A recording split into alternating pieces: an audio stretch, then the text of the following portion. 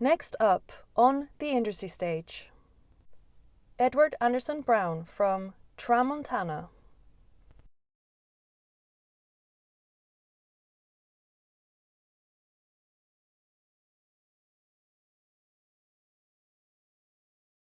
All right, it's quite funny having your own voice played back to you. Thanks very much for coming. My name's Edward Anderson Brown. I'm doing a conversation on sustainability and shade, and so we're all here because we love drinking coffee, and obviously interested in it as a beverage and a project. And one thing that we are connected to, obviously, is where it comes from. The climate and the environment is a large conversation and becoming increasingly more at the forefront of any natural product that we're having. So obviously now, as we've got time, weather patterns are unpredictable and disruptive, and so as coffee drinkers, how do we look at sustainability? Sustainability means to be able to utilize something in the long term, and my perspective here is how shade or agriculture and agroforestry can be used as a tool for positive progression in coffee. So just checking. Like I said, my name's Edward. I'm a VP of Coffee at TRAMONTANA. The background of our company is around financing the energy transition and the move to net zero. So the company, we have two guides where we project carbon credits through agroforestry projects, and then through that we also work with coffee. So my background is in the coffee industry. I've worked for the coffee industry for 10 years. I've always had this idea of sustainable sourcing, and have worked as a coffee trader for the past for 10 years as well, and I'm really built on building a transparent and resilient supply chains. So as a company, this is what we do. We source coffee from India. We look at a high quality coffee from India that's all Arabica. It's underrepresented growing areas. You might actually find some from this company here, Blue TOKAI. They also source from this region, so you definitely should try it afterwards. The people in this region, they are tribal smallholders.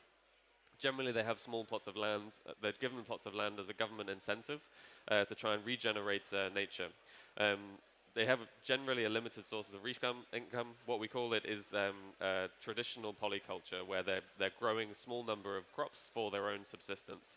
And the kind of engagement with these level of people is around kind of building a more resilient income and a more perfect level of growing coffee and having a diversity of income. One of those things is also through carbon sequestration, so we're also increasing biodiversity by preventing people or promoting people to plant trees and develop areas where you can develop carbon credits, and then that as a whole creates diversity. The company that we're in carbon, so everything is incredibly traceable. You have to be really precise to the point of knowing exactly how much a tree has grown per year. So the level of traceability we have across the supply chain is quite significant, and we're able to manage coffee by buying coffee from the farmers and also delivering it to the roaster. So obviously we start with this. What is agroforestry? We're all coffee drinkers. We probably all understand where coffee is coming from, but maybe not so much on the agroforestry perspective. So just take an assumption here that you might not know what it is, but the idea around agroforestry is an intentional integration and land management of trees. You want to benefit the surrounding ecology by a multi-strata level of growing. So you have 3 stratas. You have a high canopy tree, which is a fast-growing tree that provides shade. It's a very sun-loving tree, so it grows very, very quickly. Underneath that, you have the understory, which is what we have as coffee. It's generally a bush or a shrub that's a fruit-growing a tree, and it creates income for families. Outside of that, you also have emergent trees, so you can have things like pepper, which grows up the architecture of the canopy trees, and that also creates additional income. So you have this multi-story factor of growing across a whole ecology, and all plants, they kind of they promote each other in a way. So the trees of the canopy trees, they prevent excessive sunlight in coffee, and that's able to give the coffee a better level of shade that allows it to grow in a more significant way, because too much sun is harmful for coffee trees. The ecological function is that obviously you have more biodiversity, and so you have things like more insects, more animals, and that creates a whole ecology that's going to be overall better for the individual scenario. And then as an economic benefit, you're planting multiple different crops all at the same time. They often have different cycles of crop management, so coffee is harvested at one point, and then pepper is pretty much harvested the next, and then you also have carbon credits on top of that, which is able to be a generally economic benefit to a farmer as well. So agroforestry is not just planting trees for the sake of planting trees, it's done in a very specific manner. You do it where so there's not too much shade, but there's also enough shade where you're able to kind of create a managed ecosystem that promotes the growth of coffee and the other crops all in a symbiotic way. And the big question is obviously, why now? So how did we get here? Coffee in general over the past 30 years is a dollar traded crop. So lots of countries, nearly 80 countries, use this crop as a way for foreign income that's much more stable for things like alternative investments. So as an economy, you want to try and grow as much coffee as possible to get as many dollars in as possible. And so as incentives go in terms of coffee growing countries, you're incentivizing people to have additional levels of fertilizer, planting as many trees as possible per hectare and trying to grow as much coffee as possible, which generally means reducing the overall level of trees grown outside of coffee. So now we're going into a cycle of global warming and we have more things like extreme weather events and they're much more regular. There's an excessive daily temperature which are harming coffee growth. We can see from the chart here from Climate Central that the days of temperatures in coffee growing regions being above 30 degrees, which is a high intensity level of temperature for plants, becomes, to some extent 50%. And a real case example of something like this is in Brazil, which in the 22-23 crop, it suffered both a frost and a drought in the same harvest cycle, pretty much.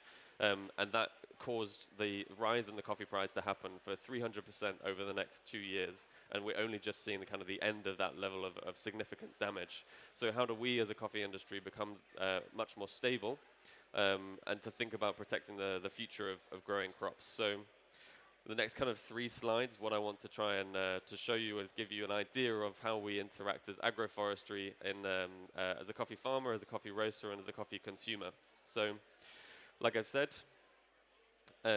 we are planting coffee to protect, or planting in agroforestry to protect future crops. So this isn't just large-scale planting. It's not just campaigns where you're putting in as many trees as possible, and it's not excess shade, because like I said, the coffee plants, if they don't get enough sunlight, they can't grow, and so they end up becoming, dying or becoming not productive. So you still need some level of sunlight, but not just having excess amounts of shades. So you have to be specific about how much you're able to plant. So we have a lot of production peaks with coffee. So you have, with a lot of sunlight, coffee is able to produce lots of shoots, produce lots of fruit. But generally, with that excess level of intensity, you also have a year where the fruit bearing is lower. So you have these 2 quite big biennial cycles. And what the shade coverage does is that you balance out those cycles so that coffee isn't producing too much in one year and too little in one year. So as a smallholder producer, you have a much more reliable level of income on an annual basis. So that's where kind of also growing in shade has become useful to create a more reliable level of income. Obviously, with this whole ecology, you're creating a wider ecosystem for things like weather events. So you have maybe excess rain or frost or hail. If you've got canopy trees covering these plants, you have a general level of coverage. You also have a more stable level of temperature. So if you have things like a frost, it's not going to go down to the same levels of which it would do if it was just bare by itself. Likewise, the intensity of the heat, if it's going above 30 degrees, you have a cover for something where if you've got too much heat, then it's not going to be too damaged. So again, you have this protection of your own level of coffee plants to be able to have a more reliable, stable income. On the whole, agroforestry benefits smallholders the most because, the crop that they're growing is maybe on the land as big as this whole venue, maybe not even half this whole venue. And you think, this is your annual income. This is all your growing land. This is your annual income. How do you protect this the most? Whereas, if you look at somewhere like Brazil or maybe some farms in Colombia where they're 50 hectares, 30 hectares, it's a significant coverage of land and they can't do 100% of the land as agroforestry-based production. So if we focus on this as a smallholder farmer, you're going to be more, say, protected from these levels of changes in the physical buffering and the reducing the exposure of difficult weather. Now, as a coffee buyer, of course, there's a holistic argument to this where you're buying coffee from smallholder farms who are able to grow coffee under shade, grow coffee with more sustainability, and you're able to tell that story. But there's only so much thing as telling a story, and how does it actually impact you from an economic perspective too? So one thing, like we just talked about, is you have a stability in a supply flow. So you have farms that are able to have more stable, more reliable level of coffee coming to you. And so you're able to have that as a purchase it's more stable coming to you as well. So, you know, for example, let's say you've been buying coffee from a farmer for 3 years, and for whatever reason they have a crop failure for half of their production. You as a farmer, you might, as a roaster, you might still be able to buy from it, but this farmer's probably lost so much of their production, they need to put so much of their price up to be able to kind of gain some level of money back for that kind of loss. And so as a roaster, you have to have that kind of direct conversation with someone of, is it becoming unaffordable for you to then work with this person? And you end up having some level of brand risk, because if you're, as a roaster, you're communicating that you work with farmers, you support farmers, and then there's 1 year, it's always on your terms that you're able to support a farmer. So if you have one farmer who suffers from 1 year from doing this, then you know, you might have 1 year where you aren't able to communicate and live to this story, and then that's a bit of a brand risk against you, because not only do you have to just, you know, you have to talk to people and tell people, and you have this communication issue, but then you also have a supply issue. You have to find more coffee. You probably have to spend more money finding other coffee. So it creates an overall supply issue if you're, you know, reliant on certain levels of you know, individual monocultures. One thing agroforestry also does is it creates an even development for coffee. So we're not talking about, you know, developing agroforestry or coffee producers, they're going to have the most ultra high scoring coffee. That's not the point about working in agriculture. The point about working in agriculture is having a successful harvest and a successful crop and making sure the failure rate isn't that high. So you want to make sure that these levels of production are keeping to that. And agroforestry is a way where you can create a better level of quality and density in a cup. So as a roaster, that's going to be more useful for you because you might have lower levels of percentage loss when you roast coffee. You might have a lower level of defect count in your coffee. So all these kind of levels of percentage losses, those are all kind of percentage gains in your margin on this as well. Another thing from a more of a wider background as well is that, let's say you're trying to expand as a roaster. We have this holistic argument where you're engaging into sustainability. Lots of people who are deploying capital and deploying investment cases, they're looking for somewhere to put their money into, somewhere that kind of benefits the future of the world or future of commodities. As a commodities, sadly, we are difficult as investments. We're not reliable. We're not kind of, you know, have these crazy margins where people are willing to put loads of money in. So if you're able to kind of have this whole story about resilience and reducing risk, as well as being able to support the development of smallholder farmers and creating a more sustainable economy, that's a good pitch to work with for someone who's, say, raising capital and be able to have an ESG demand. The last thing is that if you're working on these levels of supply chains, the likelihood is that you have to invest quite significantly as a team to be able to work and find these producers. So in some sense, by working on this as a wider strategy, you're doing some level of auditing of your own supply chain, and it's almost looking internally to see what you're doing as a coffee supplier and make sure that what you're doing is correct, and a certain level of due diligence is done that creates you closer to your supply chain. So you'll be more significantly tied and a much stronger ability to kind of connect with people and work with them a long term. So outside of just the holistic argument as you know, it's nice to buy coffee that grows under trees, it is also supporting you from an economic standpoint, that it's better for your margins, your consistency and your supply flow, and then also there's a wider storytelling approach. Now then, as a coffee consumer, I think one of the big things as all of us see in working with specialty coffee is that we want to see good in the world. We want to buy from people who have, you know, need a certain level of support or want to be able to receive premiums for working in high level production of coffee. So I think one good way to see about things is that your way of spending is the way that it's perceived through the whole supply chain. So if you take, you know, say 10% of your purchasing and you have a specific focus towards buying coffee from an agroforestry project or specific sustainability project or a certified coffee, that's indicating to buyers along the whole supply chain that this is becoming a more interesting thing for them to look at. So it starts off small, you know, maybe it's some of the smaller roasters here, but as soon as that becomes more prevalent as the smaller roasters, larger companies look at it and larger companies want to work with it because they see that works as a you know, to sell coffee, because ultimately we're all in an economic partnership here. If you're showing that you want more coffee in a regenerative agricultural practice, then people will give it to you. And the only way that they know that is if you spend your money on these things. So by being able to do that, you can think of it as a small-term investment towards some level of sustainable regeneration. And that's a way that you can utilize your money and your funds to be able to kind of invest into that level of certification and supply chain. Again, the same thing is that you're putting your money towards something, you're showing that this is what you want, and out that you're investing into some level of sustainable farming. People are more likely to grow projects or bring projects to the market, and by working with these products, you're able to then invest into the sustainable farming. Likewise, with transparent supply chains, if you're working with these things and you're looking at projects with these ideas, and you're looking at roasters who have these projects, the likelihood is that they would have had to deal with a lot of the due diligence that goes into the working of that. So by working and investing your money into products like this, you're going to have a lot of investment into something that has a much more transparent supply chain, rather than just working on a commodity-based focus, which is just buying and selling from ports and shifting coffee around. And again, like, it doesn't feel like a big impact just going and buying a small bag of coffee, but like we know, if 100 people go and buy a small bag of coffee, that makes a big difference. So we do also need to think that small differences that we make do make a larger impact along the line. And then also from like an actual, we like to drink coffee, we like to brew coffee, agroforestry, it does develop a greater level of consistency and quality in a cup profile. So you don't just have, this nice story that you can kind of work with and think of while you're drinking this coffee, but also over time it is a nicer cup of coffee to drink too. So I hope that you see that it's worth looking out for levels of agroforestry projects that you can see and understand that people are working with that. So you can ask basic questions of, where's the farmer from? What do they grow on? Ask a kind of curious questions that lead you to want to, get excited about a coffee again. And that's where you can kind of put your investment into working with sustainable coffee. So that's my perspective on sustainability and shade, and how agroforestry and coffee can be an overall benefit to us. So thanks very much. I'm also the first speaker here, and it looks like we've got an amazing level of audience here, and the festival looks fantastic. So I want to say thank you very much for viewing this, and I appreciate you coming along. So thank you. Cheers.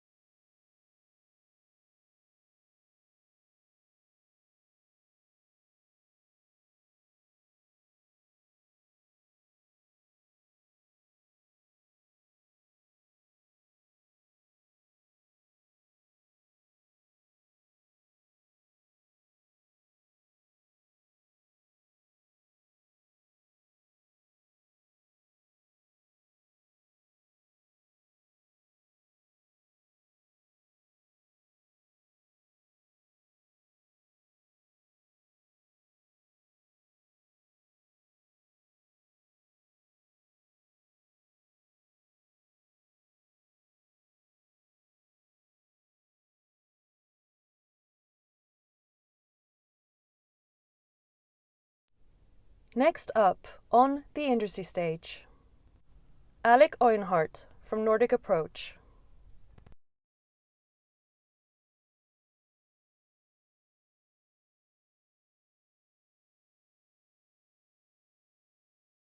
Welcome everybody. Velkommen til Göteborg. Nice to see many familiar faces and a few new coffee lovers. Nice. My name is ALEC OYHENART. I'm from Nordic Approach, based in Oslo. We're a green coffee importer, focusing on high quality coffee. And yeah, I've been working in this industry for about 15 years. Many people have started since then. Some have worked longer than me, but the industry, as you can see around us, has grown tremendously. So that's been really fun and really exciting, but also came with a lot of challenges. So what I've wanted to talk about today is, after 15 years or 20 years or 5 years, what does it mean to be specialty, and how do you stay specialty even in volatile times? So that's kind of the idea, and we'll go into that a little bit. So first of all, I wanted to just introduce, for those of you who don't know what Nordic Approach is, we're a green coffee importer. We're based in Norway, and we have offices in Ethiopia and Colombia. And essentially, Nordic Approach is people. These are my colleagues. As you can see, Sisai, our lab manager in Ethiopia, Adam, our country manager in Ethiopia, Enki in Colombia, Morten up there is the founder. Joanne is my colleague who's actually just left. She's moved to Australia, who is our head of sourcing.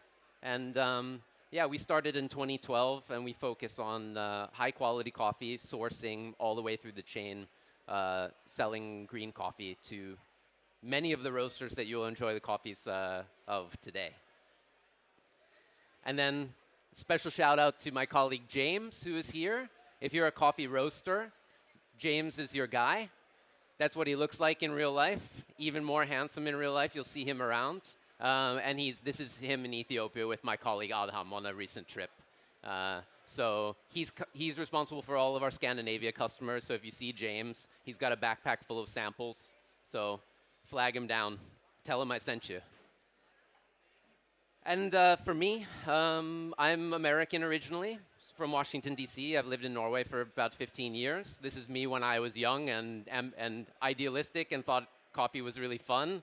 And this is what I really do. I sit by cupping tables and work on my laptop and try and fix things. I'm the director of operations in Nordic Approach, which means I'm in charge, in general, of buying, selling, logistics, all the coffee operations, containers, and customers. I was the first employee at Nordic Approach, so I also have dealt with many of you guys directly when there wasn't anybody else to talk to. But now we have a team of about 20 people. So that's where we come from. So what I wanted to give you guys an introduction to is what a little bit like where we sit in the chain. Because if we're going to talk about how specialty works and how to say specialty, you need to know what I know and what I don't know anything about.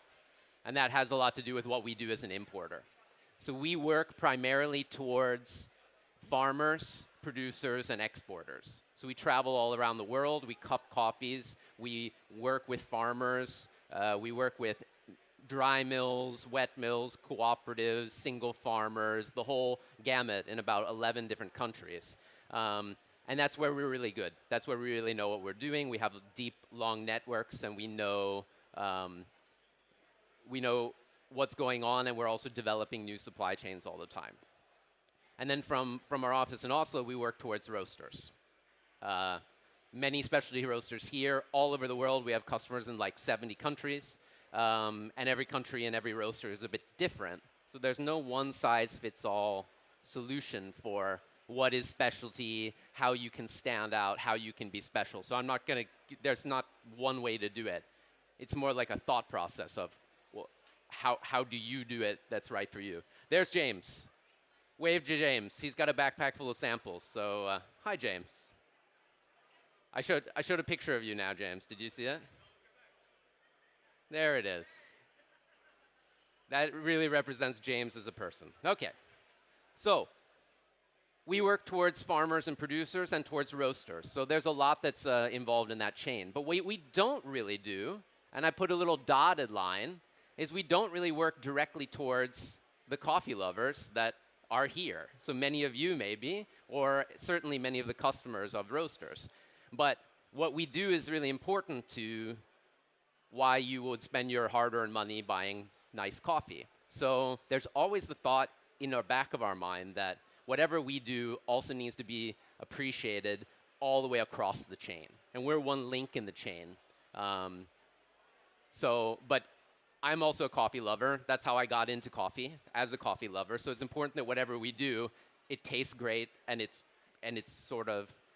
good. You know, it's something that's special. That's kind of the word specialty is one of those things that we don't like to talk about too much because it means something it's different to every person, but something I want to dig into a little bit. So what I want to talk about first, really briefly, because I give long, boring presentations way too much with graphs about prices and stuff, and I don't really want to talk about that today. What do I mean by volatile times? So I like 2 slides. One is the coffee price. So it's not really too relevant. It's just to say that this is since 2000, the market price of coffee. What you notice here is that it's been pretty up and down, but in the last couple of years, very up. And I put in a little squiggle because it's gone down a little bit in the last, but it's generally gone up. And what you can also see is there's peaks and valleys. So it doesn't just go up, it goes down and up, and it causes a lot of volatility, which has knock-on effects for every actor in the chain. And I have a little green box there, which is when many specialty roasters started. That's when we thought everything was nice and easy and fun, because the coffee price was stable. So then we could say, well, we're going to pay much higher than the coffee price, and everything is good. And you can go back next year and say, hey, should we do the same thing we did last year? Yes. Okay, no change. Everything was great. But that was a blip. That was a historical anomaly. The normal thing in coffee is that it's highly volatile. And that affects coffee roasters and coffee farmers, and it affects all coffee lovers somehow.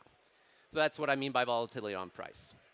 But one of the things that makes coffee volatile is that it's a very delicate product. So Ed had a presentation this morning where he said in 2023 they had both frost and drought in Brazil, which is kind of a perfect storm.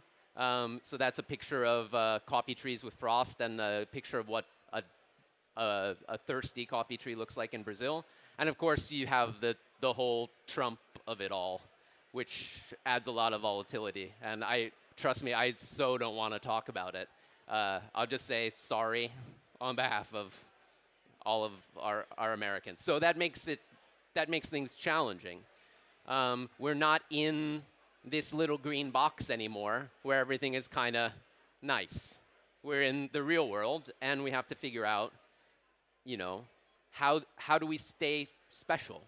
How do we say specialty? What is important to us and our industry, but also us as individuals, whether we're coffee lovers or coffee roasters or coffee farmers or coffee traders. I'm going to go through very quickly. This amused me greatly, which is why it's in the thing. To talk about what I don't know and what I'm not going to talk about is fun, because there's a lot of stuff that is under the umbrella of specialty that I don't know very much about. So I'm not going to talk today about fancy packaging. There's some really nice packaging suppliers here at the show. Go talk to them about that. I'm not the guy. I didn't even iron my shirt today, so like I'm not the branding guy. I'm not going to talk about roast curves. I don't know anything about roast curves, really. That's what roasters are good at. There are many people who know a lot about roast curves, but it's not my thing. Excellent customer service from your friendly tattooed barista. Not that either. That's something that you can do. That's part of being specialty, but that's not what we do. Cutting edge espresso machine technology. Not that either. Also a part of it, but I don't know anything about it. Fancy cafe design, also not me. Do you pumpkin your spice in-house? I don't want to talk about it. Is it matcha? There's matcha here. Go talk to the real matcha people. I don't have a problem with matcha personally, but it's not in the remit of specialty coffee. And if it's mushrooms, get out of here with your mushrooms, okay? I just don't. It's not it's not coffee. It's made out of mushrooms. Good luck. So what is special about specialty? From my from where I sit, right? From where we sit in our point of the chain as a green coffee importer. There's a couple things. One of them is just this is where coffee is grown. This is where the people live who grow it. It's a pretty amazing and complex plant, product, supply chain, cultural exchange. And it's not, for me, it's not a commodity. It can be, yeah, there's coffee and you need it and you get it free with your newspaper on the SAS flight or whatever, but that's not what we're doing here, I think. So for me, it starts with the place. So we've been privileged enough to travel a lot. We travel to farms. We work directly with farmers. There are some farmers that I know who are here who travel to us, which is a really cool privilege that we have to interact with them. But it also starts with the place. It's not just, okay, it's not some numbers on a spreadsheet or just pricing. It comes from, I mean, this is a typical coffee farm. You can see it's not flat. Like, they're walking across the flat one, but if you're a coffee picker, you're walking up and down these slopes picking coffee all day. That's a very, very hard job that deserves some respect. I just want to show some more. I think I never get tired of this because these photos are amazing and breathtaking, but they don't compare at all to actually being there. It's really something. Apart from the plant and the place where it's grown, it's also the process. In order to get coffee that tastes good, there is a lot of work involved. These are these are washing channels in Ethiopia, where they're moving the parchment through the water to basically remove mucilage from the parchment. There's so many things that could go wrong in the process. And when I say go wrong, it both goes wrong for you as a coffee lover, so that you're not going to get a delicious cup of coffee at the end of the day. And that's a shame. You want it to taste good. And so there's a lot of things that need to go right all the way up to the end of the process for it to taste good.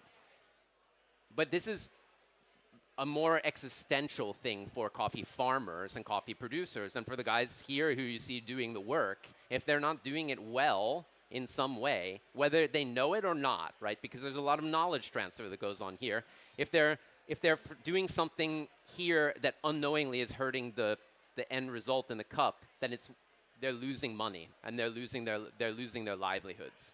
So it's really important to be open in both directions and say, hey, this isn't working for some reason. Is there something that we can do to improve it or to change it? These are coffee drying beds with natural coffees, also in Ethiopia. There's some things that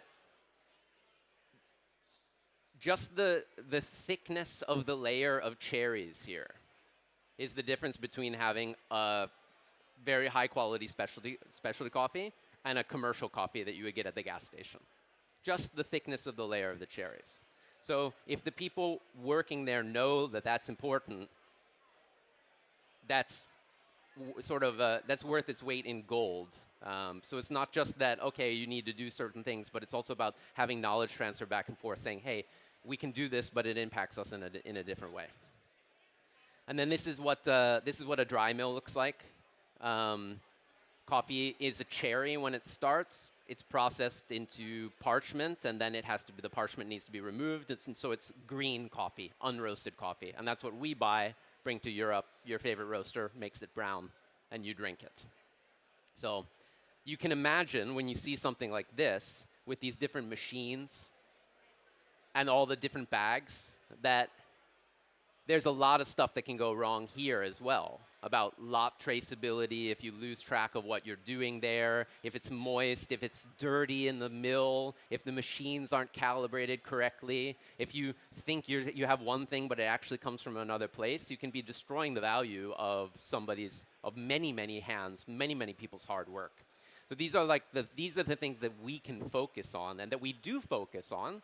and maybe don't even talk about it too much because we almost take it for granted, but it's super crucial to what I think specialty is about, what makes coffee special. And then the last bit is selection. This is what a cupping lab looks like. This is a cupping lab in Kenya. Selecting the coffees at the end of the day is tasting. There's a cupping station behind you there. I encourage any of you who haven't cupped to go and cup if you can. It's really fun, but it's also the way that we can assess the end result of all the hard work that's gone into it and put sort of a value and make a selection towards of what we're going to buy, what we're going to buy it for, what we're going to sell it to you for, and how the whole process works. And of course, what's really important about the selection is not just having a clean lab, but people. So this is the Ibero Kenya team. Judy, one of the best cuppers I've ever met, and Morten, who's my boss there. And that goes into the lab because at every step of the way, yes, it's coffee, it's a delicious product. There's a lot of, science behind it, but it's also about the people. The farmers, multi-generation farmers who put in a lot of work and effort and care into what they do in many different countries. And I mean, that's the thing that motivates, I think, all of us at the end of the day, because yes, we love coffee, but the people that make it are the most important. So these are some of our longest relationships, people we've been working with for over 10 years. This is Andres Salaveria in El Salvador, who I've been working with. I think we've been working with for 20 years. It's my colleague Enki and his name is Nestor, and his wife in Colombia, who's tiny farm, 2 hectares, making 10 bag lots. Not a big scale thing. Super detail-oriented, lovely people. This is Marisabel Caballero and Moises Herrera, her husband, 2 very well-known and extremely charming coffee farmers who I wouldn't be even surprised if they turned up here, because they always are somewhere in the world, so if you see them, say hello. And this is a gentleman called Mulugeta. I think you took this picture, James, who also has an amazing hat, who's a farmer in Ethiopia, who is showing, these are nursery. So it's in order to regenerate your coffee farm, you have to plant new seeds and then grow them. So these are maybe 1-year-old coffee trees, something like that, 6 months or 1-year-old coffee trees. So here's the meat of it. It's pretty simple. We have to focus on what we can control, right? And I've come down on 4 factors. There's plenty of other factors. I've talked about all the other things that we can't really control or that maybe you guys want to look into. But when you think about green coffee, when you think about what coffees you decide to buy to sell to your customers, you need to be thinking about the following things. And a lot of it doesn't have to do with coffee at all. It has to do with you. So the first thing is knowing your concept. You have to know who you are. It's not enough anymore to say, I roast good coffee because I like good coffee, and good coffee is hard to find. Because you could throw a stone in here and hit good coffee. It's a different world than it was when I started in 2010. There's good coffee a lot of different places. So you can no longer be the expert on everything. So you need to know who you are and what your concept is. There's 2 with planning. I couldn't help myself. Planning is the only thing I ever talk about. Planning is towards your customers and what they need, but also towards your suppliers and what they need and what you need from them. And then priorities and focus. So once you've already thought about these things, you've thought about, okay, I know what my concept is, I know what I want to, I know who I am, I have an idea, talk to my customers. You notice that there's people in every step of this way, right? It's not just spreadsheets. I've talked to my suppliers and figured out what I want to do and what they can do and what works for both of us, and then you have to actually focus and execute. I often joke that if you didn't have ADHD before you joined the coffee industry, you do now. So it's something we struggle with in specialty of focusing a little bit, because there's always new shiny things that we want to do because it's exciting and it's new, but we do also have to focus. We cannot be everywhere all at once. So the questions that I was asking myself are, what is our role in the chain? That's what I tried to answer a little bit in this presentation. What's my role in the chain? What's our role in the chain? What's your role in the chain? What's important to you? Who are you as a person? What do your customers respond to? What are your life experiences? Every coffee person has a very interesting story and their own personality. So you have to figure out what's in your DNA as well. Like, what do you really do well? What are you not going to compromise on? And what other things are maybe not as important to you? And what makes you special? These not easy questions necessarily, but if you think about it a little bit, you can kind of put your finger on, okay, one or two things. Like, what do I like to do? Well, I like to do this. Is this related to my business? No. I really like to play tennis. It's not relevant. I'm not going to launch bad tennis player coffee roasters. So, you know, but there are certain things that are important to you that you can highlight also in the work that you do through coffee. The planning steps are, I mean, I think they're straightforward. Who are your customers? What do they need? What are their pain points and fears? What delights them? What makes them happy? And why, you know, are they doing this? And what is it that you bring to the table? There's a dance with customers. You don't want to give them exactly what they need, what they want, because they don't necessarily, then you're not pushing them. But you can't be so far ahead that you don't give them what they need. So especially with something like specialty, where we started with just normal coffee, and then we said, hey, there's something else that's not normal coffee, you have to push them a little bit. But like if you change the batch brew to an anaerobic natural and don't tell anybody,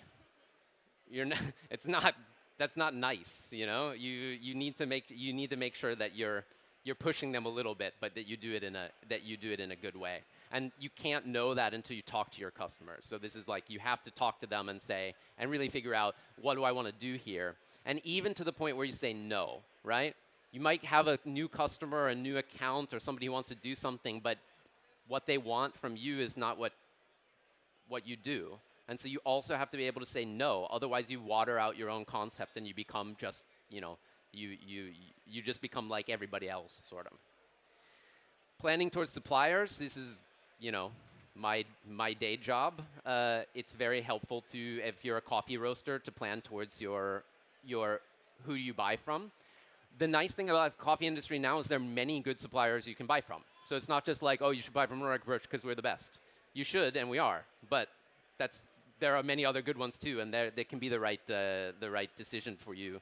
So you can also vote with your feet. You can say, who do I want to work with and on what basis? Is it because they have the same values of me? Is it because they do the same quality they want? Is it they just have great coffees at a fair price point and it comes to my door in 2 days? That's also a fair point. So you want to make sure that you're choosing wisely, because this is what keeps you special. If you're just buying from the same person that everybody else is, or the same person you've been buying from for 100 years, you may not have been really thinking about the why.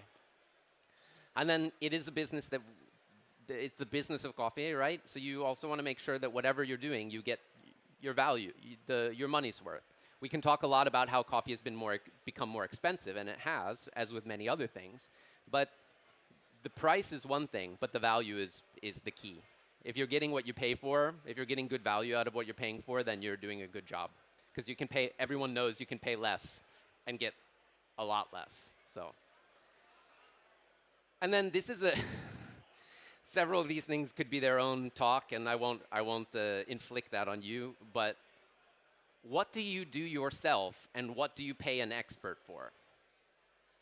Is really something you have to think about, because there aren't enough hours in the day for you guys to be experts on 11 different countries and the supply chains and how they work. There's not really enough time in the day for us to do it, and there's 20 of us, and this is our job. But that's why it's our job. So sometimes you can say, listen, I want to have a direct relationship with Costa Rica because I've met somebody there and I want to go every year and I want to buy this coffee. That's amazing. Do it. You don't need to work with an importer on that if you want to do that yourself. But what about all the other coffees? So you're only going to have Costa Rican coffees? Are you going to be the same level of expert on all the other countries as you are on Costa Rica? Maybe not. So you also have to pick your battles. And then that goes into how much risk are you willing to take? Coffee is a fresh product, and it's risky. It can, especially if we're dealing with quality, it can lose quality over time or due to other factors that you might not be aware of and you might not be in control of. So who takes that risk?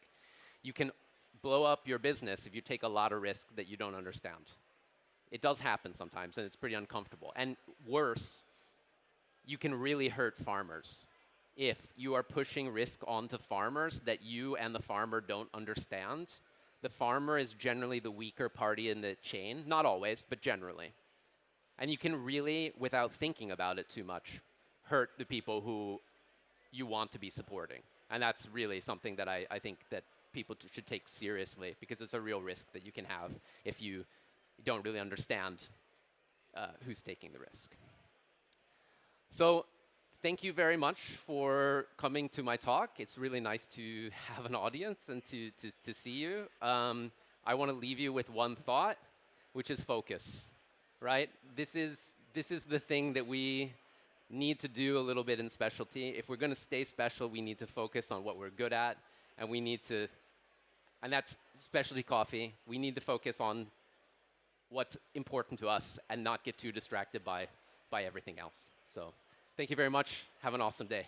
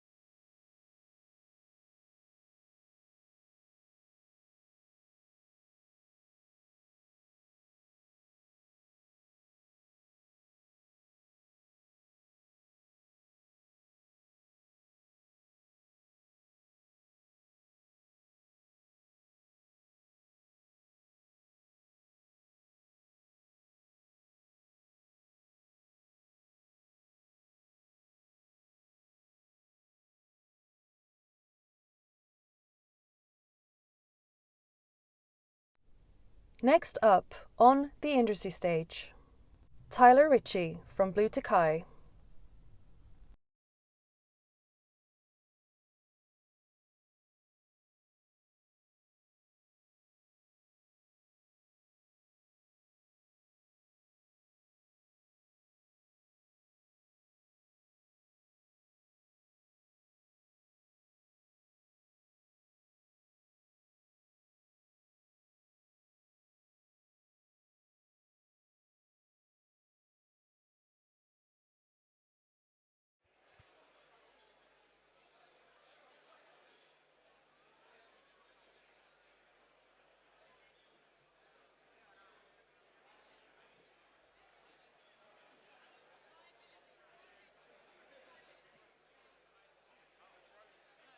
Start. All right. Hi.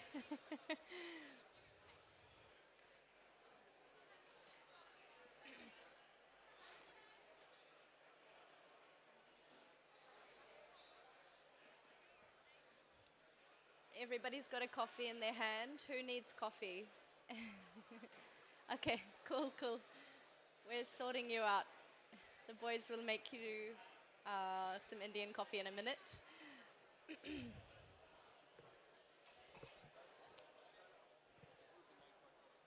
Okay, but when I breathe, it's going. Yeah? Hear you if you have it down. Oh, okay, good. No, I was not trying to speak loud, I guess.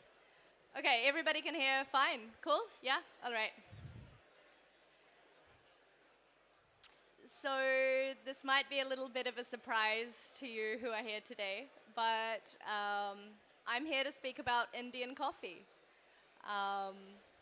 So I'm Tyler. I grew up in New Zealand, very far away from here. In fact, it's on the opposite side of the world. And 7 years ago, I moved to India. So I visited India in 2018, and I realized, where's all of the coffee? You know, I was living in Sydney before that, where the market was very saturated. I was working with some amazing roasters over there, and I had never been in a market where specialty coffee was kind of non-existent. So I was very excited about a country that is producing a lot of coffee, but internally not really drinking a lot of their good produce. So I thought, I've got to get there because it's on the brink of becoming a specialty coffee nation with all of that amazing coffee that they grow there. And so yeah, that's how I ended up there. I just sort of packed everything up and thought, I'm going to go and be a part of that change. So that was in 2018. Now, today I'll be speaking with you about what's happening in India. How did this change happen? How did it start? What's happening now in the cafe space, in the roastery space, at the farms, and what do we think the future is going to be like for Indian coffee, and what role does India have to play in the world of specialty coffee? So before I get started, I would like for this to be a little bit interactive.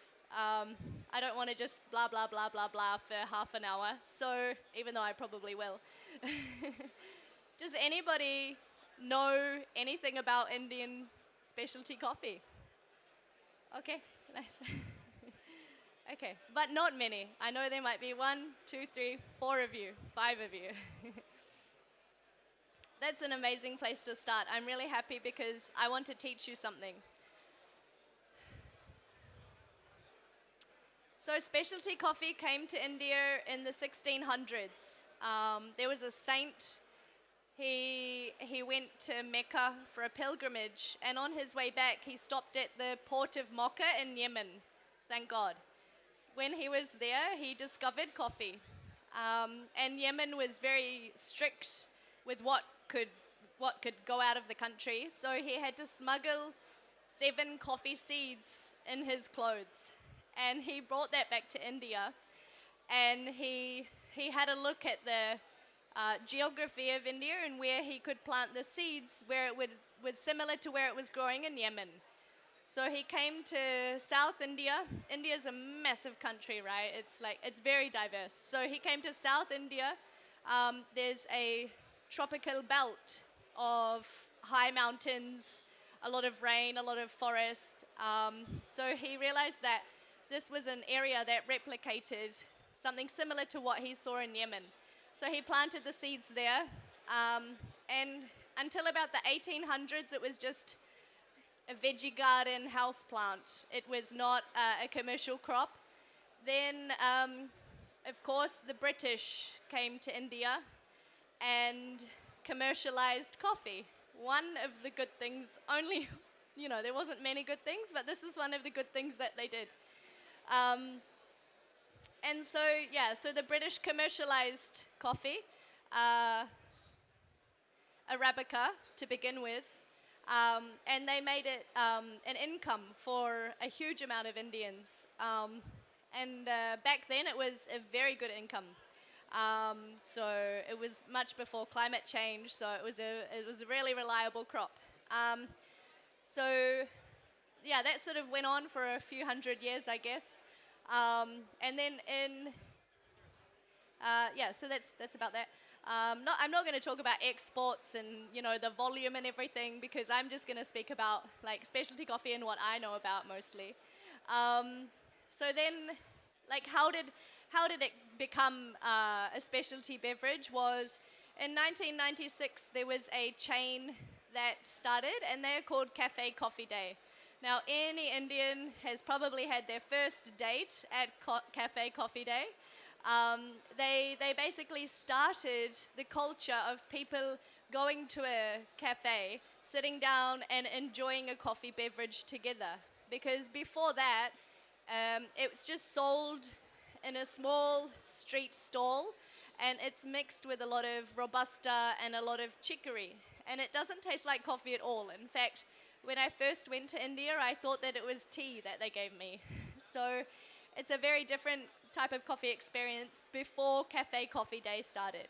So Café Coffee Day started to really show people that coffee can be different to what they're used to on the side of the road. And so Café Coffee Day grew to about almost 1,800 cafes in their peak.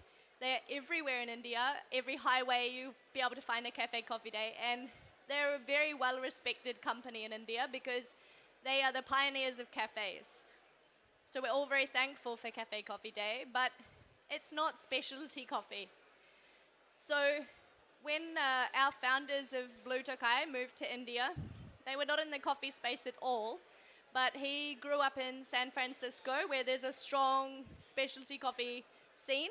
And so he came to India and he realized that there's a lot of good coffee grown here, but nobody's consuming it, and nobody really knows about it, about the specialty side. So he started roasting.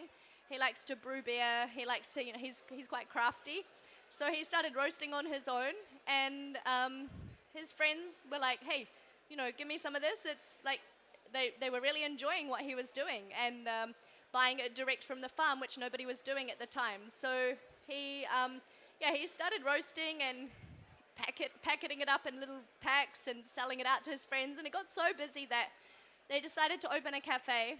That was in about 2014, I guess, and very soon after that they got to about 15 cafes in the space of 3 or 4 years, and Blue Tokai really started to be the pioneers of specialty coffee in India. So before he started asking for specialty coffee, producers, they did not sell single estate coffee, at least internally they didn't. They never thought that it was really a market for Indians. They never thought that they would really care about that, I guess. So our cafes started to grow, and the awareness for traceable coffee started to grow as well. And then many other roasters started to open. So around 2018, there was about 30 to 40 specialty coffee roasters in all of India, which is not much at all.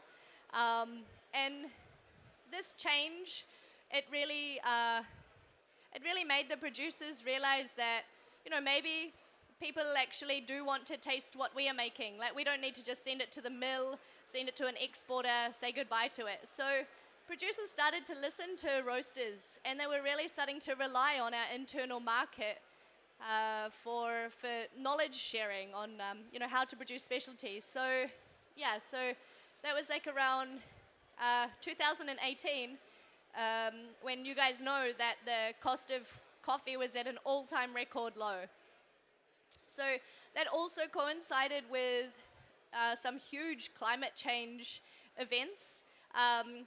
Instead of producers having a 5% loss in their crop, where they're able to kind of predict how much money they want to be putting into their harvests, so they know how much they're going to be getting back, they were starting to see like 40 to 50% crop loss around the same time that the cost was at like, 80 USD per pound, US cents per pound. So it really made them be like, okay, we need to do something different if we're going to be keeping our plants in the ground.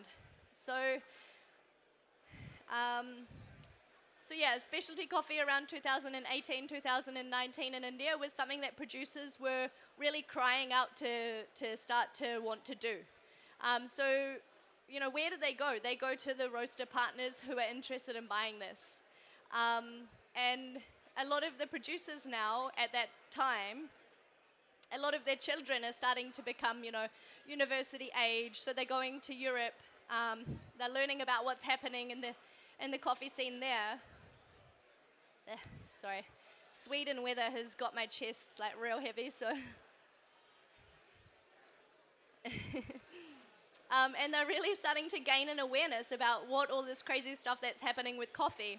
And so they go back to their parents and they're like, hey, let's start doing these natural, anaerobic naturals. And their parents are like, you're crazy, but let's try it. Let's just try a few bags. And so it's just kind of became a fashion, starting to experiment with coffee. And yeah, that's all thanks to roasters and the new Gen Z farmers as well. So that was in like 2018, 19. 2020, COVID hit India real bad. Everybody's working from home. And a huge majority of Indians work in the IT sector, so especially like in South India where there's a huge focus on coffee. So this sparked a whole new wave of people brewing coffee at home. And so with that came like this huge amount of interest in what's happening at the farm, what's happening with the process, how many hours has it been fermented for, what was it inoculated with. These home brewers are mad. Like, their level of interest in coffee goes beyond anybody here. I could probably guarantee. They are so crazy. Sometimes I just say, stop, you're just taking it too far. You don't need to know where that yeast came from and at what temperature. It's so much.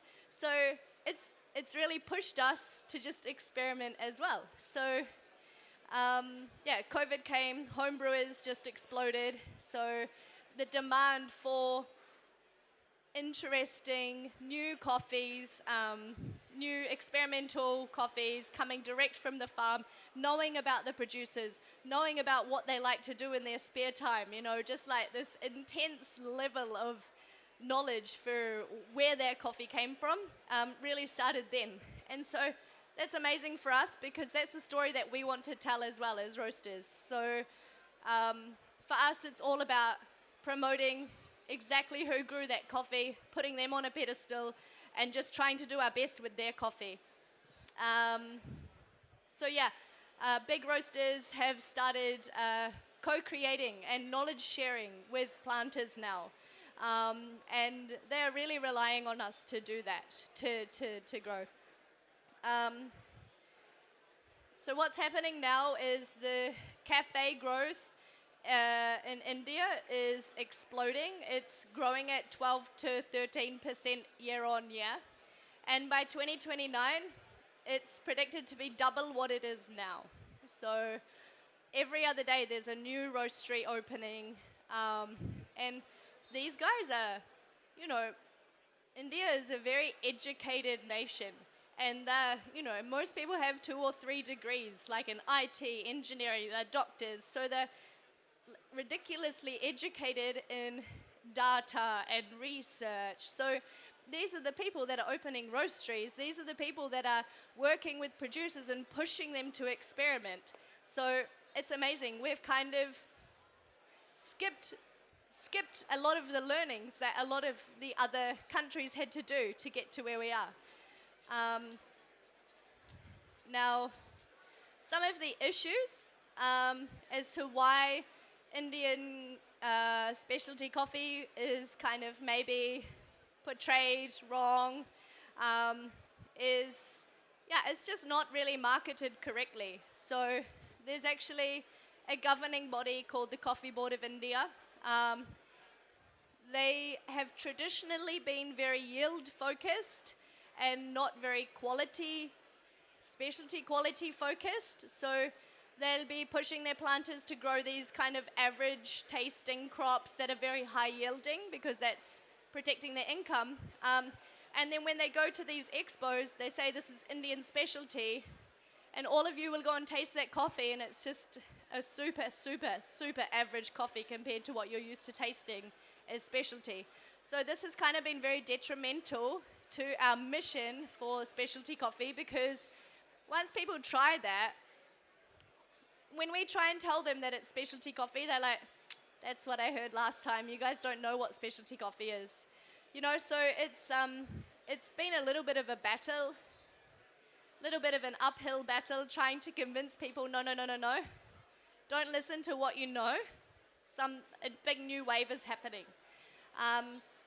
So the marketing of Indian coffee is really important to the future of our success. India's got a really unique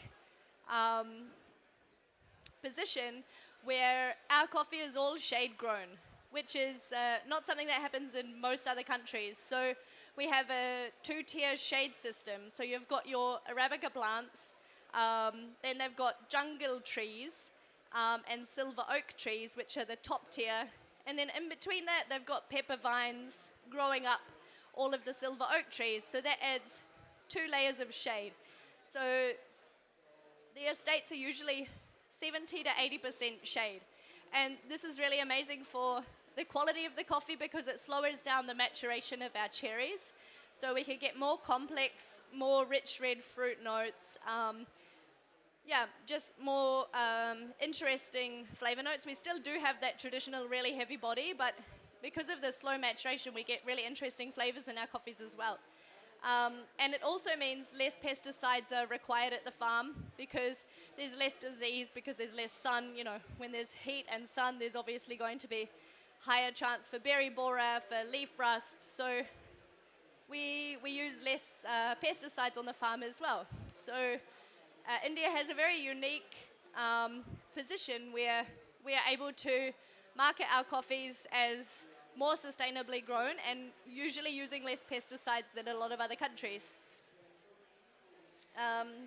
We are also starting to import a lot of new varieties now, sometimes just in the back of your pocket, because the coffee board still does not actually allow import of any coffee seeds.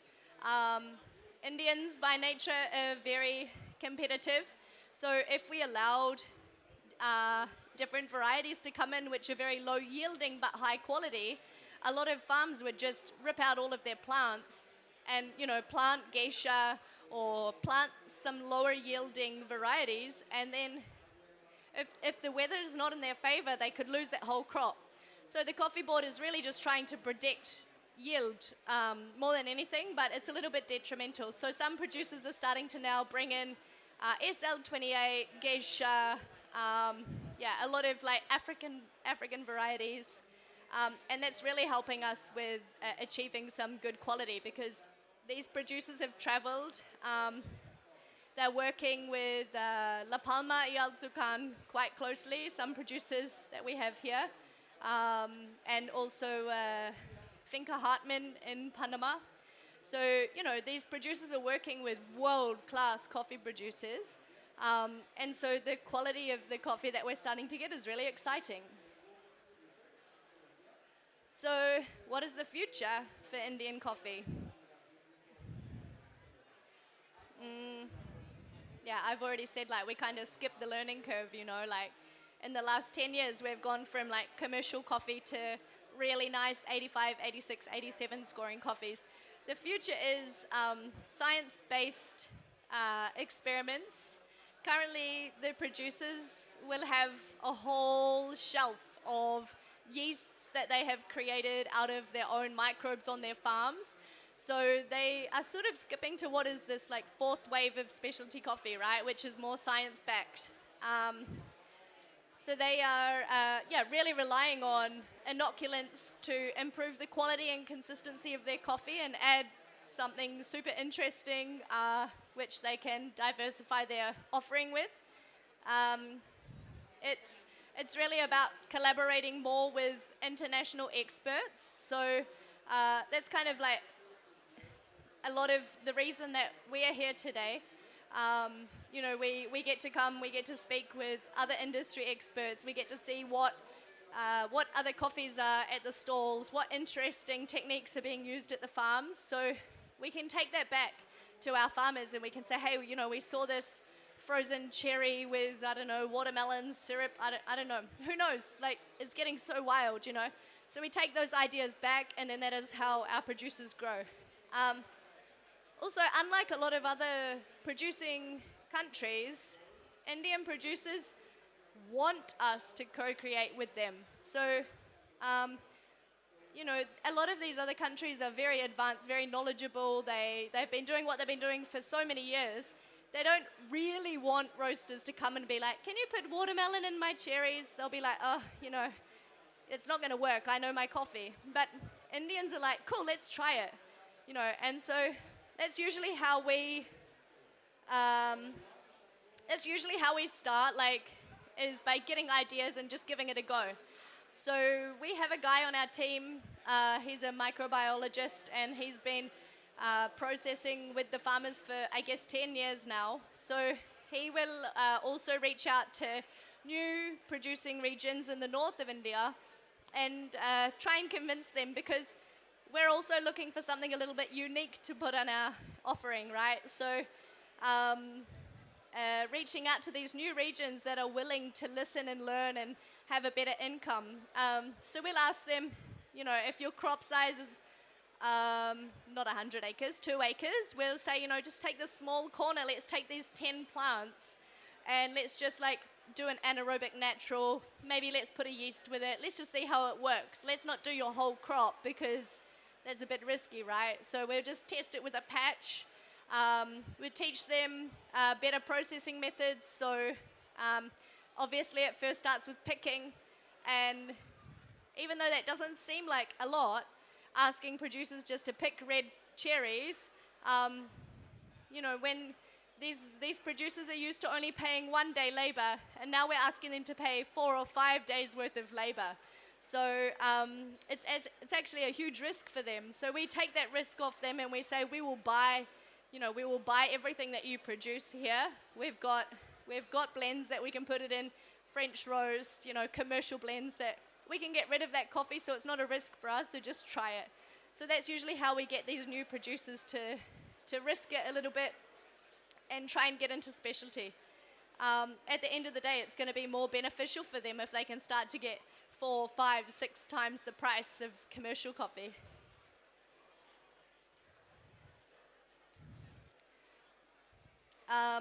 Yeah, so that's just a little bit about what's happening in India at the moment. That's a little bit about our role as specialty coffee roasters. So we are currently roasting 5.5 ton a day. Well, that's actually our max capacity. We're about 4.5 right now. And yeah, we're just seeing this like incredible growth, incredible demand, and also internationally as well. So yeah. Does anybody have any questions on Indian coffee? No? Cool. Cool. So yeah, I would like for you guys to come to our stall and try Indian coffee with an open mind. Yeah, hi.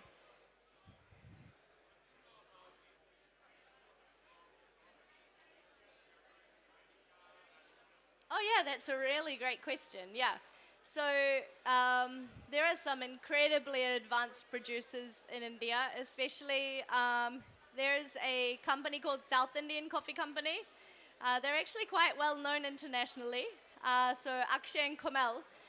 So something really cool, really, really cool. They have this forest down in the south, and they say that they've discovered maybe around 15 new coffee species, not coffee varieties.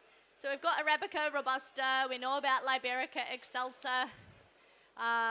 They have got like so many that are just unidentified at the moment. So they're working with World Coffee Research, they're sending tissue back.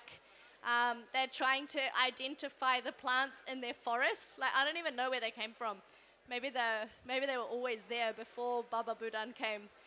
But yeah, so we have planters that are focusing on more climate sustainable varieties or species.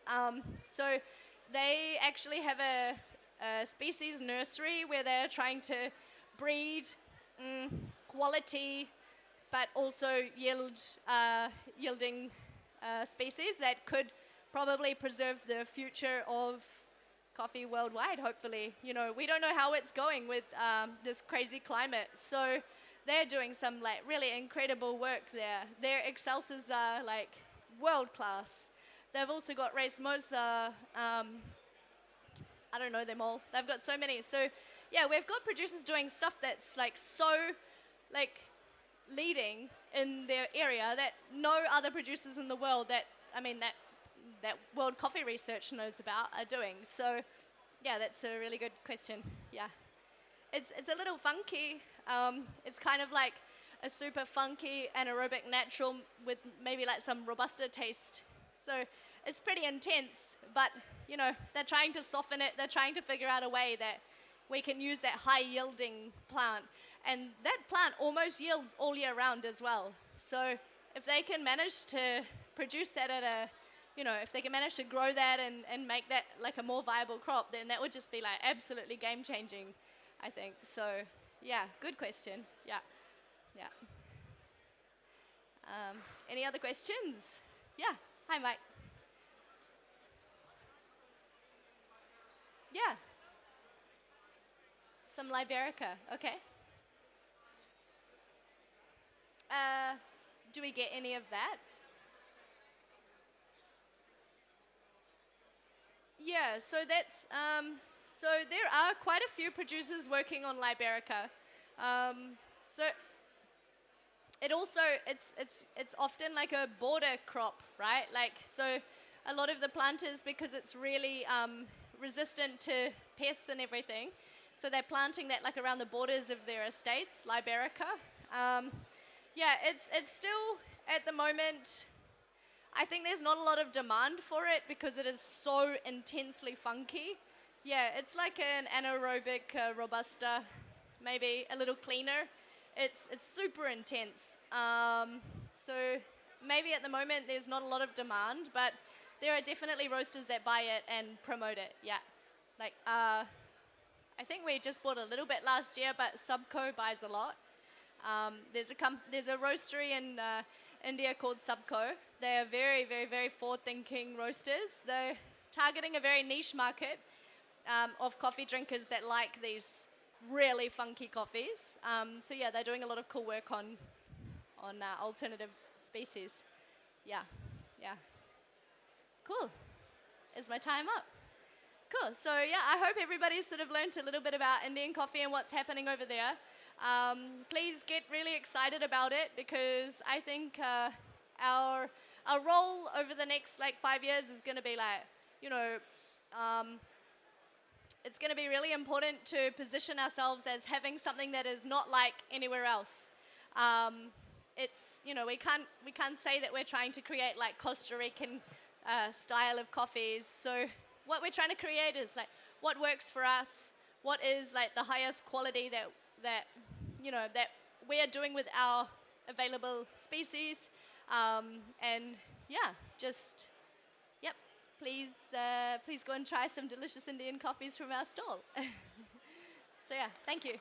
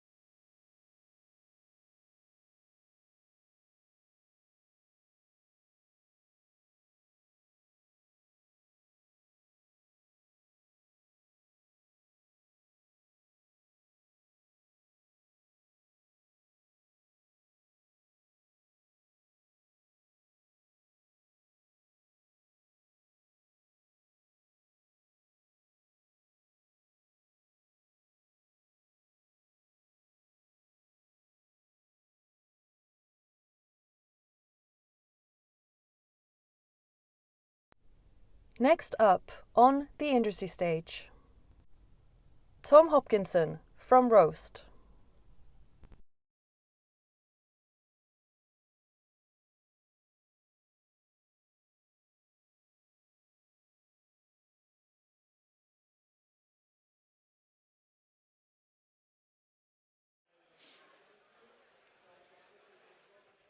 Okay. Hello, everyone. So, my name's Tom, and I work for ROEST. I'm the head of coffee and customer success. And in my role here, I speak to a lot of different people about their sample roasting, about the struggles they have with sample roasting, about the kind of roasting that they're doing. And so what I want to do in this talk is share a little bit about people's different approaches to sample roasting, the different challenges they have. And then from that, give an idea of what I think is coming in the future and how I see the role of sample roasting and the way that we do sample roasting changing. But first, I just want to give a little bit of a recap of how we got to this point. So ROEST as a company was founded around 10 years ago, but I've been saying 10 years ago for at least 2 or 3 years now, so 10 and a bit years ago. And in that time, quite a lot has changed. So when Trond and Sverre, who founded the company, first started thinking about building a sample roaster, the default was this kind of roaster we see on the left. So the kind of classic drum, it's just a metal drum directly over a heat source with a hole in the front, and you stand there with a teaspoon to keep an eye on how the beans are progressing, and then when the roast is brown enough, you lift the whole drum up, dump it out into the cooling tray, and that's it. And this is a very, very manual process. It's something that takes a bit of skill to get consistent results, and it's time-consuming and it's slow. And if you want to speed up, your only option is to run several of these roasters side by side. And if you've been to the big coffee traders, you'll see people with 8 of these barrels side by side in a single machine as a way to try and get enough samples roasted. And that's something that takes a lot of skill and a lot of attention from somebody. And so when we started designing a sample roaster, this was really the problem that we set out to solve through automation. And so the first step was to build a sample roaster that can just do that for you. And we're not the only ones who saw this, and there's some other examples here, but by automating it, you free up that time so that instead of spending all that time standing there with a teaspoon, you can be spending your time with a cupping spoon instead. And that was the idea. And so that's where we started. And then what we found is, with the roaster that we built, more and more of our customers were really interested in the data that they were getting from that machine. And so we started expanding what that data consisted of. So we launched the L100, which is for labs. And this is the idea of this is you're moving from it being a sample roaster to it being a lab analysis tool by looking at not just the temperature of the beans, but also the temperature of the environment, the temperature of the machine itself, and collecting more information about that roasting environment that lets you understand a bit more about what's happening to your coffee. And this kind of started us on a road that we've carried on to this day. We've just kept on adding sensors. So like our newest production roaster, the P3000, we have more than 15 temperature sensors. We're measuring the airflow by volume. We're measuring the pressure. We're collecting visual data from a camera. So what we found, like our approach, is that we just get more and more and more data, and people are hungry for more. And that's the direction we've taken. And then with that data, one of the things that this allows you to do is to build what we call adaptive profiles. And the idea of this is taking a little step beyond automation. So instead of just running on a fixed profile, you can build a profile that will adjust to the coffee that you've put in the machine. And this is really, really important in sample roasting, particularly because you have hundreds and hundreds of completely different coffees that you only get to roast once, and you don't know how they're going to behave in the roaster.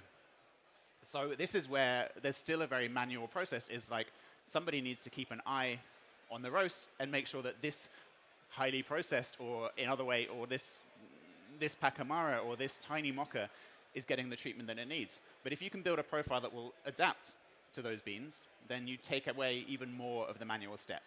And there's different approaches to this. But I will talk a bit more about these a little later on. Okay. So I want to talk about what I think the big challenges are right now in sample roasting that we're still facing. And of course, one of the challenges is green quality, as you can see from these lovely examples in Kenya. But really, like, even now, even with a skilled roaster, even with the best tools, there is still inconsistency because you're dealing with different material all of the time. And like any of you that have done this kind of cupping, you'll have had that experience where you have to try and somehow taste past the sample roast to understand what the coffee tastes like if you didn't mess up the roast. You know, like I've done it, we've all done it. And the results of sample roasting can be pretty unpredictable.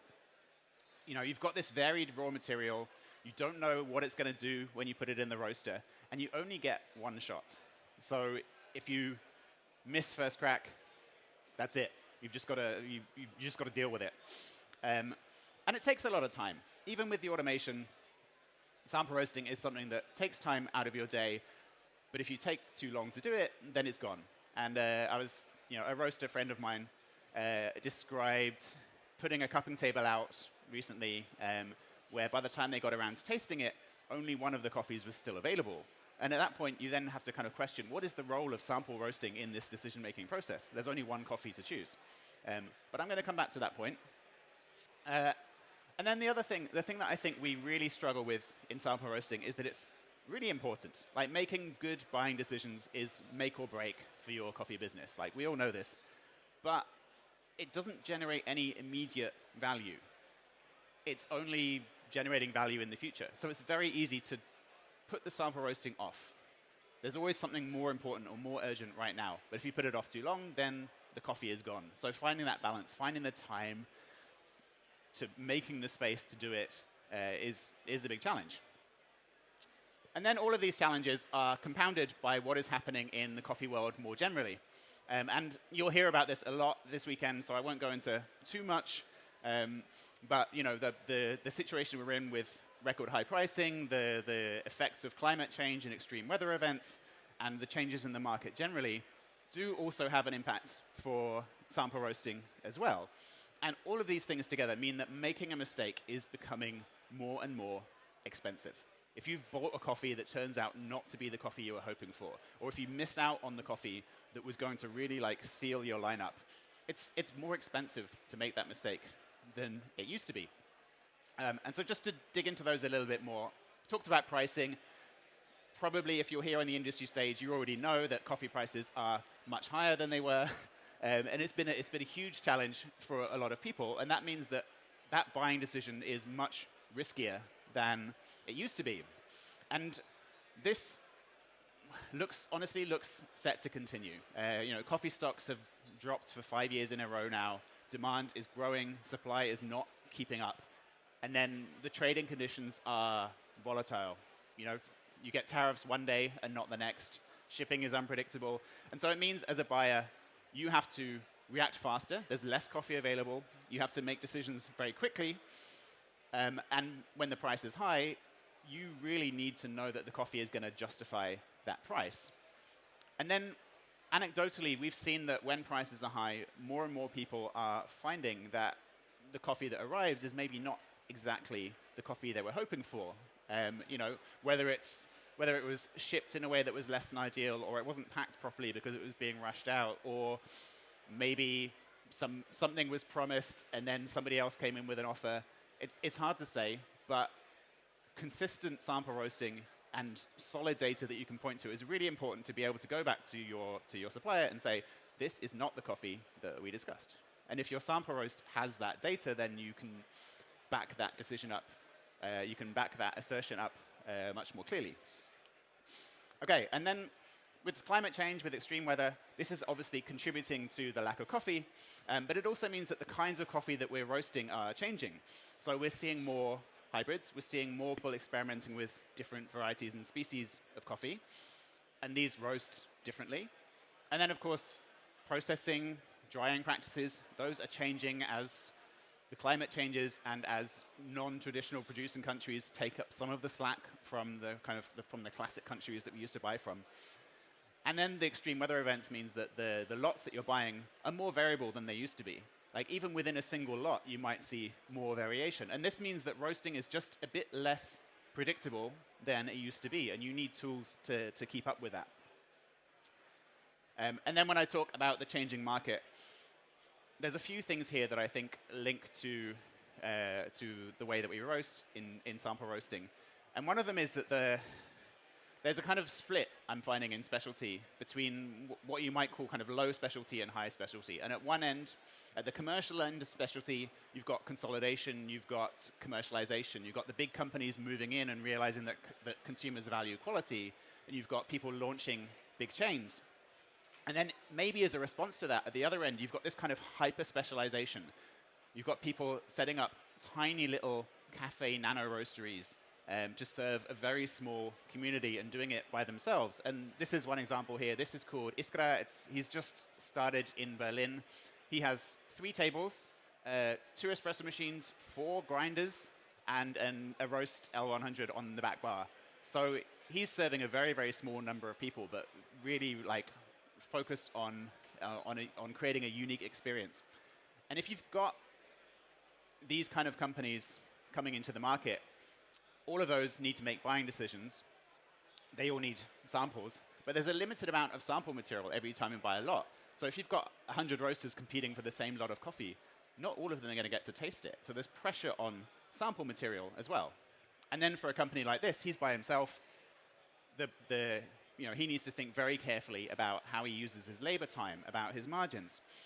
And then the other thing that's changing is this, the fashion for heavily process-driven coffee. Now, I'm hoping, maybe a few people around here are hoping that some of this is a fad, but some of these new, some of these processing methods are going to shake out and become part of the landscape. And those do need different approaches in roasting. And I just want to give one example of that. So this is some samples I roasted just the other day from Sucafina. And there's 4 roasts here. And you can see 3 of them came out virtually identical with the same profile.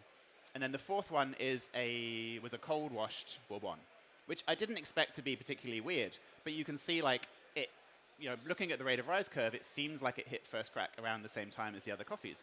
But the beans didn't start popping until nearly 40 seconds later, which is a challenge, because now I'm thinking, okay, which of these events is actually first crack? Is it when the beans are popping, or is it when the rate of rise starts dropping? And how do I decide when to end the roast in that situation? So I had to make that call manually, and I would have loved it if we had some automation that could help us with that process. I'm just to highlight what the difference is. So you can see here we've got the bean temperature curve and the rate of rise. Those should look familiar. And then down in the bottom right corner, that line creeping up is the number of cracks. So if you haven't seen this before, this is from our first crack detection. It counts how many times the beans crack. And you can see 3 coffees all started at the same time, all cracked around the same number of times. And then this cold washed, nothing, nothing, nothing, and then only started cracking much later in the process. And this is just something that we are going to need to adapt to more and more often. Okay, and then to give one more example of the kind of hyper-specialization I'm talking about, I wanted to I went to talk to Kata. So Kata, you guys might already know, she's an importer based in Bogota, in Colombia, and she and her company have made a name by finding producers that are doing new and interesting processing but maybe haven't reached the wider market yet. And she goes and identifies those producers, brings them to a wider market. And now she's launched a new kind of program within that called Kata Elite.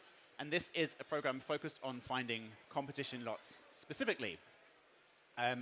So she's going to the producers she works with, and she's tasting coffees out of the tank, off the drying table, and trying to identify lots with extraordinary potential long before they are reaching the mill. And to do that takes an incredible amount of QC work. She's tasting those coffees at a lot of different stages in the process, and all of those, every time you taste the coffee, it has to be sample roasted. And then once the coffee is milled, she describes that they cup it multiple times in different locations to make sure that the coffee still stands out, however your cupping protocol varies. And so she's doing a lot more sample roasting in order to bring these kind of lots to market. And that's an enormous amount of work. And so she says, like, it's absolutely crucial for her that she can design a profile and then let other members of her team actually do the work of roasting, because there's so much more to do than there used to be. And when you're working with this kind of coffee, making the wrong decision is costly. And she talks about their mission is to reveal, to like discover and reveal the work of producers. They're not making the coffee, but they're finding the good stuff, and then they're helping producers bring it to market. And if you make that mistake, that can be a life-changing moment for a producer. If you miss buying the coffee that was going to be the one, that was going to take somebody to the world, that can really affect a producer. And she says, imagine if Sub Pop hadn't signed Nirvana because their sound system had a bad EQ. And in this case, you know, the sample roaster is just the tool that lets you discover what is there. So this is the background, and what does all this mean for sample roasters? And I guess my thesis is that sample roasting is moving away from being just a kind of gatekeeping of quality and towards a broader tool for decision making. And when I started looking into this, I talked to friends and customers about how they sample roast and how they see that changing. And one of the people I spoke to was Lucia Solis and her partner Nick Hafner. So if you don't know Lucia, she is a coffee fermentation specialist. So she goes out and consults with producers all around the world on how they ferment their coffee, how to get better and more consistent results. But she also produces coffee on a farm in Guatemala. And Nick is the one who does all the sample roasting for them. And of course, when you are really focused on process, there is, again, a lot of tasting. You need a very quick feedback loop to make sure that you're making the right decisions. And what Nick says is that he's found more and more, he's no longer thinking about what roast will bring the best flavor, which sounds strange, but it's actually, he doesn't need the coffee to taste its best. He needs to find the flaws. He needs to know, does the coffee work in this situation, or how is the processing affecting the roasting? So when he's sample roasting for purpose. And you'll hear people talk about cupping for purpose, the idea that cupping is not the only or the best tool for measuring coffee quality, that there are some situations where cupping helps, and there are other situations where the other decision making is actually a better idea. And it's the same with sample roasting. And if you are sample roasting only to make the coffee taste as good as it can, you're not necessarily getting the information that you need. And so for him, better decision making is much more important than better roasting. And I found that interesting. And for him and for a lot of our customers as well, there's been this shift away from having very specific profiles for every single coffee towards using one broad profile, maybe an adaptive profile that can adjust a little bit to the coffee, but one profile for 70, 80, 90, 100% of your roasts. And first of all, that's much easier. If you only have one profile to handle, you don't have to think about which one you're using. But the less input I make, the less chances there are for me to make a mistake. And if I use consistent inputs on every roast, then what happens in that roast is only the coffee. If I see the coffee behaving weirdly, I know that's not because I messed it up, but it's because this is how the coffee behaves. And so for me, this idea of like using one consistent input is becoming more and more important. And we're seeing a lot of customers move towards this and away from the big like libraries of profiles, you know, my mid-sized washed Honduras profile from 19, you know, like no, people are moving more and more towards having one single profile and using the data instead. Okay, so adaptive profiling, I've mentioned it a couple of times, but I want to explain what I mean by this. And the idea is that we are using data and all the complexity that we have in the machines to try and make the job of roasting as simple as possible. And there's different ways to do this, and the first tool that we developed for this was the first crack detection. So the idea is that the machine can hear when the beans are popping, it'll mark first crack for you, and then based on when first crack hits, it'll decide when to end the roast. And so if you're roasting a big, dense, wet bean, needs a lot more energy to reach a good level of development. But if the machine hears that first crack is later, then it can respond. It can roast a little bit longer to make sure that coffee still gets developed. And then if the next thing you throw in is something small, it roasts quickly. First crack arrives early, and the machine will cut the roast off early so that you're still getting a good level of development. And this is something that we use all the time. And from that, we then moved into what we call BTIT, which is a bean temperature-based profile. So instead of your profile saying, OK, charge at this temperature, at 1 minute do this, at 2 minutes do this, we're now saying, OK, charge at this temperature, wait till the beans reach 150, and then increase the heat. And then at 190, as the beans are approaching first crack, now we can reduce the heat again. And that means if your beans take longer to heat up, the profile will stretch to accommodate it. And so this is the kind of thing we're talking about when I say adaptive profiling. But there's other examples as well. And I think in the future, we can develop, or someone can develop tools to make this even more powerful. Because first crack is only one marker of how the roast is going. And from the example I showed you earlier, first crack is variable. It's not completely consistent. So what I am interested in over the next coming years is, are there other markers we can use to know how the roast is going? And one option is chemical markers. Maybe we can sniff specific molecules in the exhaust coming off the roaster that tell us where we are in the chemistry, where we are in the roasting process. Maybe color reading is going to become cheaper. Maybe it will become cheap enough to put into a sample roaster. And if you can do online color readings, then that really takes a lot of the guesswork out of ending a roast. And then I mentioned spectrographic markers. So the idea here is that, for example, by looking at the infrared spectrum of a coffee, you can target specific molecules and find out how much of them remain in the coffee during the roasting process. I mean, the easiest one is water. So water responds very well to infrared radiation. You can use an infrared spectrogram to see how much water is left in the coffee, and that can tell you how far along the roast you are. So these kind of technologies, they're well developed in other industry. There's some exploration within coffee, but I think the interesting challenge is, can we make this useful at a sample roasting scale? And if we can, maybe we can take yet another decision-making step away from human hands and just make that a bit easier for you. So making the process simpler by using this much more complex tool. And then there's another approach. So we're obviously not the only ones exploring this kind of sample roasting. And another really good example is what Link is doing, which is what I think of as basically an extended profile library. So with Link, you put in data about your coffee, you tell them the moisture, you tell them the size, and then they pick from their library of profiles, OK, this is the profile that worked well. And I think that's really smart. But the next logical step from that is what I'm really, really interested in, and that is modeling.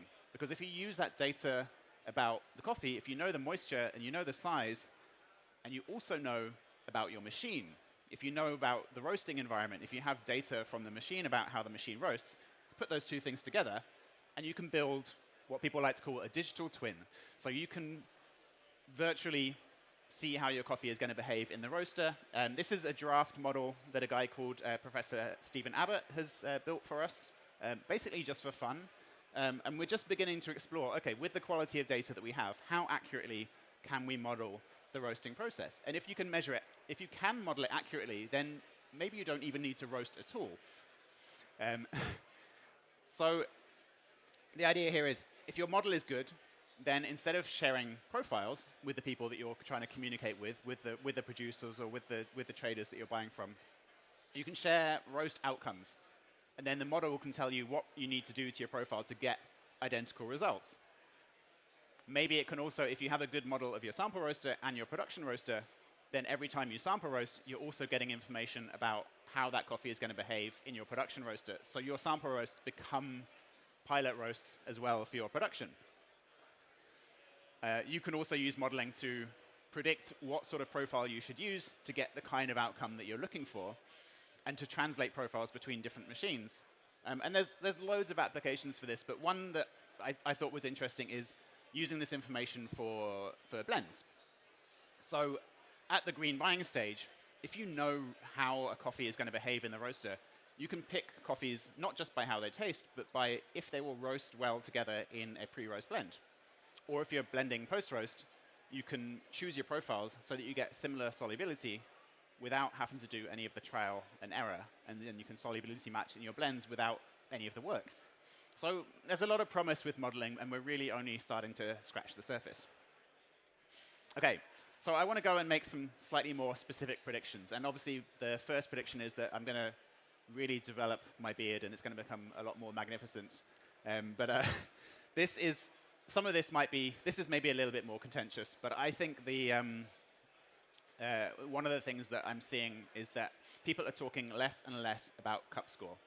And sample roasting is the kind of, your first thought about what sample roasting is for is to grade a coffee and to score it and to decide based on the score if I want to buy it. But the kinds of coffees that people are really interested in right now are not necessarily the ones that are actually scoring high, because the scoring system wasn't designed for these kinds of coffees. And also, customers maybe aren't that interested in the difference between an 86 and an 87-point coffee. They're interested in the rarity of a coffee. They're interested in having a big range of different things to try. And even the SCA, I think, is tacitly acknowledging this in the changes with the CVA. The scoring is the same, but they are explicitly acknowledging that there is value beyond the cup score. And so in this case, sample roasting then is less about green grading and instead is more about answering the kind of questions about, should I buy this coffee because will it roast the way that I want it to? If I roast to this color, like I roast all my espressos to this color, will it still taste good? Because maybe it tasted good on the cupping table, but I need to know if it's going to taste good when I've roasted it a bit darker. Will this coffee roast well in the constraints of the roaster that I have? In a traditional drum roaster, there are limits to how far you can push the profile. And so you need to know that if the coffee is actually going to behave itself in that kind of roaster. And when I roast this coffee, is this going to attract the kind of customers that I want in my shop? And these are all a little bit different to quality decisions. And the quality of data is becoming more and more important. And so I think that data is going to trump cup score, because modeling, AI-assisted roasting, really green coffee analysis, all of these things lean on good quality data. And I think the more of this, the better our sensor technologies get, the more important that is going to become. And I think even sample roasting itself might be pushed out of some parts of the chain if we can replace sample roasting with an electronic nose. If you can measure the volatiles off a green coffee and identify defects without having to roast it, that saves a step, it saves coffee. So maybe sample roasting is going to come out of that step. It's something that is interesting for the future, but we've got a way to go.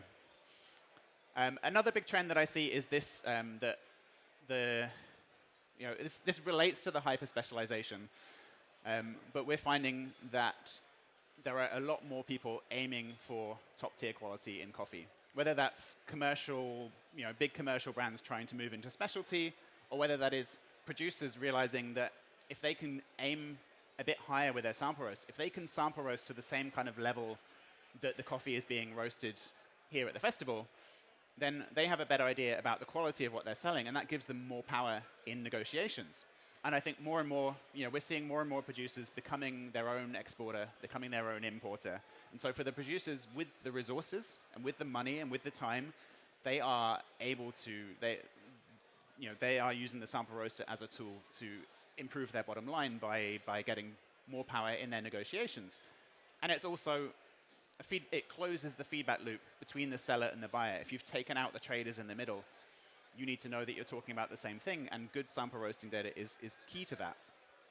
But there is one caveat, which is that this only applies to the producers who have the money for it, and for most people making coffee, even the most basic sample roasting equipment is unfortunately still out of reach, and I think this is something that really needs to change. And I don't think we're going to be the ones to fix it, but I'm really hoping and there's a clear need in the market for somebody that can make this happen. Okay, my next prediction is that within specialty, people are going to get more and more interested in super fast roasting. And this is something we're starting to see already. So in the commercial sector, it's pretty common to roast your batch of coffee in 3 minutes. And for specialty, this was definitely unthinkable a few years ago, but it's becoming more and more common. With this kind of roast profile, you often are choosing a very minimal profile, maybe even just one single temperature the whole way through the roast, or maybe just a couple of changes. And instead of thinking about profiling as this tiny little detailed step-by-step process, you're really focusing on the outcome. So roast at this speed and then drop the coffee at just the right moment, and you can still get amazing coffee. And this is only possible with fast convection roasters. So you need specific equipment to do this. You can't roast in 3 minutes in your Probat, in your drum roaster. But it is possible to make amazing coffee this way. But the only way to do it is if your data quality is really, really good. Because in a 3-minute roast, the difference between under-roasted and over-roasted is very, very tight. So you need good decision-making about when that moment is. You need to be able to know exactly when it is and get it right every time. And that relies on your sensor data, and it relies on automation. But we're seeing this happen more and more. And if this trend becomes more common, the sample roasters need to catch up. If specialty roasters start roasting 3-minute roasts, they need sample roasters that can do 3-minute roasts. And there's not many of them. One of them's ours, by the way. OK. And another thing that I think is interesting is we're seeing people roasting in what I think it's fair to say are quite strange and weird ways. People once you have a convection-based roaster, you're freed from the constraints of the kind of thermal energy of the drum, and it allows you to do profiles that really are not possible on other kinds of roasters. Now, I'm not saying that all of these are necessarily good, but people are exploring things that would have been unthinkable. And this is just one example off our Discord of a guy who has been trying out different things, and it's one of the strangest profiles I've ever seen. You know, he starts at medium heat, minimal airflow, and then suddenly switches to maximum airflow and drops the heat. And then he has this dip in airflow in the middle, and then it's wild. I have no idea if it tastes good or not. But it's something that you can't, you know, a few years ago, it was just not possible to even explore. And maybe there is something to this, because he's not the only one that I've seen talking about multi-step roasting, about instead of just thinking about roast phases, but about actually explicitly separating the steps of roasting and applying heat in steps rather than as a single curve. And you know, these things will shake out. Over time, people will try these things. Some of these ideas will turn out to be rubbish. Some of them will turn out to be gold. I don't know which is which. But this kind of grassroots approach, the guys on the forums tinkering in their homes with their super high precision sample roasters, may be the ones that are driving the next kind of level of innovation in production roasters. Because this is something we've seen in espresso, for example. A lot of the, Lance talks about this, a lot of the advances in how we brew espresso are coming out of home baristas who have the time and the patience to tinker with things that, as a barista, you just think, this makes no sense. But then actually some of those ideas turn out to be smart. And I think the same is going to happen with roasting. Maybe. I hope so. And then the other thing that we're seeing more and more of with sample roasting is that people are leaning on them for production. Or this applies to small-scale roasting more generally as well. But basically, when your roaster is good enough at giving you the same result, then the batch size kind of stops being relevant. OK, I am out of time. Woo! Oh, I'm on my last slide. OK, then I will wrap it up very quickly. But basically, what I'm saying here is, if your replication is perfect, it doesn't matter if you're roasting 100 grams or a kilo at a time, because you can let the machine take that work for you. So the takeaway from all this is that I think the role of the roaster is moving away from this idea about green quality towards decision quality. And I think that is the thing that is way more important. And over the next 5 years, the difference is going to be the guys that can make use of that data, make use of automation to free up their time and make better decisions. OK. Last thing before I leave you and let you guys go to taste some lovely coffee is that we are doing an event this afternoon at Damateo. If you want to come and play with our newest toy, taste some coffee from our customers, please scan this QR code, register, come and try out our 3-kilo production roaster. It would be really, really lovely to see you there, and we'll have pizza and beer afterwards. And that is all from me. Thank you so much for listening. It's been a real pleasure to be here.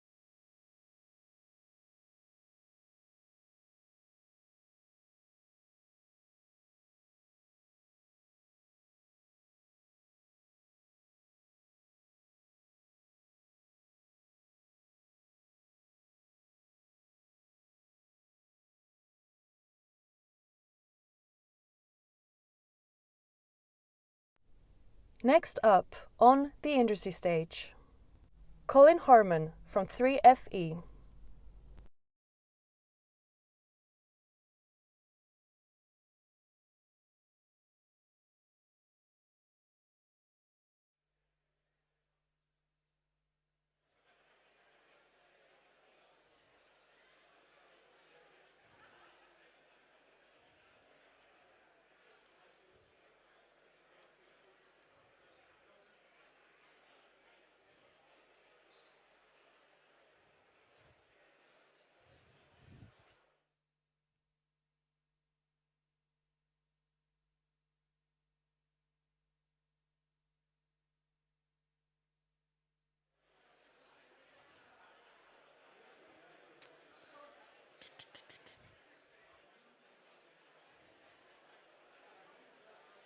Will I start?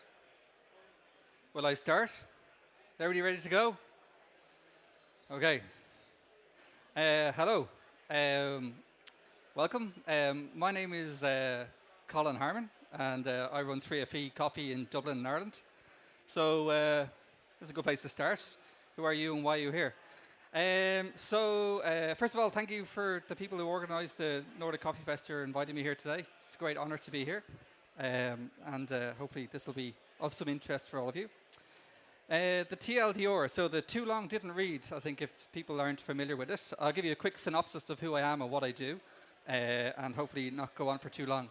My career in hospitality started almost 30 years ago now.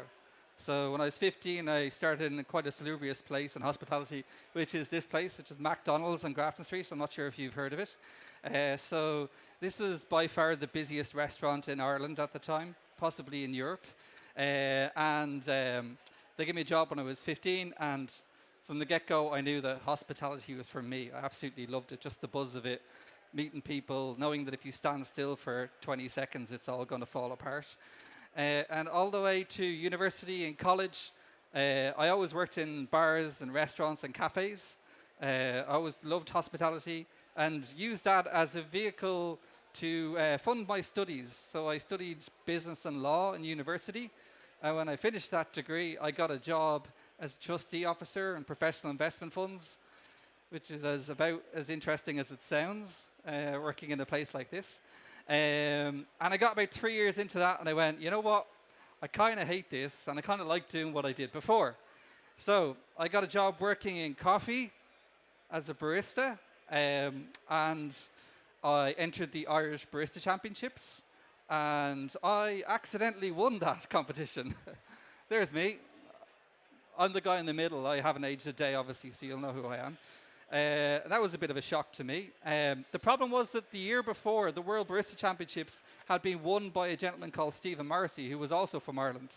So when I went to the World Championships, everybody's like, oh, who's the next Irish guy? And I hadn't a clue what I was talking about. I was making it up as I went along. So I took some drastic measures. I sold my car, I bought an espresso machine, and I installed it in the spare bedroom of my third floor apartment. That bit's important, so remember that bit, okay? So yeah, I built this training room in my bedroom, and I built this tables to specs, so like the right height and width, had the competition machine, the whole thing, and I practiced for hours on end, making coffee, pretending I was talking to judges, all that kind of thing. So when I went to Atlanta in 2009, it was very familiar. I could just block out the thousands of people watching online and on tiered seating and pretend I was in my little third floor apartment. And I came fourth in the world, which doesn't say a lot about the competition, but I was delighted to achieve that. So then I was like, now what do I do? So I'm technically the fourth best barista in the world. Make of that slogan what you will. But I wanted to do something. In Dublin in 2009, there wasn't very much specialty coffee around, so I knew there was opportunities to do something interesting. The problem I had was that I didn't have any money. And I didn't have any experience, and everybody thought I was an idiot. So these were the factors that were working against me. But I came across a guy who owned a nightclub, and he showed me the lobby of the nightclub. So this is after about 3 hours of cleaning. Yeah, it wasn't the best place to start, but it was my best option. I took my espresso machine and all the stuff that I had amassed over the years, and I opened up. So on the left, you can see this is what it looked like when we set it up. It was a coffee shop that was big enough for one person to run, which was convenient because there was just me. And I had a menu with terribly cheap coffee on sale. And there's my trophy to remind people I'm the 4th best barista in the world. On my first day, I sold 16 cups of coffee. Round of applause, please. Thank you very much. Yeah. At night time, we used to pack it up and disappear, which was hilarious when people came back the day after the nightclub to get their jackets, and they'd be like, what is this? I don't remember this. So that was quite a funny thing to do. But yeah, it started off. The second day, we sold 20 cups of coffee. The third day, we sold 25 cups of coffee, and onwards and onwards and onwards. Today, we have 8 coffee shops in Dublin. So we have about 85 staff. And then in 2012, we started roasting. This is not the best picture of a roaster, but it's my favorite picture of a roaster. This is our G90 on the week we installed. We're not half as cool as we pretend to be there, but it was good fun. So yeah, this year we'll roast about 280 tons of coffee. So it's been quite a journey. I also, in my time, I do a little bit of bits on the side. So I was part of the team that developed the Mythos grinder, which some of you may recognize, and also the Black Eagle gravimetric system with Victoria Arduino. I designed and launched Poka, which is a reusable coffee bag. Everybody loves this idea, and nobody bought it. I have 8,000 of them if anybody wants to buy one. And then more recently, I'm doing work with Chiado. So if you're anywhere near the Chiado stand this week, you might pop by and I'll make you a cup of coffee. Another thing that I've done recently is that I wrote this book in 2016. It's called What I Know About Running Coffee Shops. Essentially, it's what I know about running coffee shops. And I did this as a little bit of it was a college project, actually. I was doing a master's in innovation, enterprise, and design. So I said, I'm going to do this for a bit of fun. And then I think the last count, I've sold 30,000 English copies of it. And it's been translated into like 8 languages, and it became a bit of a beast. And more recently, I launched this, which is equally unique title, What I Know About Growing a Coffee Business. And I won't spoil it for you by letting you know what it is. So I was asked to come here today and to talk about this, basically. So I could read it for you, but it might take a while, so it'll take. So I also didn't want to go through the whole book, because then you won't buy it. So I'm going to go through some little small pieces of it and some snippets from it, and maybe the gist of what the book is about, and maybe we can learn something today. Essentially, it's about mistakes, and I've made quite a lot of them. So I think the book is a good opportunity to do that, because the first book was very much aimed at, people who want to open a coffee shop. And I think, is there anyone here that doesn't work in coffee? No? That guy. Do you ever think about opening a coffee shop? No. You're supposed to say yes. You've completely undermined the point I'm trying to make here. He said yes, okay? Most people, except that guy, at some point in life try to think about opening a coffee shop. And that book was very much there. Or it's also there for people who own a coffee shop and it's a bit of a mess. So maybe I can help those people too. So once you've done that, I was getting emails from people who read the book. They're like, now what? I'm like, I don't know. We've done quite a few things. So you can open more shops. That's usually what people do. A lot of them, they don't really think about why they're doing it or where the direction is, but it feels like one shop is working, let's open another one. Happens with kids as well. Next thing is roasting. So you see there's a lot of places, they have a busy coffee shop, and they might start doing like 100, 200 kilos a week, and like, of course you start roasting. It seems like the natural progression to do it. And a lot of these time people are like, feel compelled to do this. They don't really think about it. I know this because I'm one of those people. I always thought myself as a retailer, now our roasting business is the bigger part of our business, which is not where I thought it would be. So it's definitely worth to think about it. Starting to do food. So definitely if you've got a busy coffee bar, you will increase turnover if you start doing food. You'll also increase the problems that you have, I can tell you that for sure. Wholesale. This is not the same thing as roasting. So a lot of people start roasting because they want to learn how to roast and they like roasting coffee. It's like, great.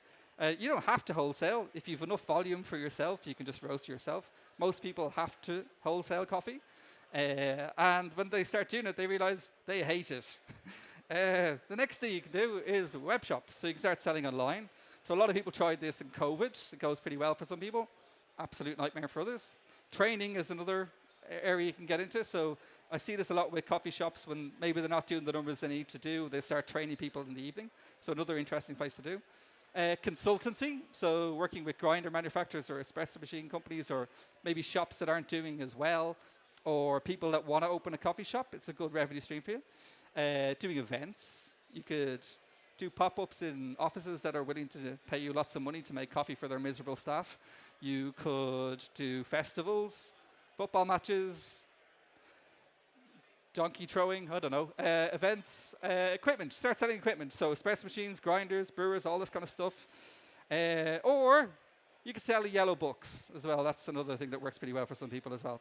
But before people come to me all the time. The problem with the first book being successful is that everybody thinks I know the answers and I'm completely making it up as they go along, I can assure you. But the first thing I'll always tell to people is improve what you have. And if I could go back 10 years or 12 years or 15 years, I would shake myself wildly and say, improve what you have. It's a bit of a cruel irony because, so in Greek tragedy, the protagonist always has a characteristic that brings them to their heights. And that same characteristic is the same thing that eventually leads to their downfall, okay? So Oedipus was very inquisitive, and he always needed to know the answer, and then one day he found out the answer, and it didn't go well. So when you're an entrepreneur, you've set up a shop, and these characteristics that make you do new and interesting things and take risks, it's great, it gets you to where you are. And then you do it again, and that's not always a good thing. So I have a phrase in my mind I always tell myself, it's not my job to rescue buildings, it's not my job to rescue buildings, it's not my job to rescue buildings. So trying to stop and just improve what you have is a very important thing. Because ideas are perfect, I really believe that. You have an idea about something and you go, that would work really well, people will love it. It's going to be the thing it's going to make me. And all of a sudden, the existing business you have with the leaky sink and the complaining staff and the broken toilet doesn't seem as attractive, and the new thing gets all your attention. But really, improve what you have. It'll make a bigger difference. This is a small demonstration of how this works. So you have one shop. You're doing 300 cups a day. You're charging, I'm going to do it in euro, sorry for my Swedish friends here. You do the 1,050, so this is Irish VAT. So let's say your net margin is 5% and you're netting 46.67. Okay, you then open a second shop. Okay, second shop's not quite as busy. It's 200 cups a day. You're doing 700, blah blah blah. So your net profit on all this is about 71.56. Okay, that's just on the coffee. You're selling other stuff. Don't worry as well. Now, in this scenario, okay, all you did was increase the amount of coffee you sold by 10%, just to fixing systems, doing more training, that kind of stuff. And you slightly increase the price to $3.75. And in this scenario, you're netting 10% more than opening up another shop, right? Now, I encounter this all the time. People have a shop that's barely getting by, and they want to get a bank loan to open a second shop in the hope that it will get better.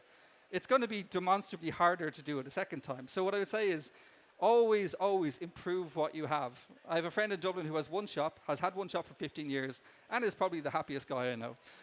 So, the difficult second album is a phrase that comes up with coffee shops. And again, you always feel like, oh, this is going to be nice and easy and lots of fun. There's some things you need to consider. The first thing is, do you have the time and energy?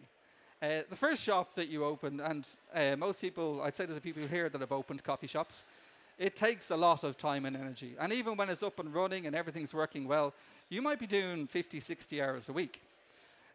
If you open a second shop and you want to go push that second shop on, to replace that 50, 60 hours that a proprietor puts into the business, to my mind, you need to hire 100 hours from other people to do that. Not because they're bad people or idiots, just because they don't work as efficiently. They don't understand the processes and systems as well as you do in a business. So bear that in mind, that unless you have the time and energy, really don't go near it. The performance in your absence is always a thing. So in the early days, whenever we opened a new shop, I would go and open the new shop. And what I would find is that in my absence, the last shop would always take a bit of a dip. And these days, what we do is we'll take one of our higher performing managers from an existing location and send them to the new shop, and their old shop will take a dip. It always happens. So we plan for this. We try to make work around it, but it will always go down in your absence. Systems is the next thing to consider. So when you have one shop, it all exists in your head. You know where everything is. You know how everything works. Anyone ever heard the phrase tacit knowledge? So tacit knowledge is all the stuff that isn't written down. Where's the key to the boiler? What's the fire alarm code? Who's Jimmy?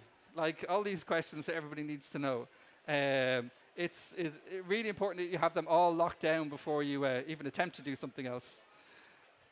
Leadership. So when you're running your own shop, you're the leader. I mean, sometimes there's somebody else doing it, but usually you're the leader. And I've seen this a lot of times where someone will have a second in command, and they go when they open the new shop, and they go, oh, the second in command, they'll lead the old shop. But sometimes that person is like the best second in command on the planet, and they're not going to be a leader. And you end up being torn between two places. So it's a really difficult thing to get your head around.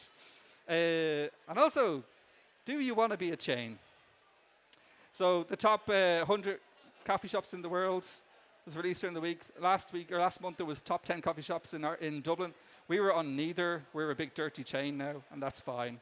So, and things do change when you become a chain, and you just have to get your head around that. It's not a good thing or a bad thing, but it's definitely a thing.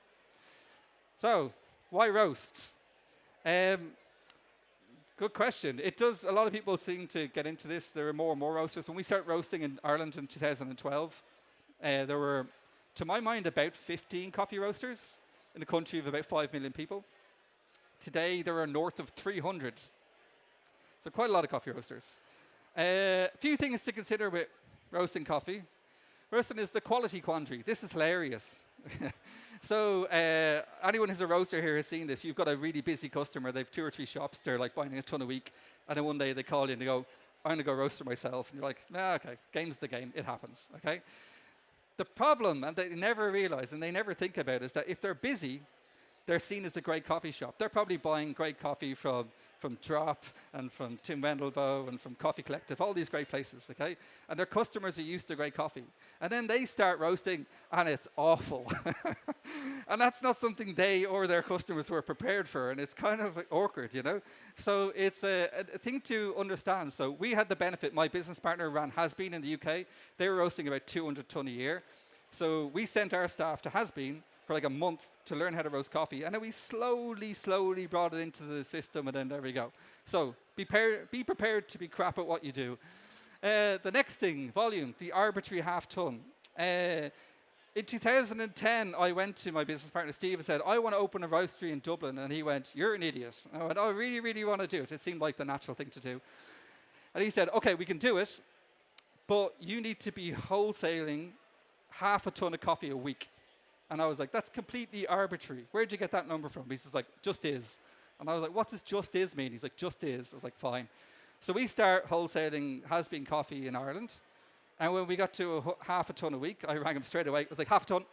So he's like, fine. So then we started roasting. The first week we started roasting, we were viable. So this is a thing to consider. This is like 2 8-hour days for 2 people. Okay, because if you open a roastery, you don't want one person to be running it. It's kind of lonely.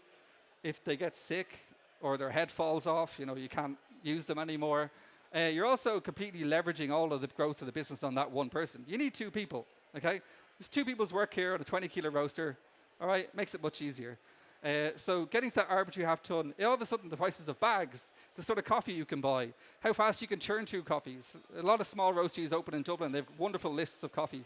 6 months later, they have the same list of coffee, and things are getting old. So having a lot of churn through what you're doing is very important. So an arbitrary half ton is definitely a great thing to aim for. So what was the next thing? The arbitrary half ton. It's not about the coffee. This sounds like a weird thing to say when you run a coffee business, but I recently took the amount of hours roasting we did, took it off the Cropster software, and divided it by the amount of hours that were billed on our rota, on the roster that week. So what percentage of our time every week do we roast coffee? 4% of our time. The rest is boxing, bagging, driving forklifts, I don't know, just like calling customers, like sweeping floors, all that kind of stuff. There's so much that goes into it that people don't realize. And when I say to people say, I want to go work in a roastery, I'm like, have you always wanted to work in a factory? They kind of look at me like I have 50 heads, but it's not always about the coffee. There's lots that goes in about that. So, and then finally is wholesale. So like I mentioned before, if you want to be a roaster, you can either roast for yourself, that'd be fine, but most people have to wholesale it. And it's a completely different thing. Usually the person who's great at roasting the coffee is not good at selling the coffee and vice versa. That's usually what I find. It's not always true, but it's usually what I find. But being a wholesaler and selling coffee is a whole different thing to roasting coffee, and it's definitely something to consider. If you do go to sell coffee, please remember this phrase. You are not a bank. Okay, you are not a bank. I got burned very early by somebody. Like, I'd say we were turning over maybe 30,000 euro a week, and we lost 30,000 euro in one go. We didn't have any money in the bank at the time. And they basically just ordered loads of coffee, went out of business. And it nearly took us down. And we're very, very tight with customers. We put them on 20 days payment terms. If they want more than that, they can use a credit card. You get great terms on credit cards. And if they can't pay their bill, we don't send the coffee. Recently, a guy gave me a bit of a sob story, and I took some trust in him. He drew out his bill. I took my eye off it. All of a sudden, I came back, and he owed us 8,000 euros. And he'd moved to a different roaster. And I found out that he was burning roasters one after the other. And I was like, well, how am I going to get this money back? Because if they go into liquidation, you're not getting your money. The coffee's gone. You can't take the coffee back. So it's a bit stuck. And one day on Instagram, he put up a thing saying that, he was worried they were going to go out of business soon. And I saw an opportunity. So I drove up to see him, and I said, I'd like to buy your espresso machine. And he was like, what? I said, yeah, I'm going to buy your espresso machine and your grinder off you for 10,000 euro. And he was like, why? And I said, well, I'll net it off the 8,000 that you owe me, and that means you'll have 2,000 left. So you have 2,000 euro credit. You can use that credit for the next month. That means you want to order coffee for the next month, help you build up some cash, and then off you go again. And then what I'll do is I'll let you pay off the machine and grinder back on monthly payments, and at the end of that monthly payments scheme, you own the espresso machine and the grinder, and then you can buy coffee from wherever you like. So I genuinely felt he'd made a mistake. He didn't mean to get to this point. It gave him an opportunity to relaunch his business. It secured us, because if he'd gone out of business, we would have lost everything. And off he went. And it went really, really well for about a month. And then he stopped paying, and then he started buying coffee from other people, and then he stopped answering my calls. About a year later, he went out of business, and I drove up to a shop. I took his espresso machine out of his shop. I brought it back down to Dublin. We refurbed it, and we sold that espresso machine for 14,000 euros. Get in. And it was the last time I'm ever going to let anybody go past payment terms. Not ever. There's always a good reason. Some people genuinely have an issue going on, and you always want to help. But you are not a bank, and don't ever forget that. This is probably the best advice I give ever. It's not a chapter, but it's like contained in all chapters. Viability trumps everything. It's very easy to get distracted in coffee by all of the wonderful things that everybody else has. And you want shiny new equipment, you want shiny new shops, you want to buy a new roaster, you want to do all sorts of wonderful things. But unless it's viable, it's not real. Very often people have lots of money thrown at them from investment funds, or they're spending money to make things look good, and they've just remortgaged their house, or they might be really, really busy queues down the street, but they're losing money hand over fist. All of these things are true. They happen all the time. So if something isn't viable, it isn't real, and you need to remember that. This is more of a lecture for myself, because I get distracted all the time. So what I try to do is to make sure everything works, that you're spending less than you're taking in every day, so you make a little bit, and then it's real, okay? So you need to, if you go to spend money every time there's a problem, you are done for. You're never going to survive. And business really is it's a long-term game, So small things you can do. This is me designing coffee shops. So this is all done on very easy to get and very easy to use software. So I design all of the coffee shops. I am winning no design awards, okay? There are far more beautiful coffee shops in Dublin, but ours are functional. They look nice. They're clean. They're tidy. They're set up the way I like them. All the staff get input into it. We have meetings about how we're going to do it. Make loads of mistakes. But they're a lot easier to live with than the mistakes other people make. This saves us an absolute fortune. And there are definitely prettier places around, but not many of them last as long, you know. Another thing that we do is we try to outthink problems. So when expensive solutions come up, we have meetings and go, well, how are we going to come up with a better reason for this? So recently, because of the volume we're doing, we had to move roasteries. And to find, we had 8,500 square feet. So because we don't want to move every 2 years, we want to move to a much bigger place. So by the time we found somewhere, fitted it out, paid rent and all this stuff, we're looking at 7 figures over the course of 5 years to get that done, which is a lot of money. But then we found this. This is a racking system that has, oops, sorry, go back to this. That has, so you can see on the bottom here, see these rollers? You put the coffee on the pallets and it rolls down. There's little stoppers that make it slow down, okay? And it's a big cube like this, all right? So in the space where we used to fit 80 pallets of coffee, we can now fit 220, which means we're not moving for 10 years, which has solved us a huge problem. And again, it comes back to like looking at expensive solutions and going, how do we do this cheaper? In terms of retail, if you want to open more shops, this is a lesson I learned once. On the left-hand side is Gertrude. This is our 4th cafe. This was a spar before, so we had to refit it, put in all new wiring, fire alarm systems, kitchens, ducting, toilets, floors, walls, you name it, we paid for it. We had architects, designers, the whole lot. The thing was amazing. Newspapers loved it. Spent 470,000 euros. This place is in Phibsborough. Okay, so it's in the north side of the city.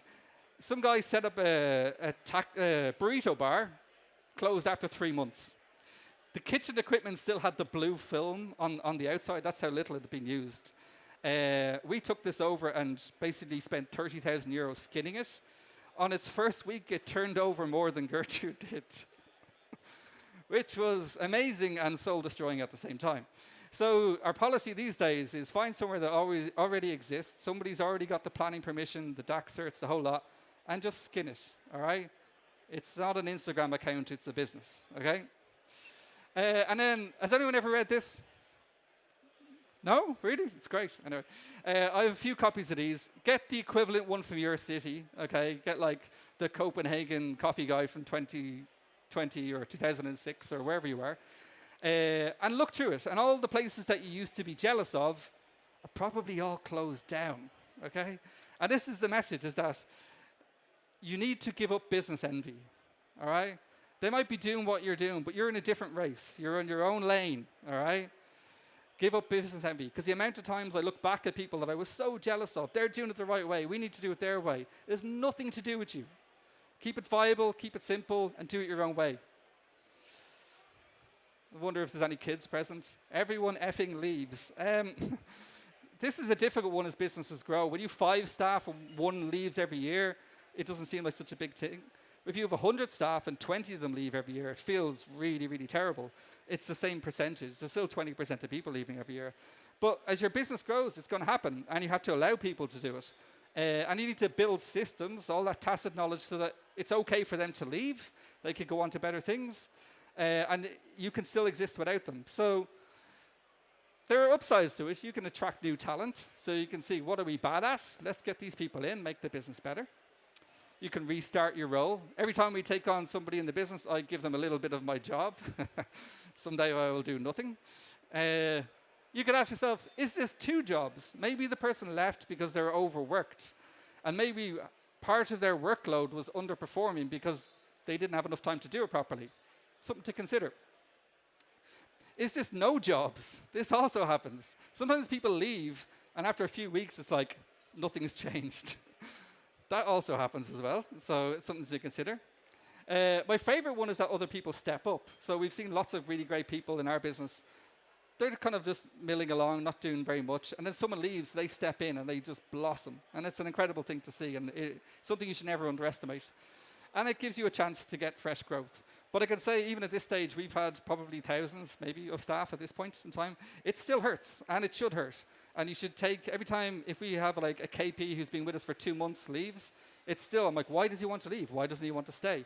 And it's a good sign. And you should take the feedback, improve the business, and kick on. And you know what that stands for? You know what you should do? Which is, I have a WhatsApp group with my friends, and we constantly send each other this. Because when you run a coffee shop or any business, you're constantly getting people saying, you know what you should do? And their very subjective input comes out afterwards. You're like, really, yeah. So you got to get good at listening to it. This is my favorite one. I love the coffee here. The staff are great, and the food is always delicious. I'm taking 1 star away, though, because I've been here before. Like, I don't know what I need to do there. But thanks for your feedback, Bob. But as your business grows, you need to learn to take feedback on. You need to trash through it. Some of it is nonsense. The 1 stars are nonsense. The 5 stars are nonsense. 2, 3s, and 4s, gold dust. Get in there and dig through it. You'll find something. I'm running out of time, so I'm going to skip through this a little bit more. Food, don't do it. If you are going to do it, just be very careful. This is a very simple example that's in the book about this, is that we used to buy loaves, small loaves, so we're making sandwiches, and I walked in the kitchen one day, and I looked in the bin, and the guys are like slicing off here and here because it wasn't fat enough at the edge of the sandwiches, and throwing it in the bin. Okay? So like 2/3 or half of the bread was going in the bin because it wasn't big enough. We were absolutely losing fortune on it. So now we buy bigger loaves, big long ones this big, have little edges and thing. You get it. And we try to make food like this. So there's what chefs want to cook, what customers want to buy, and what will make us money. So it doesn't all have to be here. You can do something that chefs absolutely love and giggle when you sell 2 a week. And you can do stuff that will make you lots of money. But like definitely in these area here, but you need to have a load of X's. Star Wars and coffee farms. This is weird. So when I was a kid, I never saw Star Wars, and my best friend was obsessed with Star Wars. And he said, every time he tried to make me watch Star Wars, I'd just turn it off and laugh. I'd be like, no, I'm not watching it. And he couldn't get his head around the fact that I've never watched Star Wars. Skip forward 40 years. I've never been to a coffee farm. I know, yeah. And at this point, I've been invited so many times, and I keep going, nah. And I think it's kind of funny. Now, I'm not saying you shouldn't go to coffee farms or it isn't worthwhile. But what I am saying is that as a business owner, you don't need to do everything. So my business partner, Steve, is great at visiting coffee farms. He does all of that. It would take me years to gather up on him or catch up on him, but he's brilliant at that. And as a business owner, you need to definitely, I'm already done. You need to definitely get good at not doing everything. Problem, scale, fast, and solutions. Always remember that. And finally, if I were to leave you on one note, is that you do not equal your business. At the start, very much you are. You are your business. Everything is about you. It's all about the interaction in that business. But as you grow up, you need to be able to step away from it and run it. You need to be able to turn your phone off, go on holidays, spend time with your family, and work towards that. It doesn't happen overnight, but you definitely need to focus on it. And if it doesn't work the way you think it should without you there, then you need to rethink it. Thank you for your time. Sorry for going over. See you soon.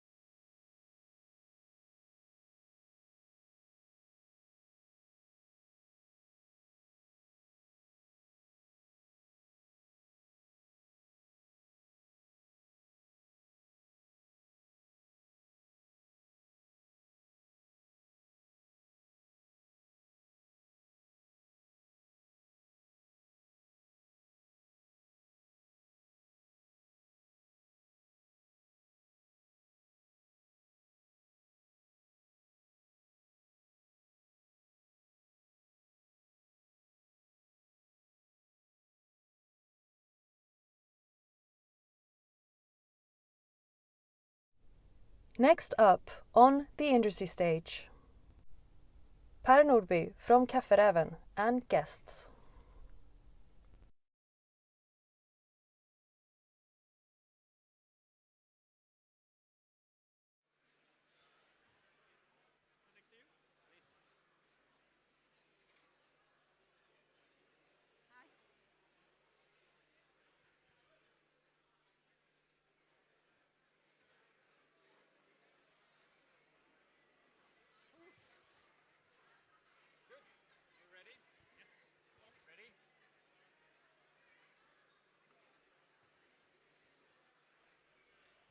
All right, let's. This is going to be a panel about the coffee price, which was a topic at least I talked about a lot during 2025. And also thought about the coffee business we're in. That's the specialty coffee business in the Nordics has been around for about 25 years. And I thought about what happens 25 years in the future. 2050 is a beautiful number to think about. And I wanted to talk about what could happen to the coffee price in 25 years. And I invited some people who actually have some great experience from the coffee business. So with their experience from their coffee experience, we can use that to also travel forward in time and then come back to our present to better understand where we're at today and if it's a good place or not. Right. So let's just introduce ourselves, right? Kasper, can you just say who you are and when you started in coffee and what you remembered about the coffee price at that time? So my name is Kasper. I am one of the co-founders of Coffee Collective in Copenhagen. I've been working in coffee since 2003 probably. Took part of my first barista competition in 2005. So for quite a while. So it's going to be fun. So it's basically when I started and then as far out in the future that we're going to talk about now. And I think the price was around, at least in the coffee shops, half back then compared to now, both in wholesale beans and in beans selling to customers and also like espresso and cappuccino. But on the green bean sides, it's basically the same. So not a lot have happened there since 2003. So that's interesting. Hello, everyone. I'm Cassia, and I currently work for Sucafina Specialty. But I started in 2008 with coffee in Barcelona at Café Magnífico. So at that time, I was not selling green coffee, but roasting green coffee. And I was doing an exercise to remember and also getting in touch with them about the price of coffee, and that would be retail coffee roasted. And we had the basic coffees, the blends, at just under 20 euro a kilo. And the most exclusive ones was 3 times that amount, so 60. So it has gone up in price for sure. But also we're talking about Spain, not Sweden. So that's already a difference.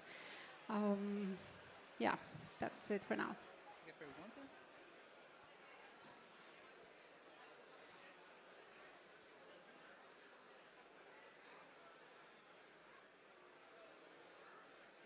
Hello, everyone.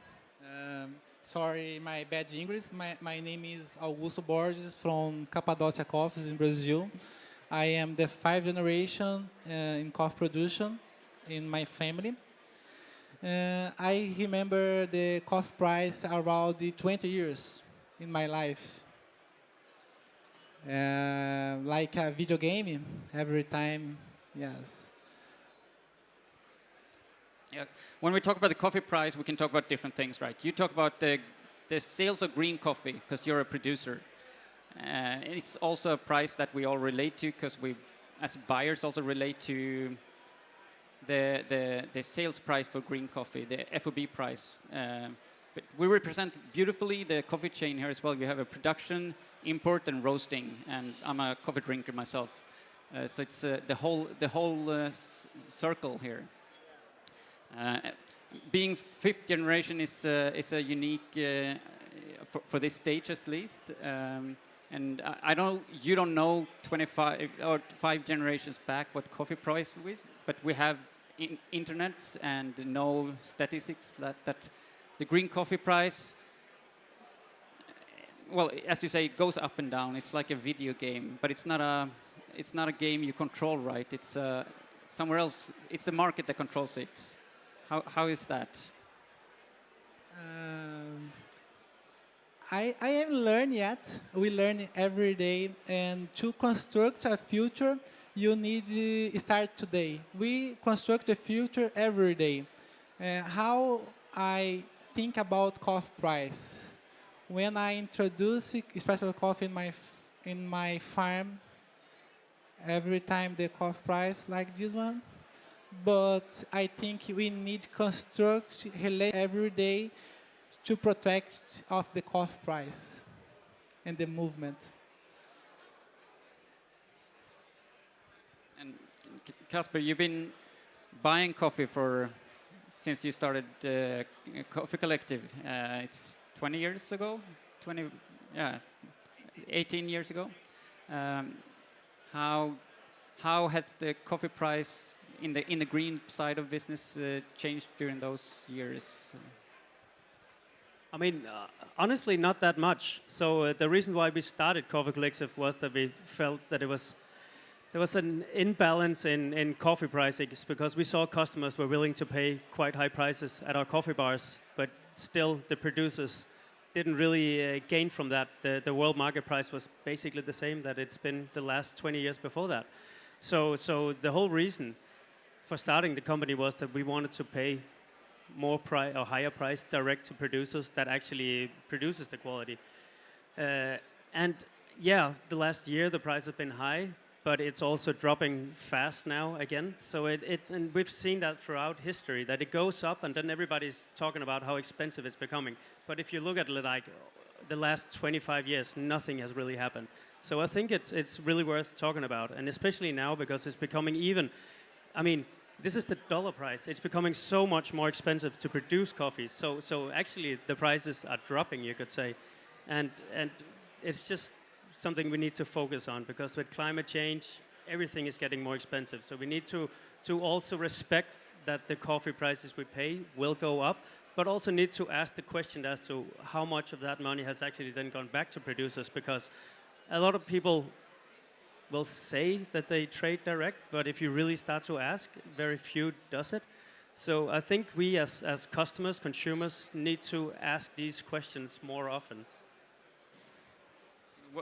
So what the Coffee Collective have done and what you're talking about, it's not just the price, it's also about the structure around the price that historically been unfair in the trade balance, and very little power has been at the producer's side. But it's and you're trying to be part of the change and creating an alternative, right? Which is maybe a necessity, right? In the trading that you now represent, I mean, you're the middle man between whoever roast or buy or serve the coffee and whoever produce it, and it's a super important part of the chain because it's as long as we're not roasting in Brazil, we need the logistics and the infrastructure in between, right? How do you experience, like, I have several questions, but let's start with how last year's coffee price, when it went up so much, affected the conversations you needed to have with both producers that you're buying from and buyers that you're selling to? That's a great question. And last year, as everybody knows, the sea market was much higher than usual.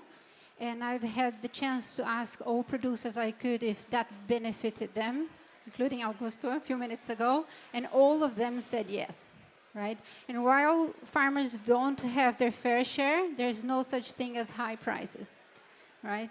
So we have to stop thinking about price levels in terms of retail or roasting or green coffee myself until we have stabilized at origin that the farmers are getting not the minimum, but they're getting a very good price for their coffees. So they can cover for all the cost they have, but also have profit and invest, cover for risks in climate change, and just so that we have coffee in the future, basically, right? If we don't have coffee in the future, none of us are sitting here talking about this. So let's go to the future. Let's imagine we're at 2050, 25 years from now. In the last 25 years, a lot of things have changed in the coffee business. We didn't have this place 25 years ago. Not this crowd of people interested in coffee or working in coffee and all the aspects of coffee that we see today. So we know a lot of things can happen in 25 years.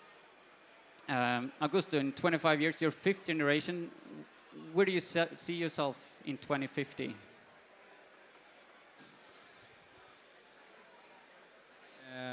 Yes, this is a good question. But in my opinion, in my side, the coffee, espresso coffee, will be more specialty and more expensive. Why? Because we don't have the control about the environment. Okay, we need to adaptate some varietals, and we don't have land a lot to produce in high altitude in Brazil, in my case. But I think in the future, the industry will be changed a lot because we are the new generation and we have many information very fast, and the people want quality, and the industry will be more aggressive with the producer and create more relationship with the producers. They will another side, the special coffee, the big industry.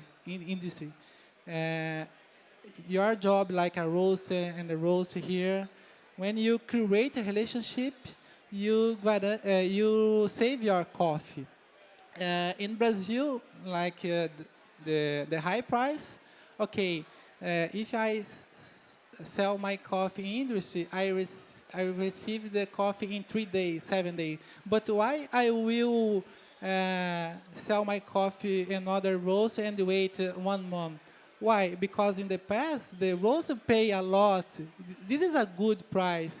I think this relationship will create more relationship in the future and save more coffee, in my opinion. And the industry will be more aggressive. So what you're saying is the video game you talked about, the coffee price going up and down. With the relationship, you can stabilize that and predict more, but also give and take in that relationship to make it stable. Yes, for me, this is the secret. When you look at the C price and you understand about espresso coffee, it's good because, okay, we have a cost to produce, we sell a good price, valorized. We can have a good house in the farm, we have water, internet, car. This is sustainable to stay in the farm in the future and incentivize the next generation to stay in the farm the 50 years in the future. I mean, the only reason anyone should stay in the farm is because the business is profitable. The farm should be a profitable business, so there's something to inherit, to carry on and build on, right? It's like any business. If I want my next generation to take over the business, I first need to make a profitable business to take over and not leave a debt behind, because then no one wants to take over, right? But Katja, you said we need to take care about we need to take care of about the trade and how and the relations enable to have coffee in 25 years. Do we need coffee in 25 years? No, or yes. We can drink something else, but we can also have coffee if you want, right? It depends on how much we take care of it now. right? So nowadays, when I sell coffee, I'm going to take the price of C market, and there is a bundle price there. We're adding differential for quality, we're adding the price for UDR, we're adding premiums for certifications. It's already a bundle when we give a price. But I think there is a lot missing in the price to add value to the real product. So in the future, we're going to add carbon index, living income index for the farmers, risk for farmers, etc., etc. So the price will be higher for sure, or there should be, and we can gradually get used to it until we can pay for coffees like we pay for wine. Why not? Maybe we'll drink less coffee than we drink today, and there is the exact same amount or less. We don't know. But and what you're saying is not just the price will be higher, but it will be higher because of an added value, right? If you can put like a profitable income for farmers and environmental factors into the price, it's adding value to and making the price go up for a good reason, and that, well, consumers also need to appreciate that value adding for it to work all the way, right? Yeah, absolutely, and that's a dream. But also, I hope this is not just a checkbox, that the price actually gets to the farmers, right? Otherwise, there is no reason in doing this. And something I thought of is, nowadays we have the C market as the reference for price setting, but maybe in the future we have other platforms, more independent. Maybe the C market can still be the reference, but big players like Brazil and Vietnam, they influence too much on the prices, and they don't have the same reality as other origins producing smaller quantities or with smaller farmers or different costs. And they're price takers. They can't really influence on the prices that they have to sell their coffees for. So maybe there'll be other platforms too that can, so that those producers can have a voice also in the price setting. I think there's also, because we're talking about high quality coffee here. I mean, most of the coffee getting sold in the world is not high quality coffee. It's huge producers, and that's what kind of sets the price, not really what we do. So I see it as, in the future, it will be like, the specialty is going to be more and more sought after. I mean, the market is growing each year. I mean, we're getting new markets in Asia and stuff like that. So there's going to be a huge demand. So those prices are hopefully going to go up.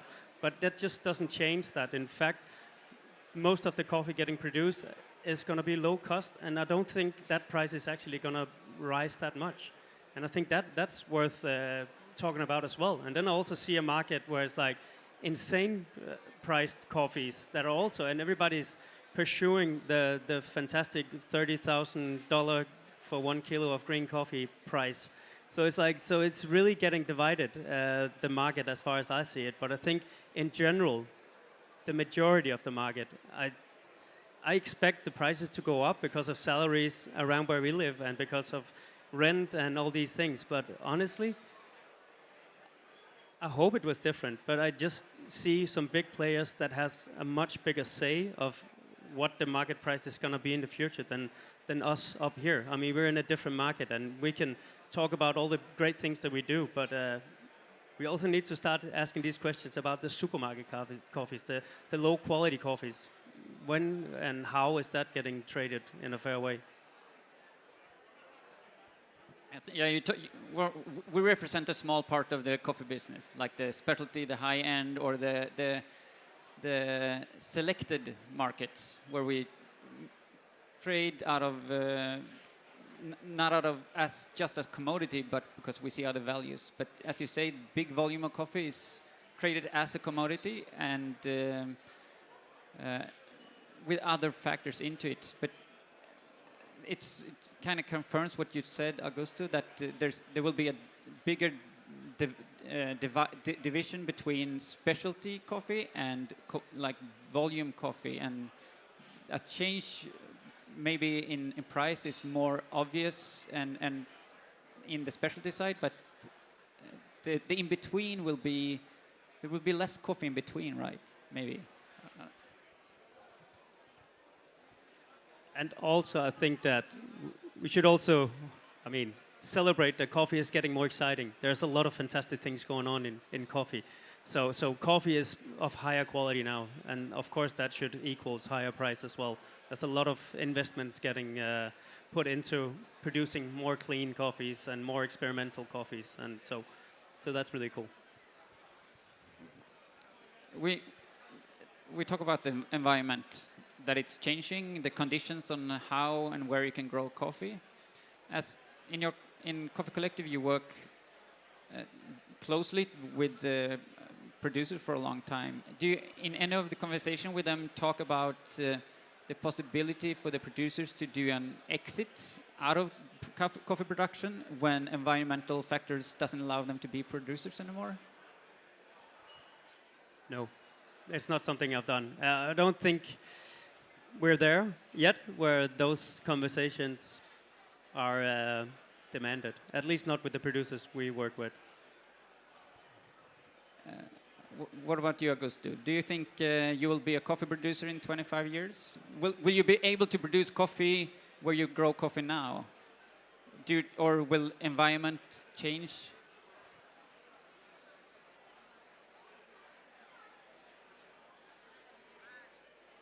No. So what will you grow instead?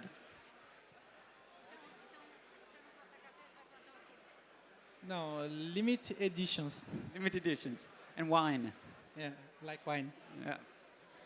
Because I know in part of your farm there's land that you say this farm, this land is more suitable for wine.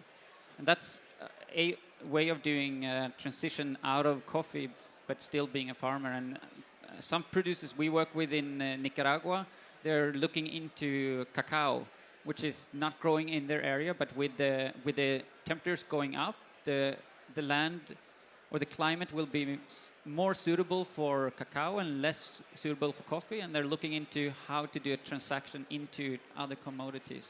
And another producer, the shade trees he's using for his coffee is really also grown for timber, and will be harvested in 25 years, but for his kids, and because he doesn't think coffee will be the crop for them at that time. Like in Vietnam, they are introducing durian a lot in Vietnam. They are choose another culture. This example. In the beginning, you said when you started coffee, the price for a cup of coffee and a bag of coffee has doubled in 25 years. And 25 years from now, will it double again? Yeah, I believe, absolutely. I can't see why it wouldn't. Everything is getting more and more expensive. So, of course, the coffee, I think it's going to be probably more than double because it's going to be more scarce and everybody's going to be looking for these fantastic coffees. And it'll be worth it because everybody here is probably, at least everyone living around these countries are going to be equally more rich. So it's, I mean, it's not going to take up more of your income, but it's, so I definitely think it's going to be way more expensive. And how do we then also add value to that cup of coffee when it's so much more expensive? I mean, I think it has value. I think we should all, because we also have to talk where it's like, what would you say to yourself if you go back to now? It's like, drink as much as you can now and really get out there and experiment a lot. We've seen the same in a lot of different industries where all of a sudden things get really hard to get and prices go up. So figure out what you really love and get into it now. That's good advice. So yeah, if we go back, if we imagine a price in the future and come back to present day, present day's turbulence where coffee prices go up and go down, will it continue to do so? And is it so crazy that it does so now? I don't know who I should ask. Maybe you, Kasia. I was thinking about this, of course. And we have inflation everywhere, about 2 to 3% a year, right? So if you take into consideration just the inflation within the next 25 years, So right now the C market is at 280, and an 85-point coffee is costing an average, let's say, 10 euros per kilo. The coffees that I sell, right? So if we calculate the inflation only in 25 years, then if the market levels follow suit, then we'll be around 500, 510 US cents per pound. That means that same coffee will be costing about 17 euros per kilo instead of 10. And then if we also add that bundle I talked about before, where we have to cover for carbon, living income, etc., etc., then what is the price? But yes, it should be higher, right? It has to be if we want to still have coffee in 2050.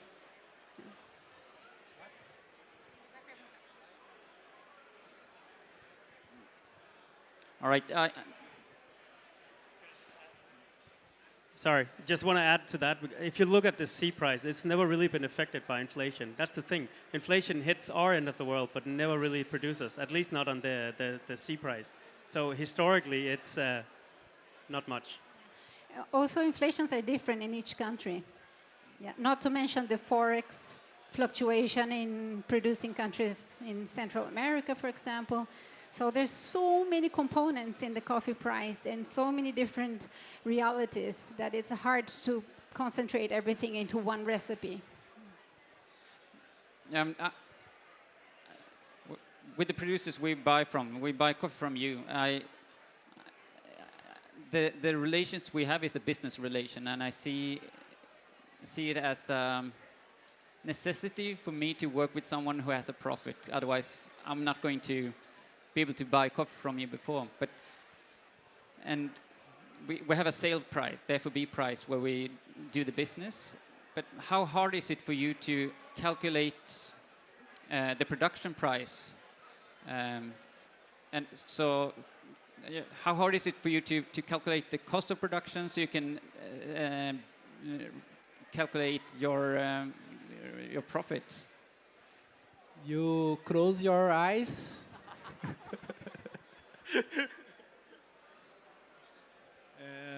Yes. The cost of coffee in Brazil, in my case, is very high because we are based in Mantiqueira de Minas, is a micro-region.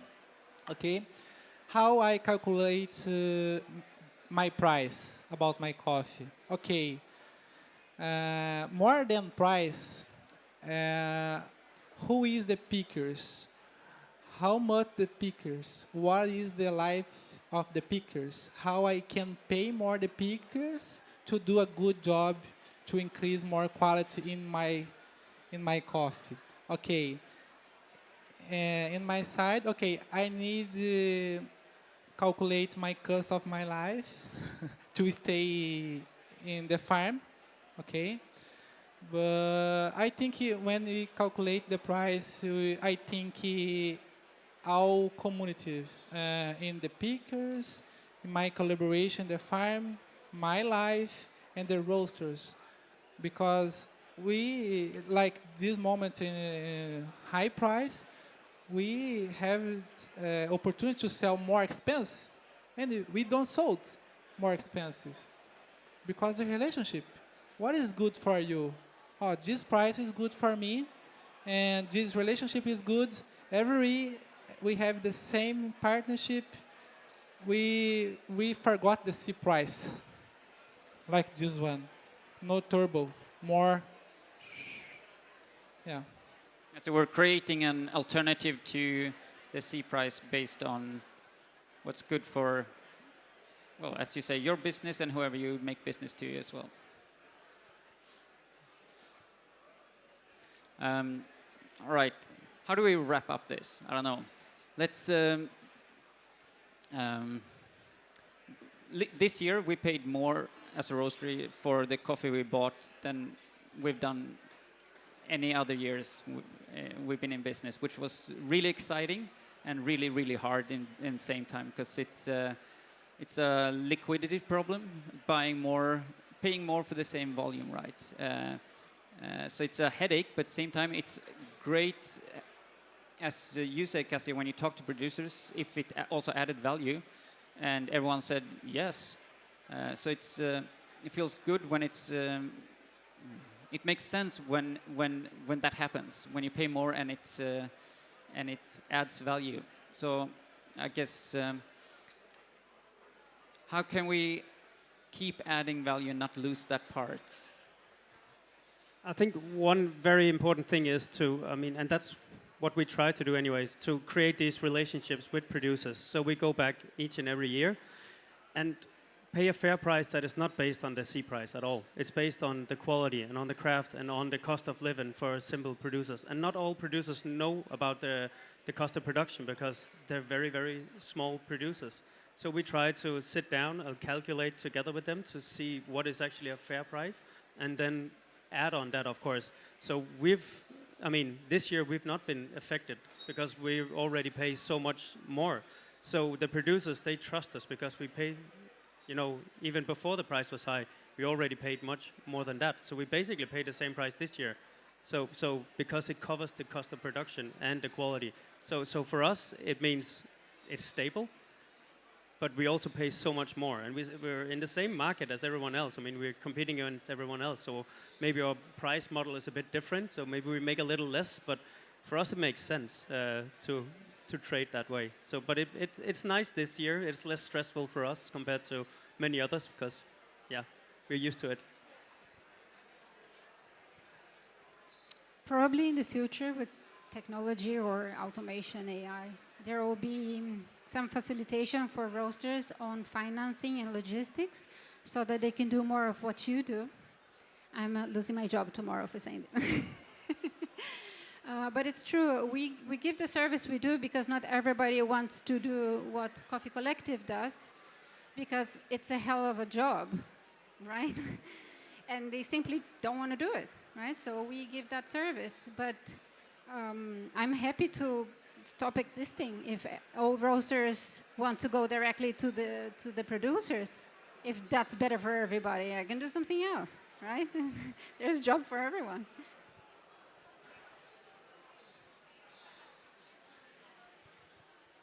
I think, all right, we're going to wrap this up. I don't really have much else to say, except I'm very glad to speak with all of you and hear your perspectives. And I look forward to have a really tasty, expensive cup of coffee with you in the future.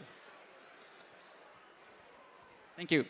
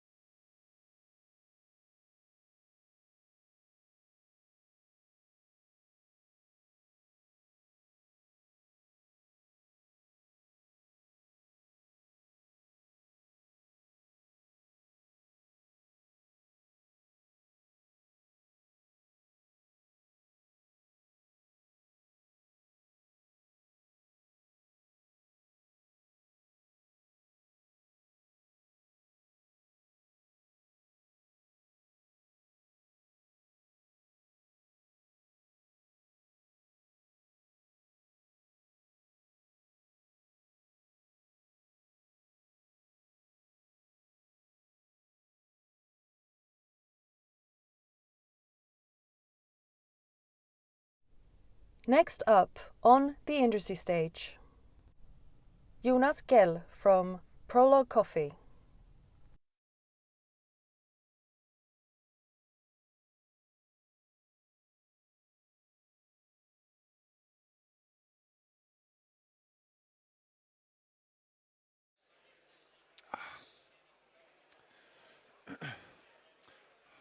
Hello. All right, so I'm going to speak today about quality. And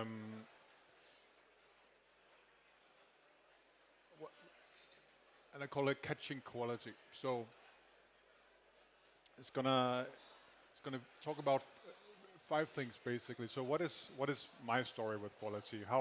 Why am I even interested in talking about the subject? Do we still believe in quality? And if so, what kind of quality do we believe in? And does it even matter? And if it does matter, then do we have the answers to this? So, to me, quality started with this guy up here. When I was a kid, I think around 6 years old, this was my only plastic toy. For some reason, my parents weren't too fond of giving me these plastic toys. I would get like a hammer, or I would get a referee's whistle, some nails I could hammer into a bench. So this was my only plastic toy. And I was very fond of this guy. And I remember I brought him to school for that reason, maybe in 1st grade. And of course my friends wanted to see this motor mouse from us. One of my friends borrowed this motor mouse, and he of course threw it along the aisle in the school. And I didn't catch him. And he fell onto the floor, and he had some wings on the back. You can't see them here, but imagine some wings on his back.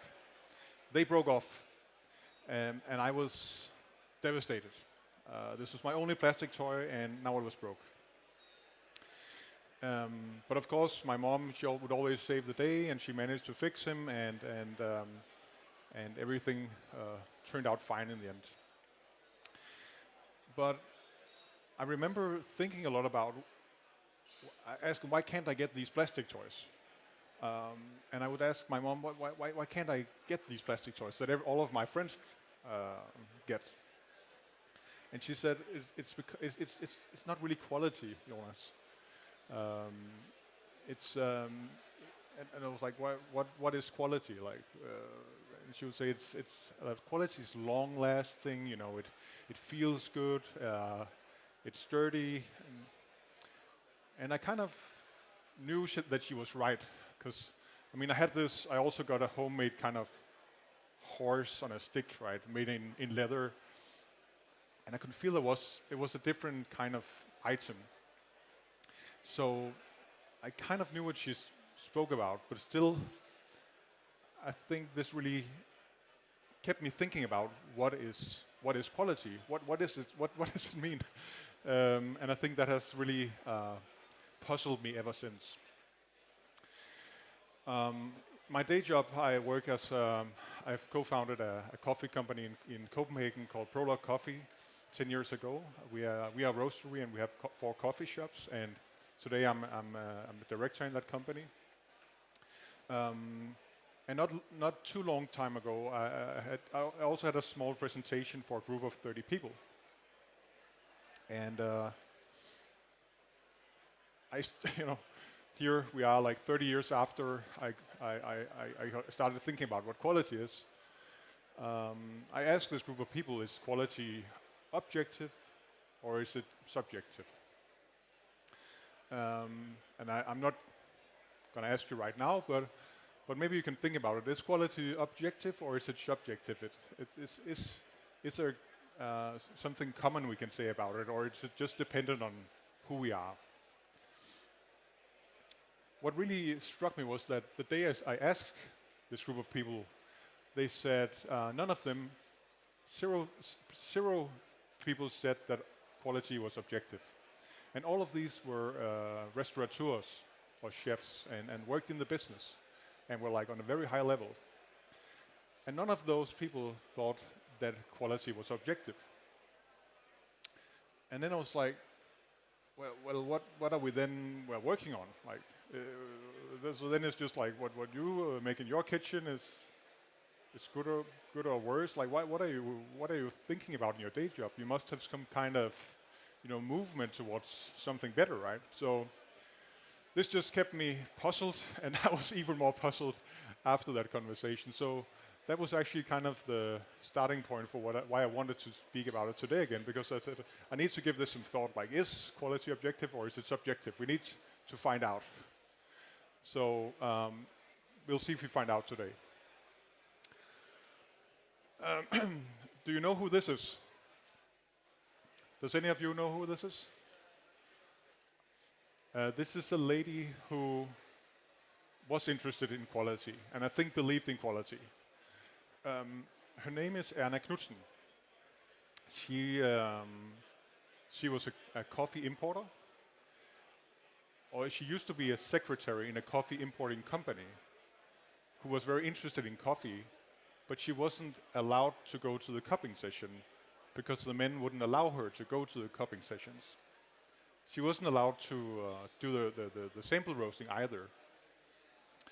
But eventually, Erna, she was very bright and smart and has a big smile, and she somehow managed to kind of slowly take over the business. And in the end, she actually acquired the business that she weren't allowed to cup coffee in. And Erna is the person who also coined the term specialty coffee as we know it today. That's typically we say that's the first time we hear someone speaking about specialty coffee. So I think Erna was one of those people who thought, well, coffee isn't just coffee. Like, we're back in the 70s here, back when coffee was a commodity first and foremost. And at a certain point, she was able to buy a unique lot, and she purchased, I think it was 300 bags, and was able to sell it. And that was kind of her start to become a coffee importer. So to me, Erna is kind of an example of a person to whom it wasn't just based on your preference on the day what quality is. There was something deeper to it. And also, I think this poses a problem if we can't speak in any way objectively about coffee, because if sensorial quality doesn't exist as an objective sort of standard, then how can we even speak about specialty coffee, right? We use a 100-point scale. I think everyone comes here because the coffees here, we believe, are better than the coffees we get, in the supermarket, for example. So maybe we can just take a brief look. I've investigated a little bit into this, and actually before I started working in coffee as first just in a cafe, in a bakery, I studied philosophy for a short while. So now I draw a little bit on my old studies here, and I did a kind of a quick tour in what you can say about quality in terms of on a theoretical level. So if the quality is just subjective, that's fine in a way, because then we are all right. Everyone is right. We can agree about everyone is right, and there's not really any right or wrong answer. And we can live happily thereafter, right? But the consequence is that it doesn't really make sense to train. Doesn't make sense to cup. It doesn't make sense to improve. And we don't have any experts really, because what should they be used for, right? So you see there's some kind of problem here, and it's also, I think, intuitively hard to believe. But that is one of the positions. Another one, and this is more like this stems all the way back from Aristotle, 300-400 years before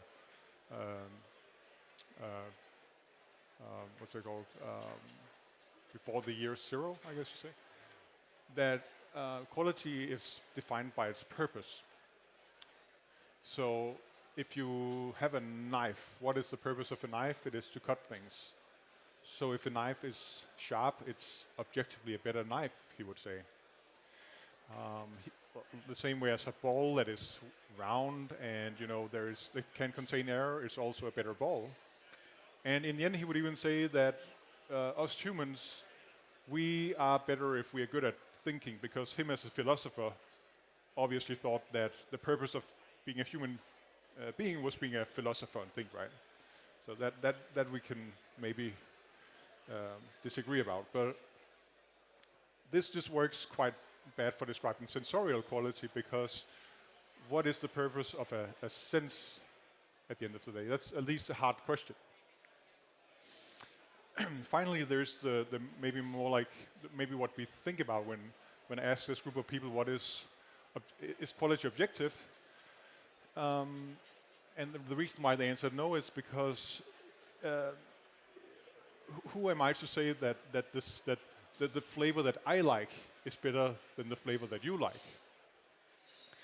So that is also a difficult case to make.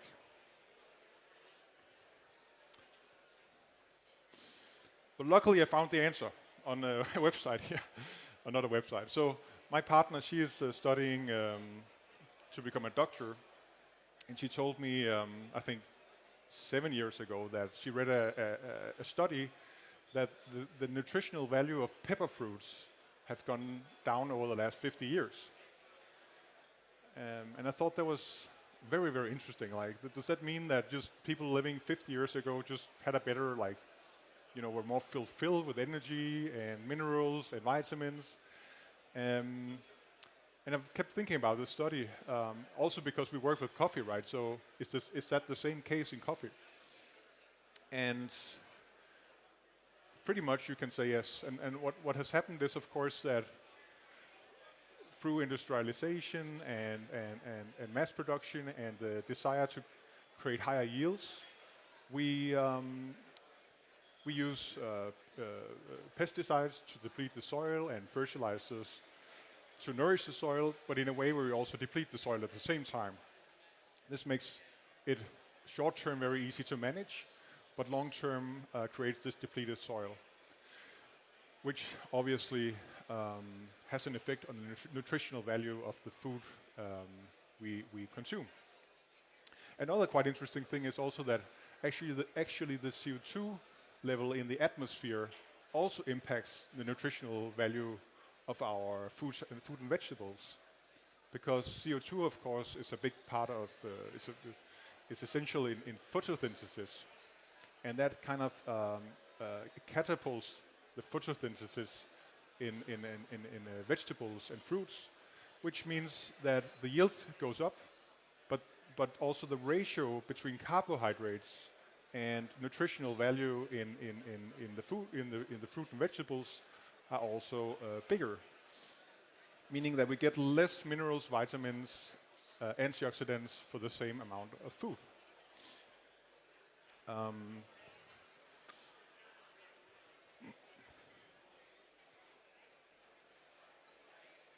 So this made me think about, you can also see the numbers here, actually it's 5 to 30% over the last 100 years that the nutritional value has gone down. And it depends on if specific minerals, if it's iron or if it's natrium or what it is, so it's not the same for all.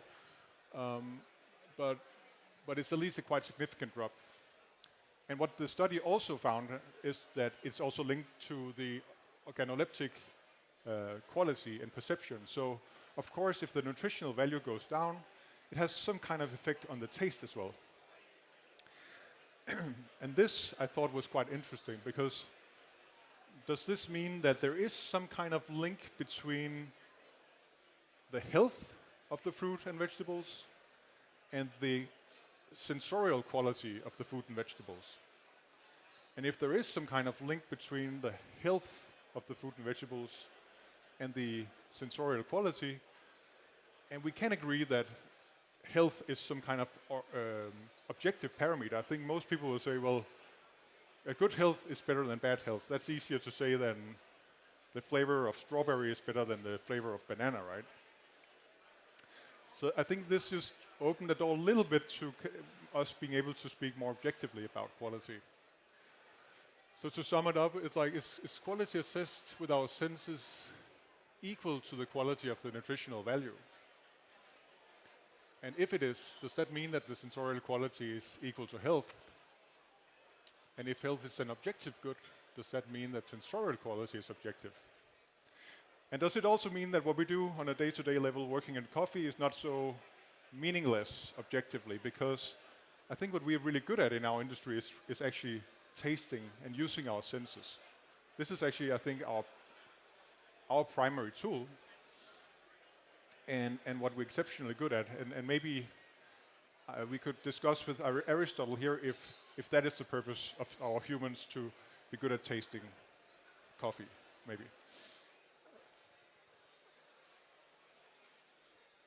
Going to the next, do you know this guy then? We're in Sweden, so this is a guy who's very good at tasting things. He's a Swedish wine taster. His name is Rickard Julin. And he's quite famous for wine tasting in 2003, where he was tasting 50 different champagnes. It was a group of wine tasters. They tasted 50 different champagnes.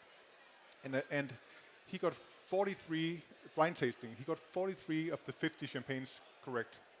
And this is variety, it's vintage, it's producer. So I think the runner-up got 4 correct. What made Rickard Julin quite exceptional was that he trained this his whole life. He said that when he was a child, he was walking around with his grandmom and was smelling flowers in the garden, and he had to describe what does the flower taste like. No, sorry, not taste like, smell like. So from an early age, he started developing his sense of taste. And I think this is quite interesting in terms of how we can actually use our taste buds, our ability to sense things. Again, because this is what we're good at, but also I think we sometimes forget how good we maybe are at this and what the effect is. Think about, when we go and purchase a bag of coffee, we can look at the label maybe. We can see some descriptors like variety, altitude, country, farmer, etc. And maybe the next thing we talk about is how is it produced, how is it fermented, and so forth. And we get some good information, right? But nothing really compares to when we taste the product, right? When we taste a cup of coffee from Costa Rica, from a specific farm, from ACCADEMIA, for example, we literally get a piece of Costa Rica inside of us, right? Think about that. It's crazy, I think. And using Rickard Julin as an example, we can get much more information out of that coffee than we can from a label or from how it's produced. We can simply get all information just by using our senses. I think that's quite remarkable. So this made me think about, okay, so we can maybe speak a little bit in a certain way objectively about coffee if you think about the quality, if we think about it as something which is related to health. But we are here in a coffee festival, and we are all, most of us, I guess, coffee geeks. And we kind of agree, well, good coffee is scoring, high on a 100-point scale. But if we go to the ordinary Swedish person or Danish person, many of them probably wouldn't agree with us. They would be like, well, the coffee I have always drunk at home, I get from the supermarket, that is the coffee that is good, that is the coffee that I like, that is of objective high quality, right? And I agree they like that coffee. In that sense, it's good for them, right? And I'm not going to dispute that. But I think it's interesting to think about some examples, looking back in time, that this was the wine you could get in Danish supermarkets in 1965. You pretty much had one or two to choose between. And now today we have, like, this is a regular supermarket, right? This is not in Sweden. I know you have to go through a security check if you look at a glass of wine. but in Denmark, this is common in a normal supermarket, right? So it seems like something that has happened to those people that used to say, well, I just like this wine, right? Other examples of this, another one is, bread. On your right, you have a sourdough bread. And on the left, you have some pastry from the 70s. And what you've seen, like here in the sourdough bread, in Denmark, if you go 30 years back, you didn't have any sourdough bread. And it was a weird product. It was sour, it tasted, it was like chewy, like didn't make sense. And today, you have to be careful not to be hit by a sourdough loaf if you go on a walk in Copenhagen. It's everywhere. It's taking over the city. And I think for good reasons also, because it is, the taste, the flavor is more interesting, it's wider, the nutritional value is higher. The same that happened to coffee, right? So it's quite of interesting, I think, to look at not just only what do we geeks say about quality, but also look at the broader population and people who used to say, well, I like this bread. For some reason, it seems like they catch up, once they kind of sense that that there is something about what's happening if it's coffee, if it's bread, or even beer, right?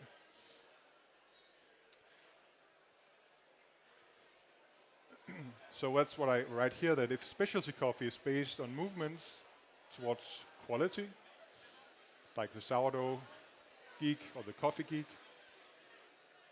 we will inevitably move away from the likings of many people, what you're used to, until they sense an improvement, not only with their taste buds, right, but also with their minds. Just seems like there's some gap happening.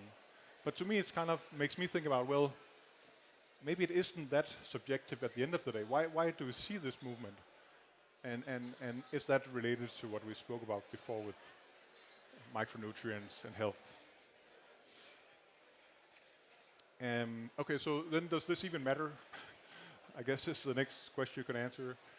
You can ask, does it matter to us? And I think it does, because in our industry, again, like this is what we're good at, right? We're good at quality. This is where we should excel. This is where we should, if you run a coffee shop, you should excel at quality, because this is the best business case for you. This is where you have,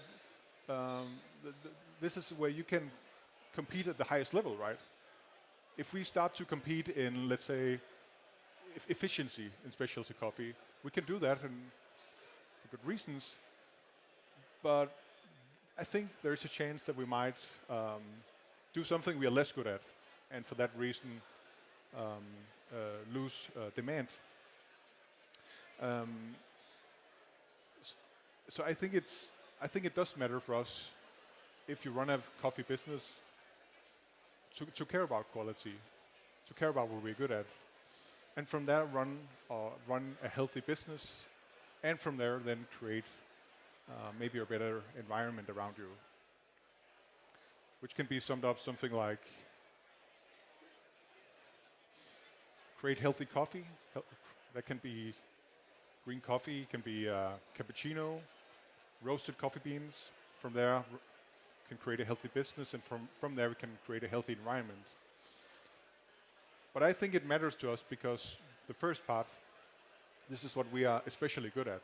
This is where we should excel, and this is where I think we have the biggest chances of succeeding.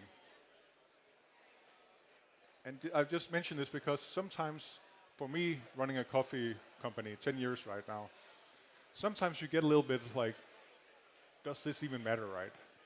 Should we do something else? Should we focus on, should we optimize everything? Should we purchase cheaper coffee? Should we, optimize in efficiency? Should we cut staff? For very good reasons, right? But going back to Aristotle, then I don't think we are fulfilling our purpose really well. And I think there is a chance that we won't be able to, in the end, create the healthy environment that we in the end would be great to be able to supply as well. So, as I said to start off, like I like this guy, but he isn't quality, and that's okay if you don't make a living of quality. So, instead of catching these motor mouse from Mars that we might not catch anyway, I think we should try to catch quality. And that's it for me. So thank you, and if you have any questions, I'm very open to it.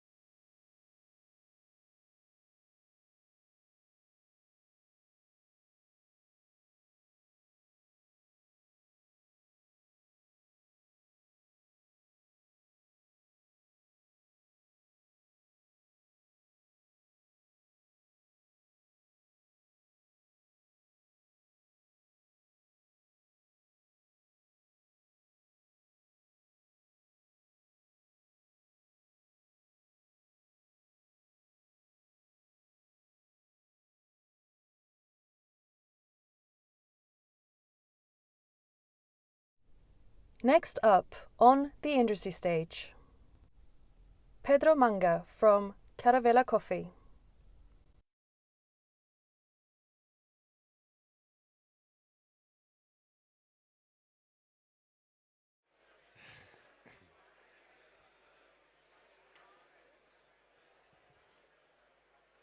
Aló, aló, aló. Buenas tardes a todos. Good afternoon, everybody. I guess you are up for a personalized class on impact of coffee. So my name is Pedro Manga. I represent a company called CARAVELA Coffee. We are an exporter, importer, working on 7 origins in Latin America. We are the only point of contact between the roastery and the farm. And I'm here to talk to you about equitable price models and how to assess the impact of your sourcing practices and how you price the coffee when you purchase in smallholder communities. Do you hear me well there? Yeah, perfect. Awesome. So if you haven't heard about CARAVELA before, we are an exporter-importer company based in Latin America.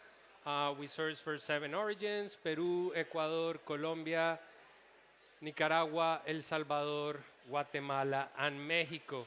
We work directly with producers. We do not claim direct trade because we are an exporter-importer, but we work directly with the producers and with the roasters at consumer countries.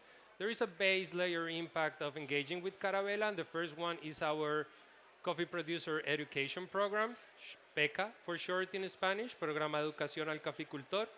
That is an army of agronomists, professional agronomists that visit farms on a day-to-day level, and they kind of support producers in getting like more responsible practices and better agricultural practices at the farm. We also provide premium prices depending on the quality of the coffee. So we buy 100% of a coffee with a premium over the sea market. And then from there, we give them premiums based on quality of their coffee. And then we ensure a full farm gate traceability and transparency based on not only the picture of the farmer and the name of the farm, but also on kind of this robust scope of due diligence on environmental, social, and governance gaps that happen at South America. So what is a price impact assessment? So it is usually a tool that roasters, coffee shops, or retailers could use to assess the impact that sourcing practices have in smallholder communities.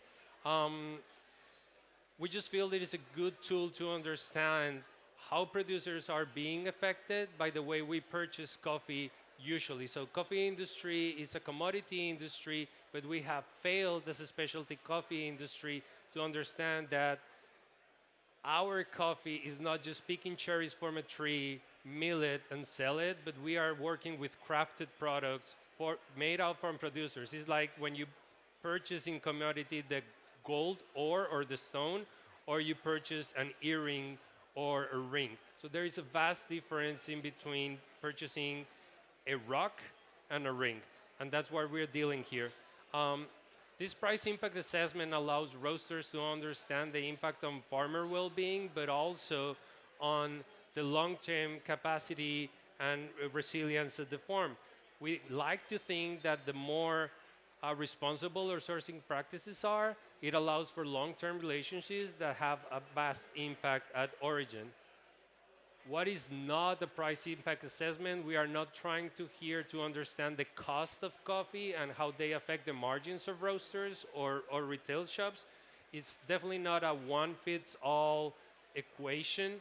And what I'm going to present is not a certification, it's not a stamp, it's just a good practices that we would like to advocate for.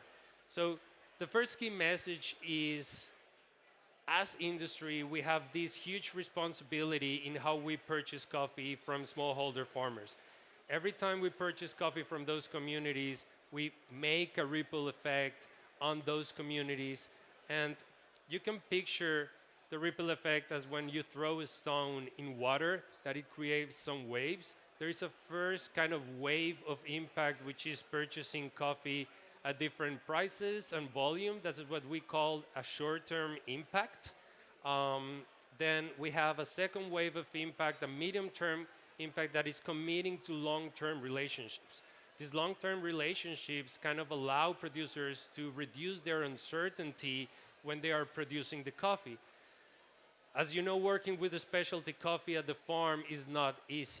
The selection in the plants, then the processing, fermentation, and careful drying, it takes a lot of effort at the farm.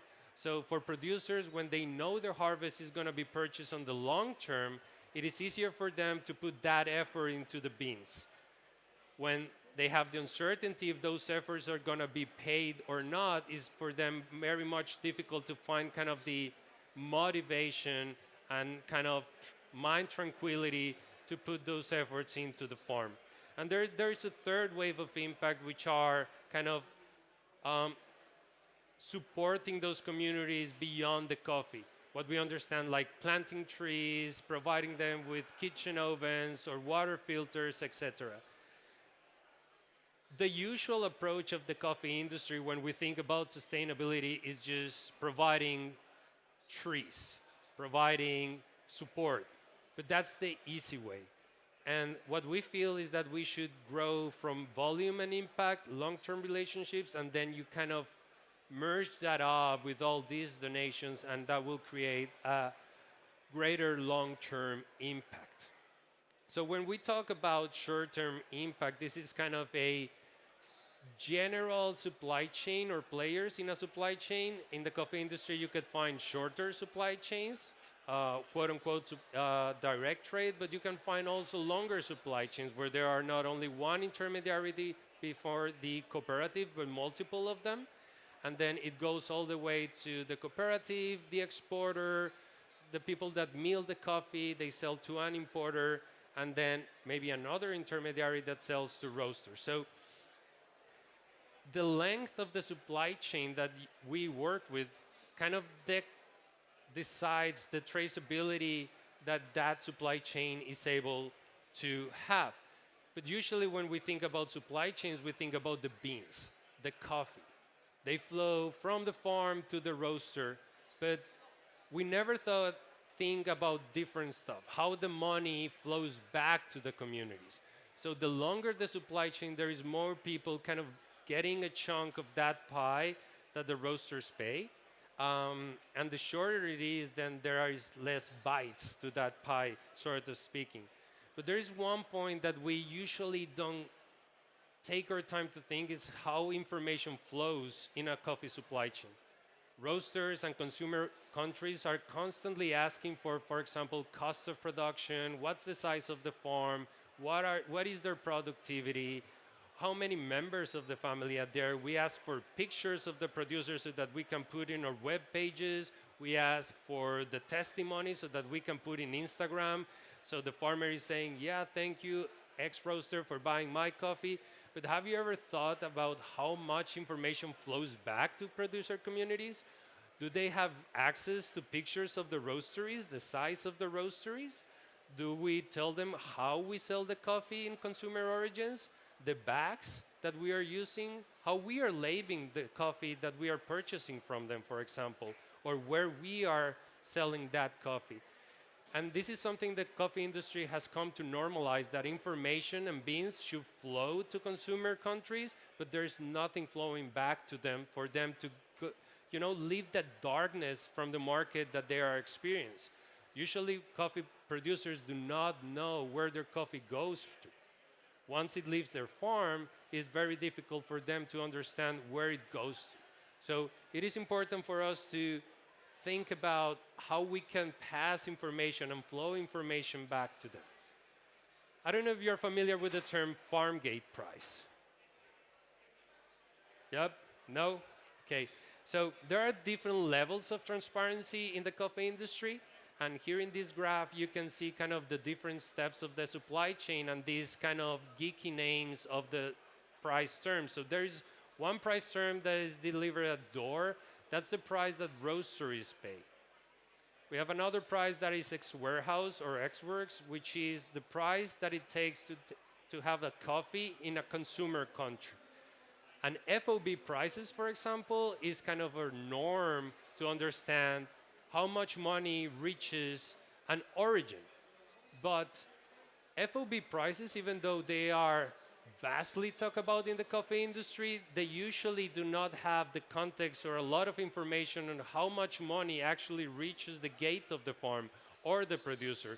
And from the gate of the country to the gate of the farm, there is a lot happening. There might be a lot of players involved in there, taking chunks. And that's information that the FOB prices does not give us. So the last level, or what we could do in transparency, is called the farm gate price. The price that reaches, or the cash that reaches the hands of the producers at the gate of the farm. That's what we call the ultimate level of transparency. And that's what we should, in the coffee industry, push forward if we fill our mouths and web pages talking about direct trade. Every web page that you enter today in today's industry or Instagram account, we are all claiming direct trade. But you never see a price being paid to producers. Think about when you purchase a pizza in a pizzeria. You get a receipt that tells you what you buy, when you bought it, and how much it cost. But in the coffee industry, we never see those receipts. We only see these Icoterms and tough and difficult terminology to say what roasters pay, but actually those are numbers that consumers can usually not relate to. Not everybody knows what free on board means. So farm gate is that level of transparency. That's a number we can all relate to, the wage and how much the farmer earns. So when you think about it, there is only two reasons of why we do not know farm gate prices. The first one is because we are honestly not sourcing that coffee directly. And even as short the supply chains there are always intermediaries involved, and it's very hard to trace. So not all supply chains are fully traceable, even though Instagram and the internet tells us differently. And the second reason is transparency. It's not easy to communicate farm gate prices. And there is a simple reason of that. It's because when you communicate as an exporter the gate price, that allows roasters, coffee shops, or retailers to do a simple subtraction. It's an easy math exercise. This is how much I paid you. This is how much it reaches the producers. So this is how much you're getting from it. Okay? And you need courage in order to report that. At CARAVELA, we try to advocate for this transparency. It's radical transparency. It drives difficult conversations, but we are sure that those difficult conversations is what truly drives change. When everything is perfect, when every sustainability report or Instagram page has just laughing farmers and it is full of smiles, then it's tough to change the way we relate with coffee communities. We try to change that. We try to have difficult conversations. And this is how we assess the impact in the company. It's a simple business case comparing the income and the cost of the farm. So when we talk about primarily smallholder farmers, we're talking about farmers where 100% of the income comes from coffee. And in a farm, usually we talk about how much does the cost of production are, how much the fertilizers cost, or the herbicides, their productivity. But in these farms, there is also family living. So the cost of the farm is not only the cost of producing the coffee, but also the cost of living of that household. And we try to compare that with the income. How much are they getting from coffee? And that, in order for us to set, are you familiar with the living income concept or living wage? Maybe as employees, we are all familiar with living wage. But as producers, they are not employees. They own their own farm, so they don't have a wage. They have an income. And we try to think, and we like to think that, that the cost of production and the cost of living have a strong relationship, and they vary within origins. The coffee industry, we usually have two boxes of vulnerability, the producers in Africa and the producers in South America. They are both vulnerable, but we are not able to differentiate about them. But we have learned, and you can see in the graph, that there are differences in between countries in South America, Latin America. So as you can see there, you can see, for example, Mexico, most of the cost of the farm are related to the cost of living of the family. It's because they don't have enough money to invest on their farms. But the cost of living, being closer to the States and the Tex-Mex culture, they increase. Yes? In other cases, we have producers like in Nicaragua. Those are bigger farms. They need bigger investments. The size of the families are kind of homogeneous across Latin America, so that takes a big chunk of the cost of living, of the cost of the farm. So this allows us to understand where are we purchasing coffee, from which communities are we sourcing coffee. Is their biggest gap the cost of production or the cost of living? And this due diligence allows us to make better decisions and raise awareness on pricing decisions. If you can scan the code there, you will be able to get to our impact report if you ever have a chance to say it. And there's a lot of information there. If you ever go through it, just take your time. We have there a lot of data to share with you that would allow you to understand in South America, or at least in our supply chain, how do things work and what are the gaps that coffee communities are experiencing in there. So, as I said, the math is really simple. To understand the cost or the income of a farm, we have three variables. That's the price we pay in US dollar per pound, number we love in the coffee industry, and we are all debating in here. Then the size of the farm, and also the productivity. When you multiply those three, it will give you a number in dollars. That's how much they earn a year. And when we compare that to the total cost of living, we would like to see that that income goes above the cost of the farm, the total cost of the farm. Because as all the businesses in this arena, we are not working to break even. We want producers also to make a decent profit of the coffee they are producing. So with increasing farm gate prices, roasters, retailers, or supply chains are able to kind of get a better or higher or lower impact that ranges from barely covering the cost of production, like if the market keeps coming down the way it is, a point where we will be reaching.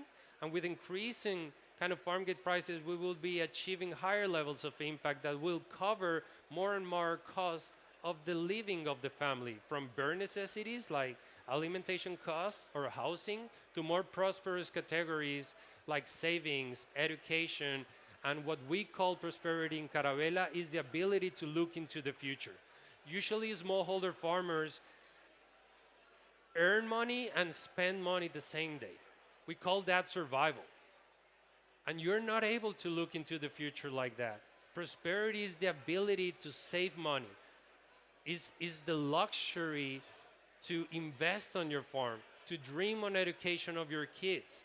And that's what we push forward in CARAVELA, that every producer is able to receive not only the cost of production and 10% as we are pricing coffee now, but are we covering the total costs of those farms? But price is just half of the story on impact. Nowadays, we have all these auctions and the Cup of Excellence. And I purchased this micro lot at 14 euros per pound. Yeah, that's a great price. But how much coffee are you actually getting from that farm? 2, 3 bags of coffee? And how much is the farm actually producing? Because farms do not produce only micro lots of these beautiful anaerobic processes and stuff, but they are producing all different ranges of quality in that farm.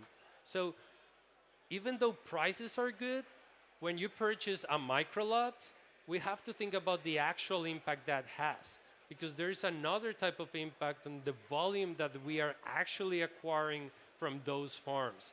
So we try to push roasters and supply chain to move kind of in that last quadrant there, where prices are good, volumes are good, and if I would have a third axis, I will put long-term commitment in there. And that way we can feel kind of the whole impact story for a coffee community.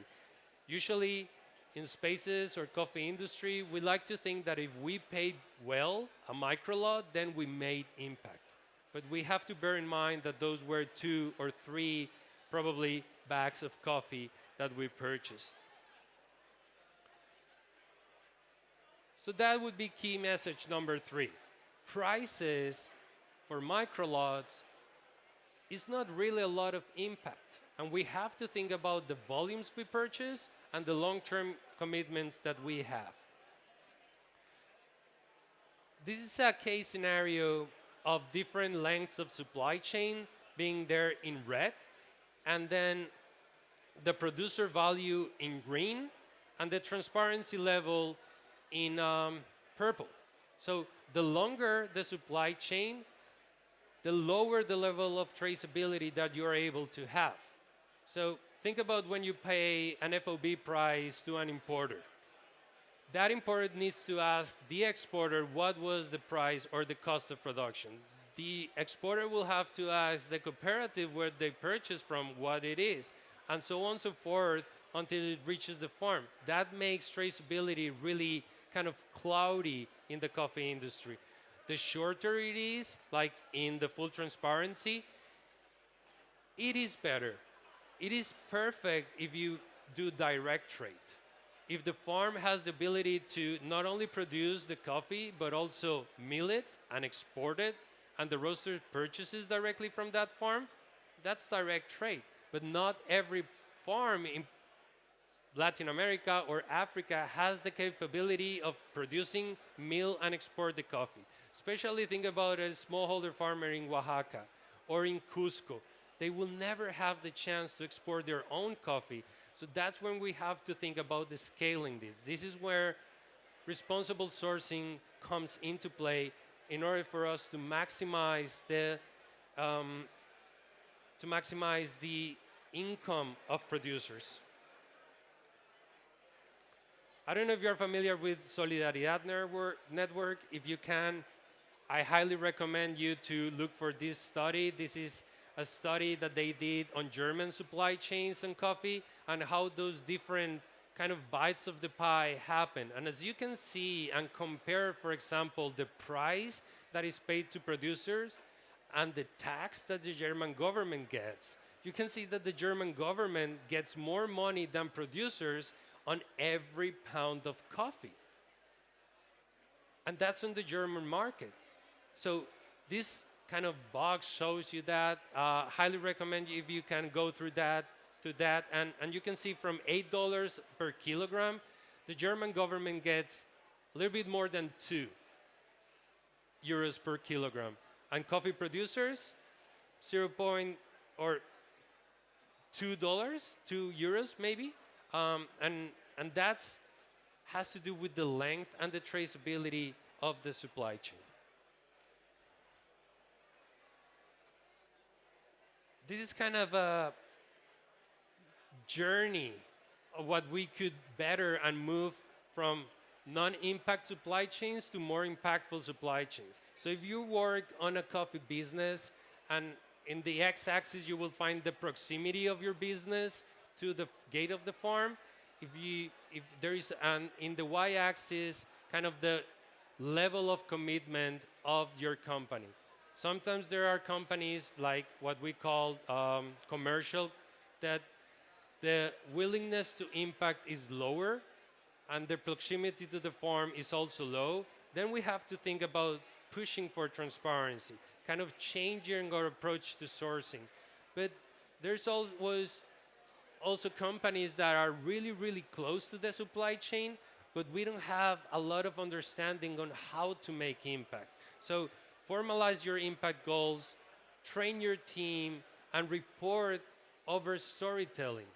I'm not saying storytelling or Instagram is wrong, but storytelling without data becomes greenwashing. Data without the storytelling is heartless. So there is this balance, and equalizing those two allows us to build kind of a beautiful story, but that it is backed up with data. So when you're able to do that, and there's a lot of roasters here that are able to do that, co-create with the producer, inspire the rest of the industry through reporting and the data you showed. What do you need to build a price impact assessment? Well, you need to understand the income of the farm, and for that, you need the gate price and the productivity of the farm. Ideally, you get ground truth data from your exporter, importer, or partner of origin that will give you that data. If you don't have that luxury or you don't have that supply chain, there is a lot of secondary data out there that you could use in order to assess that. But also, the same way, the cost of producing coffee. So there are some exporters out there that could give you that data on your supply chain. If you have already ongoing supply chains, push for that data. Try to ask for that data so that you can make and understand a better way on how to assess the impact of your supply chain. And it is honestly just a simple math. You get the farm gate, you get the volume that you purchase from them, and with the cost of the farm, you're able to understand if your prices are above or below those costs of the farm. And again, this is not a shaming exercise. This is just a raise awareness exercise. This is a way to understand the impact that we do when we purchase coffee. In an industry where everything is perfect, we have usually normalized to look the other way around. And we do not want to see, so my exporter claims that it's sustainable, so the whole supply chain is sustainable, but how much evidence beyond the beautiful pictures we have? So an advice is to push for that data in your supply chains. Have in mind, traceability is not about perfection. And you will never find a perfect supply chain out there. Transparency and traceability is about unveiling the reality of the gaps that exist at smallholder communities. And be ready to have uncomfortable discussions and to deal with uncomfortable results. And those are the results that will drive change in your coffee supply chains. Medium-term impact, long-term relationships. Spot. We all get out of coffee, and we need to buy a spot. The decaf sold well, so we need to buy more spot. Our Peru sold perfectly, so we need more Peru. That's perfectly fair. But what about kind of extending the time lapse of those decisions? And there are many roasters here that purchase harvest to the same community. That shows a really strong commitment with the coffee and the profiles we want from those communities. But when we are able to purchase on years in advance, that shows a commitment with the community. Not only the beans, not only the profile, but the people behind those beans and profiles, because it reduces uncertainty there. And producers, when they sell their coffee, all of them are looking for price, yes. But the long term and reducing the uncertainty in the supply chain is also something they are looking forward to. The risk in the supply chain is not tariffs, is not the market, is not the uncertainty that the market brings. It's the unshared uncertainty what really gives the risk to the supply chain. And usually we push that risk upstream the supply chain to coffee communities. And it's that unshared risk what it actually kind of affects the communities very much. So if you're not thinking about going out of business next year, if you're thinking about keeping your roastery open next year, so are producers. They are looking forward for next and next harvest. Think about a producer, they have only 40 harvests in their lives. So and they are not planning to shut off their farms on the next harvest. So commit in a longer term to purchase those coffees.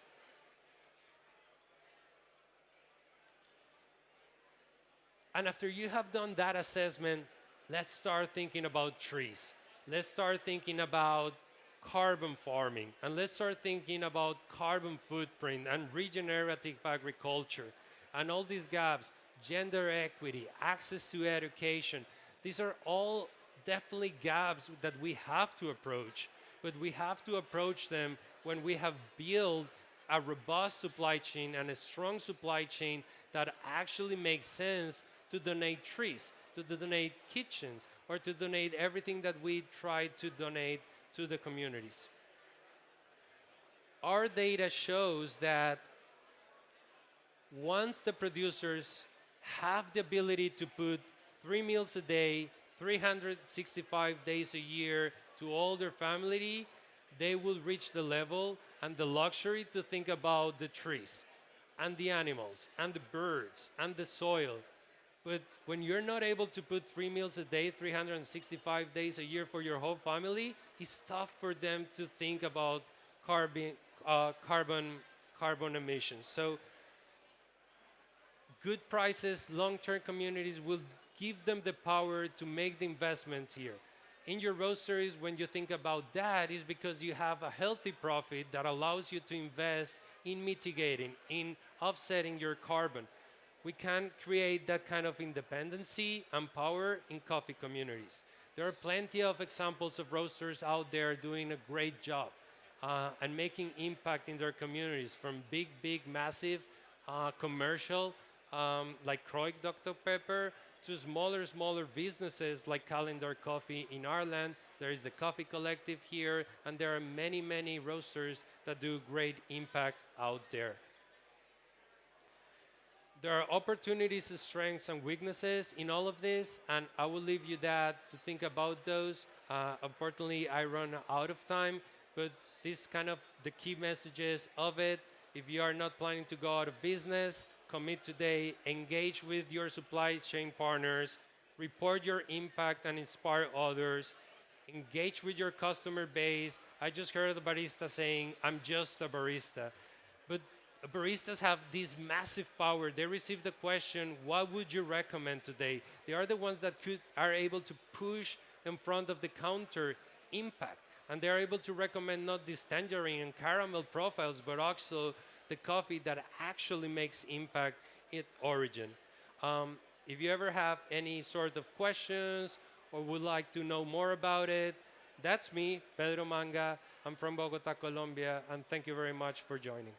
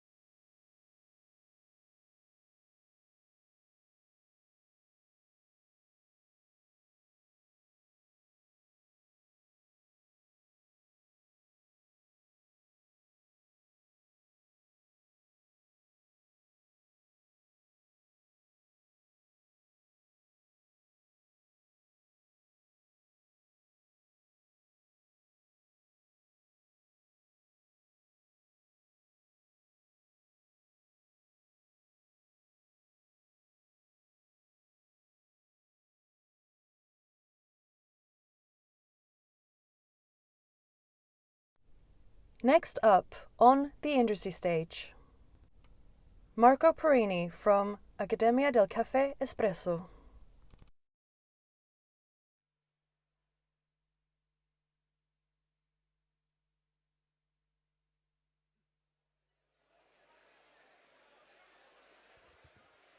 Hi, everyone. I was just trying to make. Hi, everyone. I'm Marco. Nice to meet you.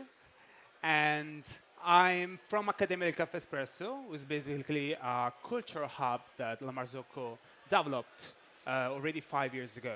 So before to start to talk about the Consenso project that we're going to show you today, I would like to start showing you a little pretty short video.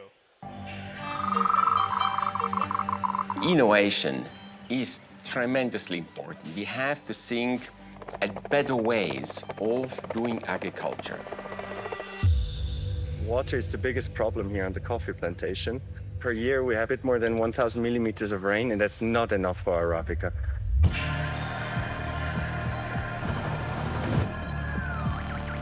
The rainy season has over the years gone shorter.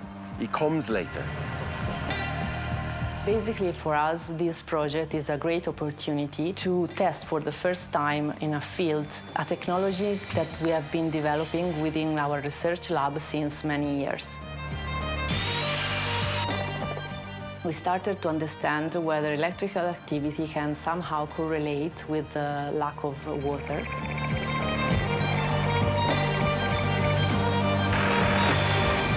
Now I think it's a moment the industry of coffee have to be connected to the cultivation and to the processing. Been always fascinated by plants. They will express new ways of face environmental changes. The plant have a solution. We just have to listen.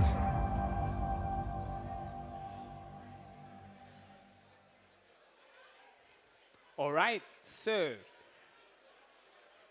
let me just switch with the presentation first.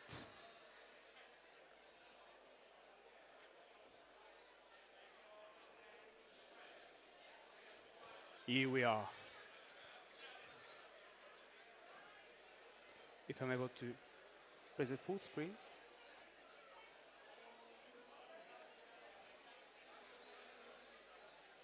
Here we are. So, what is Consenso? Let's start to talk first who is involved in this project.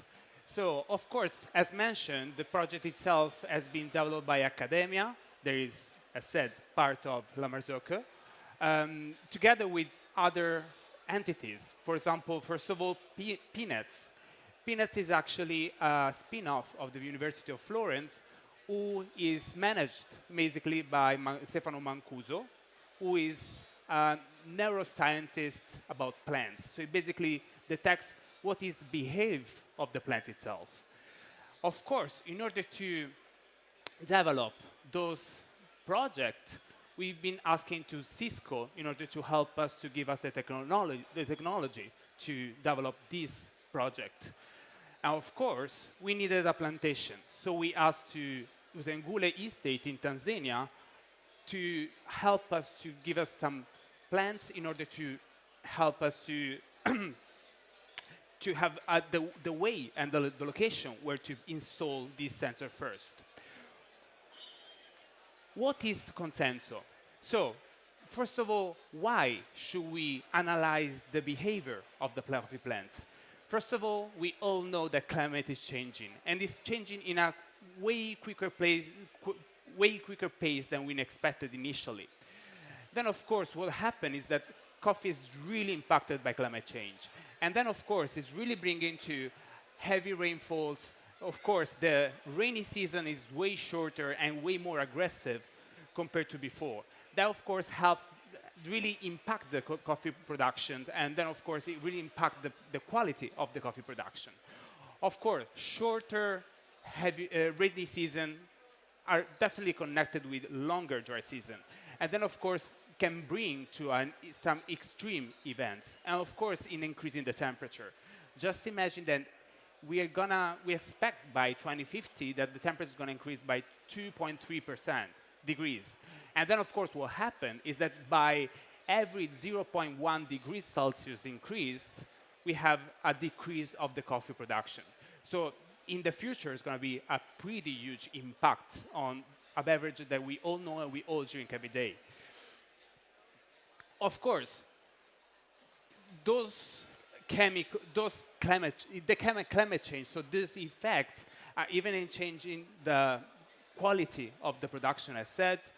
Of course, the producers need to water the plants artificially, so we need to consume way more water compared to nowadays.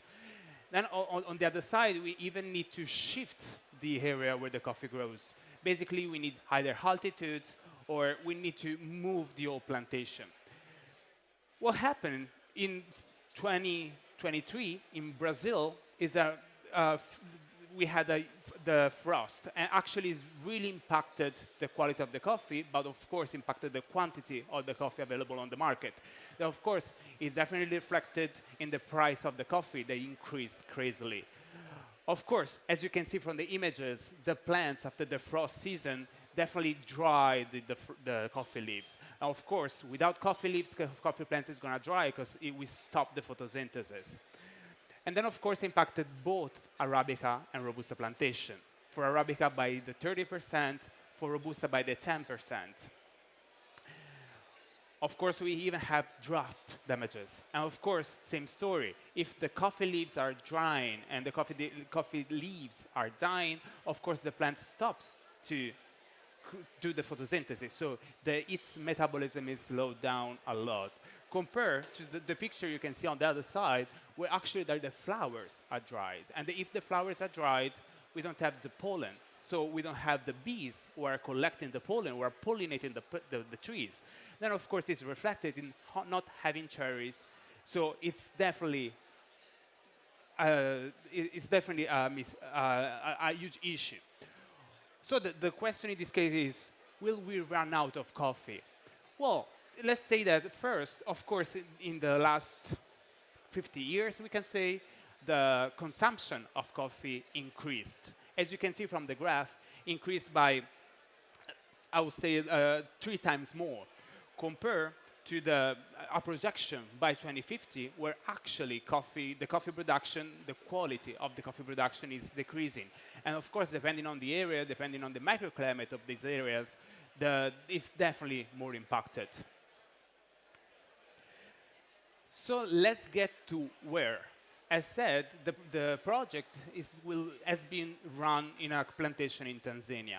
Why Tanzania? Because, of course, this plantation has been run and has been helped by companies like Marzocco, like Melkoning during the years.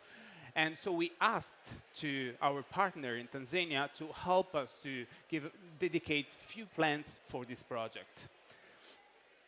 Of course, in the Tanzania's geography is kind of complex. Basically, in the north, so basically closer to the Kilimanjaro, we mostly have Robusta plantations, but we were more worried about the Arabica, as they are directly more connected to all those damages due to the climate change. So we went to the south part, and exactly in the Mbeya region. So the plantation, of course, as all plantations, has different steps of the coffee life. Of course, the first is the nursery, where we're gonna actually place the seed until they get to the solder stage. Of course, the solder stage is the first, when the bean actually is germinating, and as soon as the bean is germinated, are transferred in a larger pot of soil in order to make sure that the plants can grow and can in a healthy way. After the propagation, of course, they are actually installed in real field to make sure that the plants can actually grow and produce coffee cherries. Of course, in this picture, you see that coffee is not a direct sun plant, but they need shade in order to make sure that the cherries are growing and they're ripening at the right pace. And of course, in this case, we need to have a biodiversity in order to make sure that the soil is not getting poor, because they need the right amount of minerals in order to make sure that the cherries are high quality. Same story for the flowers, because in order to have flowers, the plants need to have the proper amount of rain, the proper amount of sun. So they need a balance of all those aspects. The one you can see here are actually few varieties that you can find in the plantation in Tanzania. Of course, each variety has a different needs, but overall talking, if you, for example, if you're looking at the second picture, the Catuai, we have two different versions of it. We have the red one and we have the yellow one. Yellow one is actually way more suitable to grow directly under the sun because it's way more resistant, but of course, it's still impacted by the climate change. Now I added some pictures by the coffee pickers, just to give you an idea of what happened in a coffee plantation. Basically because, of course, many times those are places and realities that are so far from our daily life. So it's definitely important to understand what's everything that is behind a simple cup of coffee that actually we consume without even thinking about who's collecting them or who's actually processing them. For example, here, as you can see, there's this guy who's basically placing the coffee beans has been just processed, and they're placed on African raised beds to dry. So imagine that those are nets suspended in order to make sure that the air is circulating, in order to make sure that the beans are dried properly. Same story for honey process or natural process. So depending on the way the coffees are treated, depending on the way on the cherries are treated, we can achieve a lot of different results. But of course, the process really needs to be taken care of. So that's where Consenso comes from. Consenso is basically a project where we want to make sure to understand what the plant needs. Of course, the project itself is composed by sensors. And those sensors are really using technology in order to understand the behavior of the plant and the needs of the plants. And how is it done? Of course, first of all, we need to control remotely, basically because, of course, Tanzania is pretty far away from where the system has been developed and where the data are collected. But of course, on the other side, having all those data can definitely make the final consumer way more aware of what is behind the cup. So makes I think the main characteristic of the specialty coffee way easier. It makes more transparent the whole chain. Of course, those sensors analyze so many data that we're going to see right later on.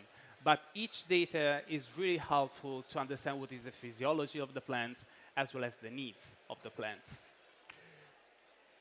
First of all, as you can see, this is one of the sensors. That's pretty easy in order to how it's made. And it's composed by a solar panel on top that works together with a SIM card. So in this way, it's connected to the internet so everyone can access to it. And as you can see, there's a little wire that is connected to the branch of the plant. What is it doing? This wire analyzes the electric activity of the plant. Of course, depending on the minerals that are absorbed by the soil, the plant has a different electric activity. So that electric activity that basically tells us if the plant needs to be watered, if the plant is too stressed by the heat, or if it needs to be under shade. Together with that sensor, we have another one that is called dendrometers. That basically detects how big is the branch of our coffee plant.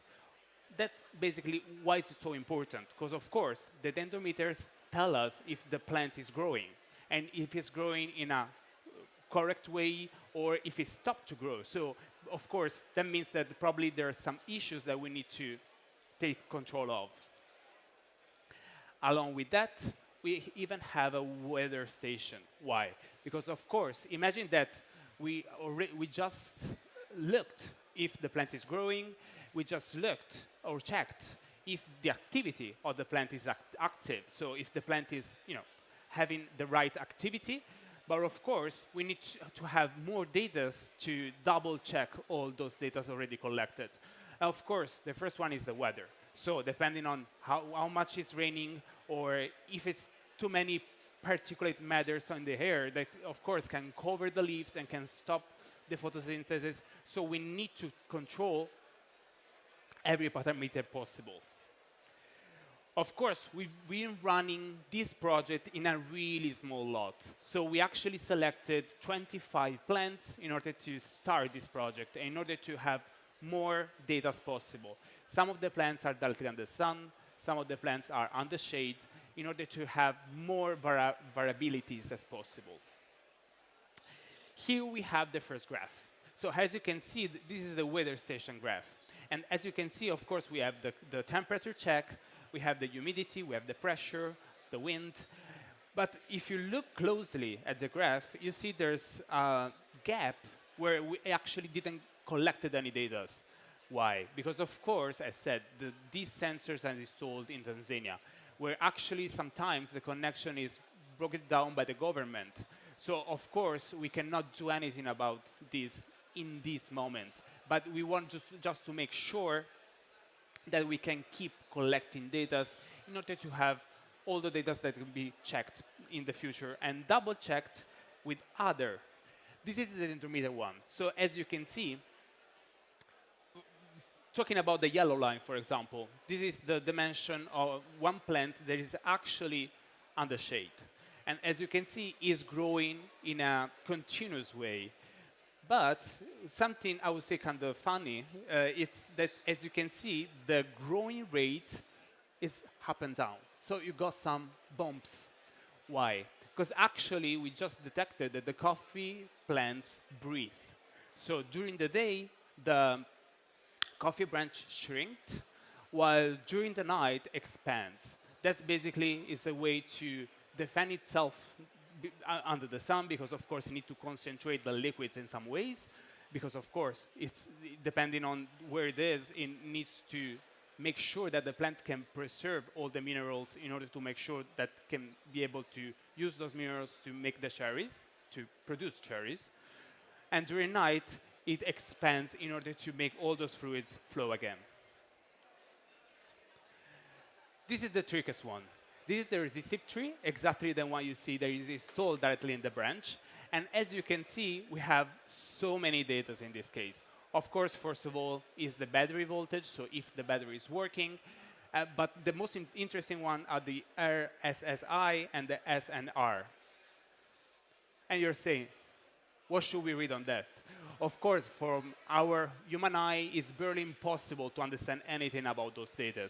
And that's actually, that's where we are in this moment. So basically, now that we've been collected those data for a couple of years, now we need to analyze those data. And then, of course, we need to analyze it through the AI.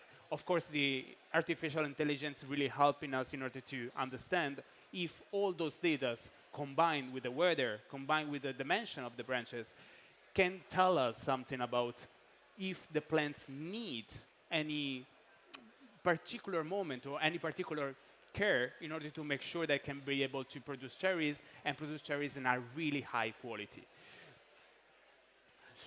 And actually, all those data are accessible for everyone. So we have a public dashboard where everyone can access to and can actually check how the plants are. So if the plants are healthy or if they need any specific needs.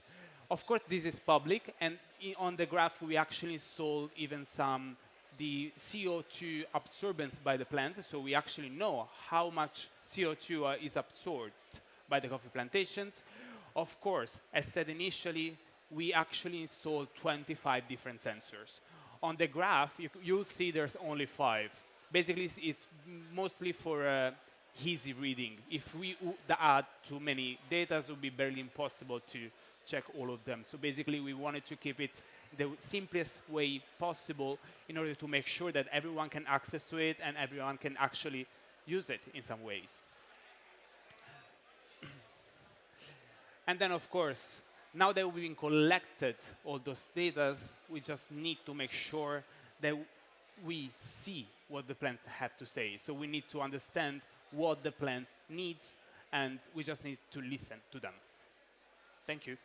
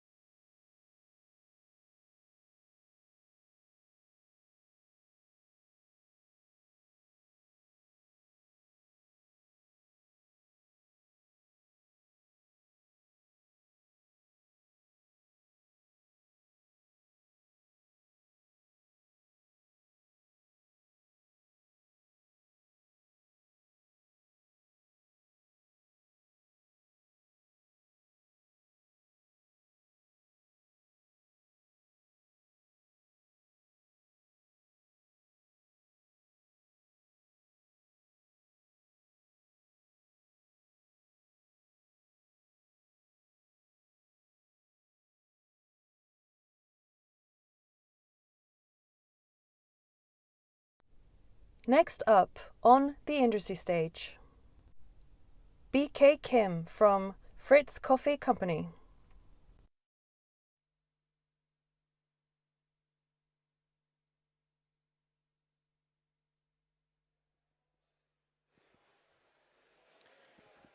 Okay, 안녕하십니까 여러분.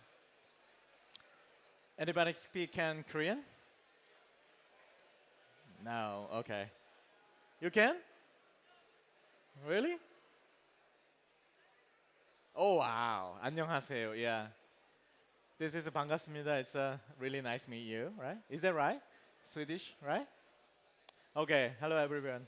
First, please understand my poor English, so I'll appreciate your listening. Okay, thank you for inviting me to the Nordic Coffee Fest. The fog here in the morning and in the evening is incredible, right? Have you been here? Yeah, it's just usual thing, that fog like this. Wow. Okay, there's a contemporary Korean novel that I really like about Foggy Village. It feels like it. I'm there. It's fantastic. Today, I'd like to tell you why you should come to the Korean coffee market. And let me introduce myself first. I'm BK.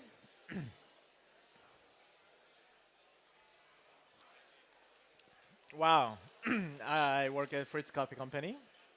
I'm the co-founder of this company and the brand director who determines the direction of brand and also the green bean buyer. We are a small company, so we need to do many things for one person. So this is a photo of our first cafe. If anyone have been there before, thank you so much. 고맙습니다. The entrance looks like this, you know. It looks really Korean things, you know. And this inside looks like this, and we really like a Korean style, Korean heritage. Yes, we are a Korean company. Let's take a look at the brief history of our company. Yeah, I know it's Korean, but you can read what it means. We started in 2014, right when specialty coffee culture was accelerating in the world. And what's interesting is we didn't create the boom. We rode it, right? We learned from you guys in Nordic and shaped ourselves with it. As the market matured, we expanded our stores, refined the sourcing and roasting, and built stronger brand language and learned how Korean consumer interpret quality. The key lesson from our timeline is simple. In Korea, the market trains you. Market trains us. So my perspective today is not only industry data, but also what it feels like inside the market. How tastes move, how competition changes, and how brand win or lose momentum in Korea. Yes, we are from Korea, not North. Maybe he probably hasn't planned to, yeah. But today we'll look at ours. This is a quick roadmap for the talk. Let's get started. First, we will search for how Korea's coffee market could shift over the next 5 years, and Korea has a unique character, like everyone has. Explosion of interest in taste and Korea coffee growth per capita consumption. And final takeaway, and I need to make you, don't worry, okay? First, import trend. This chart shows a strong rise in coffee imports over time, both in volume and value, right? Volume is getting bigger, and the price is bigger and bigger and bigger. And we import India coffee too. I love blue Tokai. This chart shows that strong rise in coffee important in Korea. Even without over-explaining the numbers, the direction matters. More coffee is coming in, and the market keeps absorbing it. That typically means two things. Number one, demand is not fragile. It's structurally embedded in daily life. Second, the market is increasingly segmented.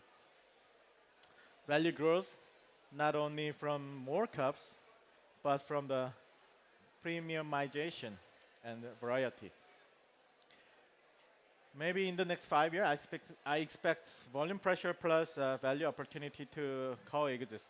And this leads to the next slide, what happens on the retail side.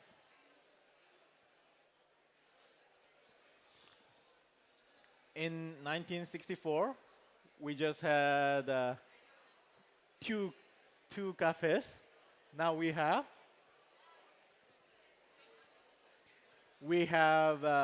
six, so we're too small, right? But this visual shows an important tension.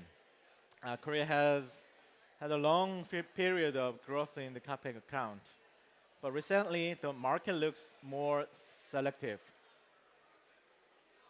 Just like this. This is what mature market do, right?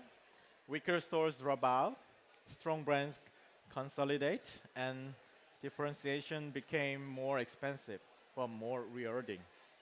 So if you're entering Korea, you're not entering an empty ground. Yeah, we're dynamic. You're entering a high expectation arena where the consumer already know what good looks like. That sounds scary, right? But it's also why Korean market is valuable. It accelerates learning. So here you can see a signal that the quality conversation is no longer niche. The takeaway I want you to hold is the specialty is not a side street anymore in Korea. It's becoming a visible lane of the main road. As specialty grows, the market shift from do we drink coffee to which coffee fits to my identity. The convenience versus taste to taste and experience. The brand awareness to brand meaning. Over the next 5 years, I expect this to intensify. More premium choices, sharper polarization, and the faster trend cycles. Yeah, we're too fast. Yeah, this slide essentially saying among the coffee categories, whole bean coffee is positioned as onward and upward. For a long time in Korea, our consumption is only about instant coffee, maybe 100%. Now it's a whole bean is getting bigger and bigger. They get more whole bean coffee, so they will compare roasters, and they will talk online. Now they are in the process of recognizing these things. Roasting style, origin stories, processing, milk pairing, seasonal menus, So the competitive advantage moves from having coffee to having a point of view in Korea. If your brand has a clear philosophy, normally Nordic roasters often do, Korea can actually be a strong match. I believe so. Now let's step back and view the bigger market. This forecast chart points to the continued market expansion over the coming years. Actually, I can't believe this, but I hope. But I wanted to add one nuance: is in Korea, growth is not only just more consumers. It's also occasions, more formats, more micro markets. So the next 5 years are like to be shaped by good quality everyday coffee, experience-driven cafe, RTD and convenience growth, and the brand competing through design, space, and storytelling that you already have. This is also characteristic of many maturing markets, right? Now let's examine the unique aspects of Korean coffee market. Okay, that's cafes in a building. We have three or four coffee shops in one building. Yeah, we drink it really a lot. This picture is lunch time in Korea around the office buildings. In Korea, main business time was just after lunch. Now it's lunch and dinner. You know what? People start to stop drinking alcohol, I don't know why, and start to drinking coffee instead. So now we have two different main business time, after lunch, after dinner. And now we have more tourists. It means we have morning coffee consumers. So now we open from 8 a.m. to 10 p.m. Actually, nobody drank coffee in the morning in Korea, but it changed. Now we start to. So our business time is longer and longer and longer. Maybe it's bad news for us, right? And yeah, as you see, even if there are another cafe right next door, nobody doesn't give a shit. We drink a lot of coffee. Sometimes I can see almost 10 cafes in a building. You know? Crazy. Here's another thing. We absolutely love iced coffee. This is how much we like it. Yeah, we don't give a shit. It's cold? No. We call it 얼주가 in Korean. 얼주가 means, which means iced coffee even if I freeze to death.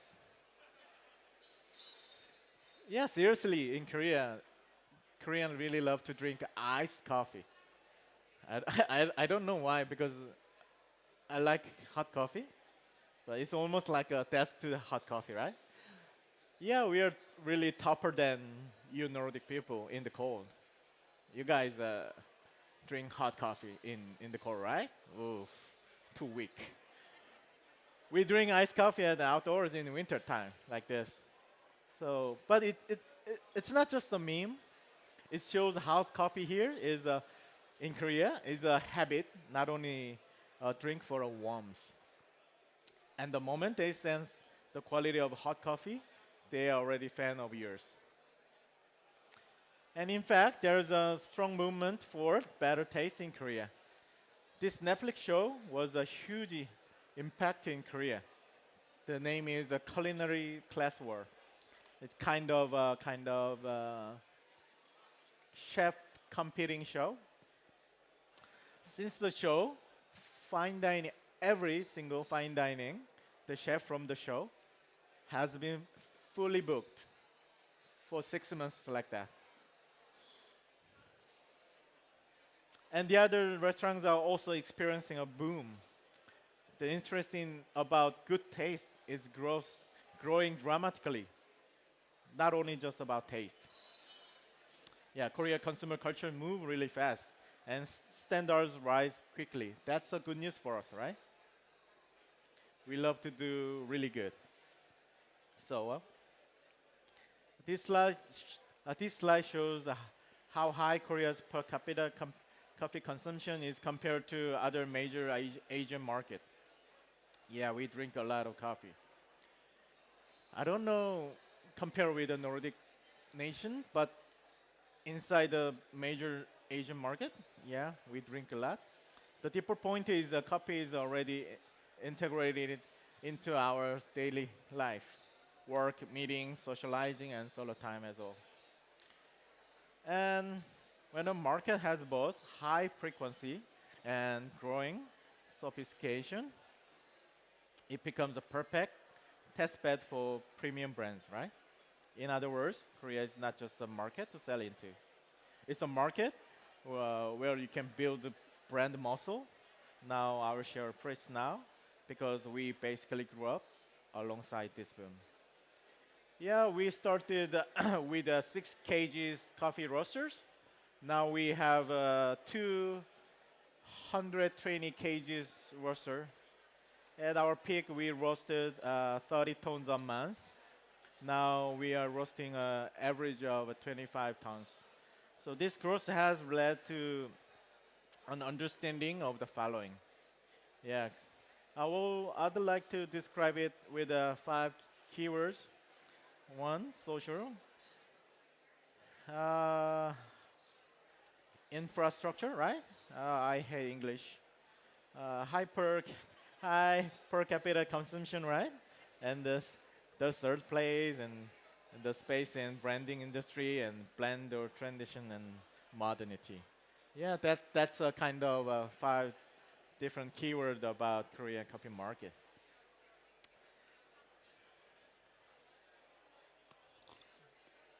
And this slide shows the market structure and the density of a coffee shop across the region.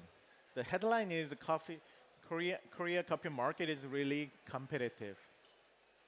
But that's exactly why entering now can be smart, because the competitive market gives you fast feedback, educated consumers, and strong partners and operators, and a clear signal when your brand's truly good. I believe so. As you see, Korea is competitive and dynamic. The Korean coffee market is growing and always open to great cafes.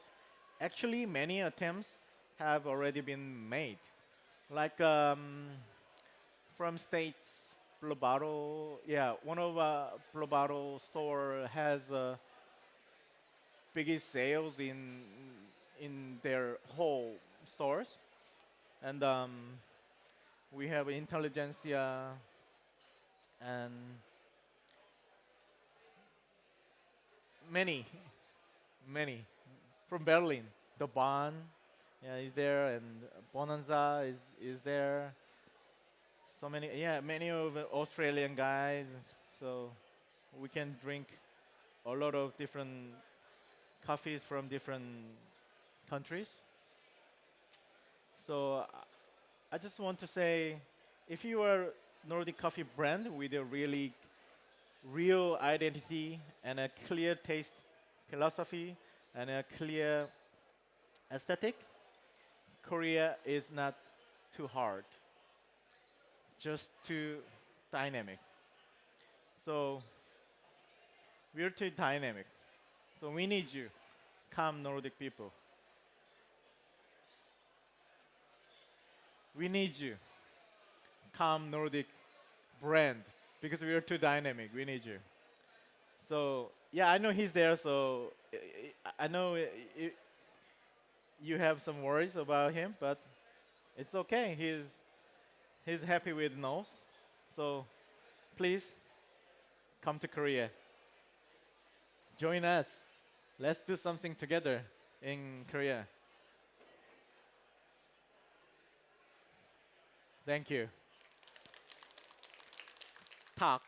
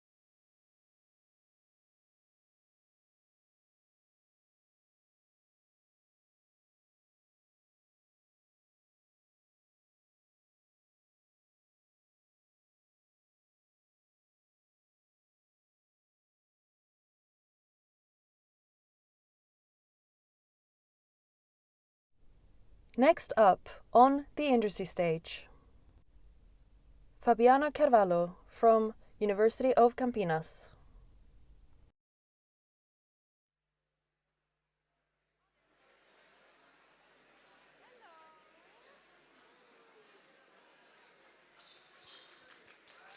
Hello, everyone. Hey. Okay, so this talk is about coffee canefra. Okay. We know. Oh, I forgot something very important. The clicker. Just a second. I forgot to get the clicker. Oh yeah, I get. Okay. He's bringing the clicker. Okay, so actually, I am on the sensory science. So we all know that Canefora coffees, they are more resilient to temperatures that are higher and also dry climates.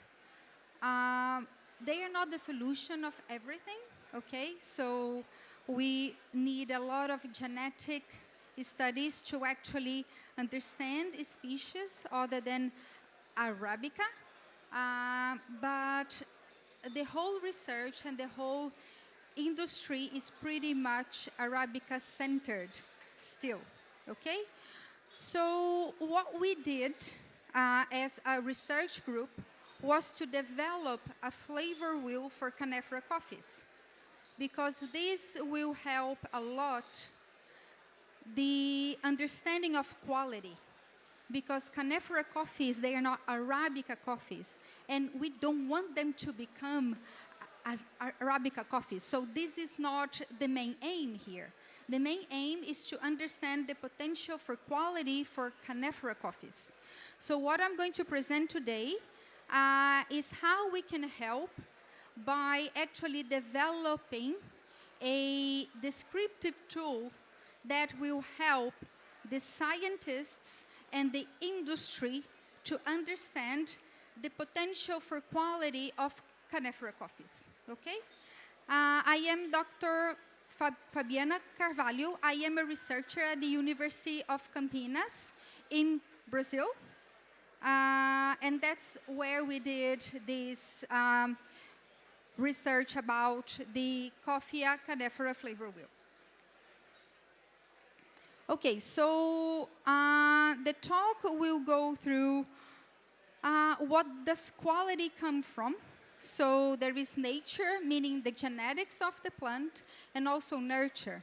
So how we treat the plant you know, during the crop, so how we look after our crop, how we harvest the coffee, and how we do the post-harvest.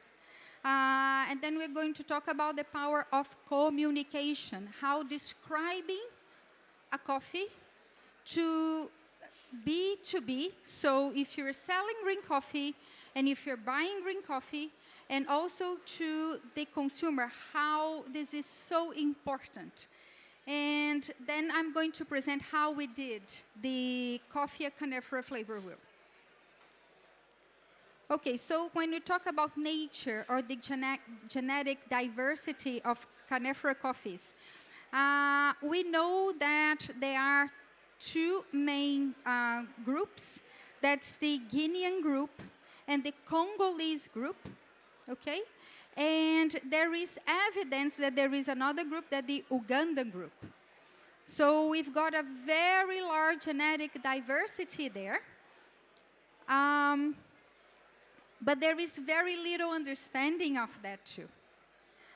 We're still calling them Robusta, but Robusta is just like a variety. We have other ones like the Conilon coffees that come from Espírito Santo. In Brazil, they are not Robusta coffees, but they are Canefora coffees. So that's why we should use the name of the species instead of calling them Robusta, because not all of them are. Not all of them are. And as I said, in Espírito Santo, we have Conilon coffees. And in Rondônia, in Brazil, so now talking about the Brazilian Canefora coffees. In Rondônia, we have the Robusta coffees, okay? So we have to be aware how we are calling those coffees, and we should call them Canefora coffees because of that. So when we talk about genetics and compare Arabica coffee, so the knowledge that we have about the genetics and the interrelation between varieties in Arabica coffees compared to Robusta coffees, we can see that the Arabica coffees we know much more because there has been much more research on that side, okay? And when we look at the Canefora side, it's still very poor. And fun fact is that the Arabica comes from Canefora coffees as the father and the Eugenoids as the mother. So the Canefora actually is a mix of both of them. In Brazil, we know more. We have a lot of research on Canefora coffees. So we know a lot about the genetics of the Conilon coffees and also our Robusta coffees. So the idea is to work closely to the World Coffee Research to bring the knowledge to the other countries that produce Canefora coffees too. So understanding the genetics of the coffee, we can understand the potential for yield, for resistance, and for quality too. In addition to genetics, what we do to the plant matter a lot, okay? So there is no coffee species that is bad in itself. So we can have very bad Arabica coffee, we can have a very bad Canefora coffee, a very bad whatever coffee, depending on how you treat that coffee, okay? And for Canefora coffees, this is true. So depending on how you look after the plant, the soil, the plant, how you harvest the coffee, how you dry the coffee, how you ferment the coffee, these coffees can actually show a very amazing, actually, potential for quality taste-wise, okay? So again, in Brazil, we've got a lot of research on how to look after the plants and also how to conduct the post-harvest fermentation in these coffees. Right. Nonetheless, despite all the research that we see on Canefora coffees, on the genetics of those plants, and also the post-harvest fermentation for these coffees, the markets for Canefora are still already still very much commoditized. So there is this stigma, there is this perception of no quality, no matter what. And this is very difficult because those coffees, they end up having less opportunity to be captured by alternative supply chain mechanisms such as the specialty coffees like fair trade, direct trade, all of this. So they are still pretty much commercialized as a very low quality coffees. There is no differentiation there, which is a shame. And when we think about language and communication, this matters a lot. So for Arabica, we have standardized language when we talk about varieties and post-harvest methods, when we talk about flavor notes, when we talk about all of this, okay? Mainly in B2B. So when a producer is selling to a roaster, we have the language already in place, and they can communicate about those things. For Canefora, we don't really have. We just call them Robusta, and this is it. But it's not, you know, it doesn't show the real picture here. And when you talk about B2C, we do need to find a way to describe the sensory aspects of those coffees to the end consumer. And in addition to that, those coffees also deserve design, because design can be a very powerful communication tool, like this. So here we have examples of bags of specialty coffee roasteries working with Canephora coffees. And so this is it. So they deserve to be presented to the consumer as a single species or a blend as well, because they blend very well. So specialty Canephora coffees and specialty Arabica coffees, they blend very, very well. So they deserve to be presented to the end consumer with a package that actually adds value. And if we don't do that, if we don't understand how to communicate those coffees to the final consumer, maybe we'll never find that niche. Because there are consumers that, you know, they prefer, actually, if you put the Arabica coffees and the Canephora coffees, they go for those coffees. They are much more intense, and we are going to talk about that too. Okay. And developing this language and developing a way that we can actually communicate those coffees to the consumer will actually be the force behind innovation.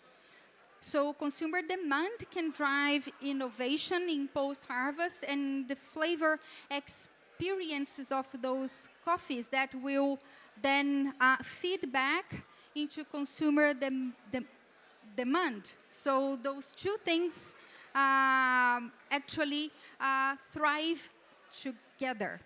Yeah. So when we talk about the sensory attributes of Canephora coffees, this is very tricky, because coming from a Arabica world, we don't really have the language to describe those coffees. And then it's difficult. If you cannot describe what you're selling, how can you find the niche? How can you actually present that coffee to the consumer that may enjoy it? And then we ask ourselves, is there a place for specialty Canephora? And we say yes. And this is the elephant in the room. And that's why we decided to design a flavor wheel for those coffees, okay? Okay, so a flavor wheel is a descriptive tool. So it brings words. It brings standard words for the sensory aspects of the food or drink you are analyzing, okay? So if we compare with wine, for wine we have the wine flavor wheel that brings the descriptors for all wines that are out there. The white wines, the red wines, the orange wines, the sparkling wines, everything, okay? But we can do that. We can have the red wine flavor wheel and we can have the white wine flavor wheel, depending if you are doing sensory analysis of red wine or white wine. And this is quite handy because there are certain attributes that can be very much welcome in one wine, but it can be a defective note in the other type of wine, okay?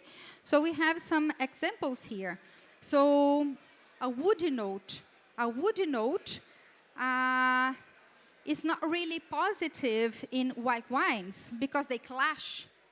So a white wine is a very delicate wine, and the structure of that wine is acidity, whereas the red wine is a very robust and strong wine, and the structure comes from the tannins. So it can hold a woody note. It can hold high tannin notes. It can hold spicy notes. The white wine cannot. So if a flavor note is positive or negative, it depends on the context. You cannot evaluate a sensory attribute in isolation. It doesn't really make sense, okay? On the other hand, high acidity, they can be positive in white wines, but they can be negative in red wines because you already have the tannin notes there. And high acidity with tannin notes, they can clash, and they don't taste good, okay? Right, so the current flavor wheel that we have for coffee, so this flavor wheel has been updated back in 2016. The flavor wheel comes from these two articles there.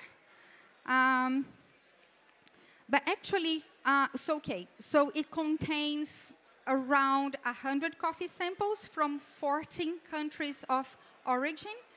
But if we have a look at the samples that they have used to build that coffee flavor wheel, we can see that they used Arabica samples from Colombia, and then they used commercial coffees, so defective coffees, and then they have Robusta there. And then they went back to 27 specialty coffee samples Arabica again from a lot of countries. And then they went back to 20 Arabica coffee samples from Colombia again. So actually it's Arabica wheel, and specifically from Colombia. Sorry, but that's the truth. And the Robusta was brought just to bring defective notes, which is very unfair. So we thought that those coffees belong their own flavor wheel to actually show the positive notes that they can have. Right. So this is the first version. So this is not the final version. So we developed the first version of the Canephora flavor wheel out of despair, because we are teaching sensory courses on how to describe Canephora coffees. And we could see the students' faces. They could not wrap their minds around what they were tasting, because they come from Arabica coffees. So it's just like people who are used to drink and evaluate white wines, and then you just serve a glass of red wines to them, and they were, what the hell? I don't know what to do with that. You know, it's spicy, woody. They couldn't really describe. They said, I like it very much, but I cannot score it or describe it. And I said, oh my God, okay. So we did the analysis of a database that we already had that contained only Brazilian Canephora coffees. But we did this just to guide the students through the descriptive analysis of Canephora coffees. And we noticed that those coffees, they do have much more like fermented alcoholic notes. So it's common to find them, okay? This cognac, rum, Malbec wine, liqueur notes. And we also noticed that they have a higher intensity of spicy notes. Not only the brown spices, but also aromatic spices, okay? And also pepper. You can find the black pepper note there. And yes, so there is the salty notes and umami notes. So saltiness in Canephora coffees, they are negative. But it's just this brackish saline that doesn't bring much to the coffee. But we must be able to tell apart the salty notes from the umami notes. Because we do have umami notes in Canephora coffees. So we have shiitake, we have shoyu, we have tomato, we have the coconut water note. Yeah, we do have woody notes on the positive side. So aromatic wood, smoked wood, cedar. We can have the negative ones too, like sawdust, okay? But we do have a lot of positive woody notes. And then it's very common to find the dried fruit notes like prunes and raisins and dried fig and this type of things and dates. and a lot of tea notes as well. Okay. Okay, so we decided to actually do a research study to develop a flavor wheel for Canephora coffees, not only representing the Brazilian sensory profile. So we decided to bring samples from a lot of countries and actually build a wheel that's representative of what Canephora coffees, good and bad, can taste like. So that's the research team. We had a lot of people helping us, like donating samples and roasting samples and all of this. And we could include samples from Brazil, Congo, Costa Rica, Cuba, Ecuador, Ghana, Guatemala, India, Indonesia, Mexico, Peru, Uganda, and Vietnam. We included cuppers from Brazil and also from Europe. So they cup those coffees at ZO. So this is the Zurich University. They helped us with that. So we had the same samples cupped by Brazilian cuppers and European cuppers because we wanted to compare the scores. So will they score those samples the same? And how they would describe them. So the terms they would use to describe them. Yeah, so that's the protocol that we used. It's quite long. I will explain that to you. On top, you can see the CQI fine Robusta cupping form. So they did that because we needed this course. And then we used a method that's called rate all that apply. So in addition to check all that apply, the kata, you check and you rate how intense it is. So it's called rate all that apply. Because in addition to the frequency, so how common the flavor notes are, we also wanted to know how intense they are. So the rata gives you the frequency and the intensity, okay? Because if you tell me that this coffee has a floral note and it also has a brown sugar note, I can ask you, but which one contributes more? Which one is more intense there? So frequency and intensity is an index that informs more than check all that apply alone, okay? Yeah, so this is how to use it. So you rate, there is a fruity note, and then is it, this person said, I can see citrus, and also stone fruit and dried fruit, and how intense. So the scale would go from very low, 1, to very high, 7. Yeah, and this is something we discussed with the cuppers beforehand. What is salty and what is umami, okay? So a salty note has a very short aftertaste. It doesn't cause a prolonged salivation, and there is no associated complex flavors. Whereas umami, we do have a long aftertaste, we do have prolonged salivation associated to it, and it does bring complexity to the coffee.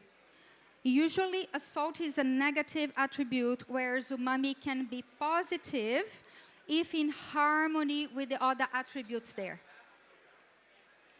The analysis that we did, we don't need to go through this. Okay, so this is the flavor wheel. And on the table there, you can see the index. So the index, so the number that you see there, is the frequency and intensity. So you can see the family of aromas that have a higher likelihood to be found. It started with the roasted. So there is a high likelihood for you to find in Canephora coffees nutty notes, followed by sweet notes, fruity notes, cocoa notes, and so on and so forth, okay? And in the flavor wheel, so that's the new version of it. In the flavor wheel, instead of distributing the descriptors as the positive ones in the top half, and the negative ones, the so-called positive ones in the top half, and the so-called negative ones in the bottom half, we distributed them in terms of likelihood of the cuppers to find them. So the ones that contribute the most for the coffee are the roasted notes, followed by the sweet notes, fruity notes, cocoa notes, and so on and so forth.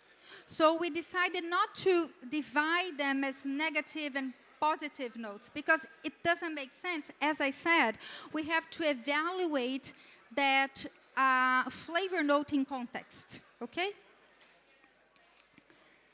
And then here is the Brazilian cuppers flavor wheel. So that's what the Brazilian cuppers deliver to us.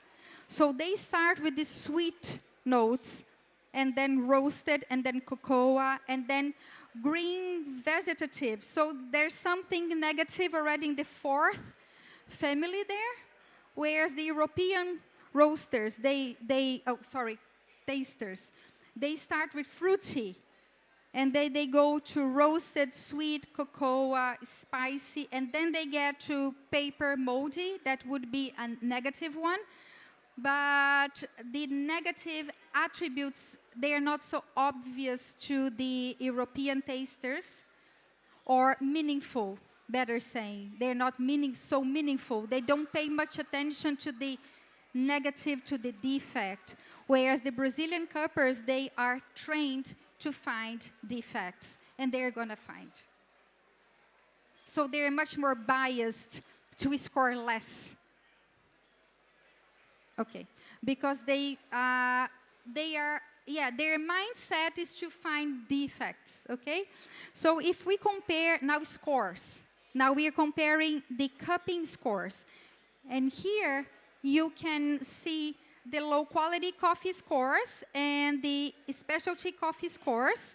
The Brazilian are the black bars and the Europeans are the white bars. You can see that the Brazilian cuppers, they score less for both low quality and specialty coffees.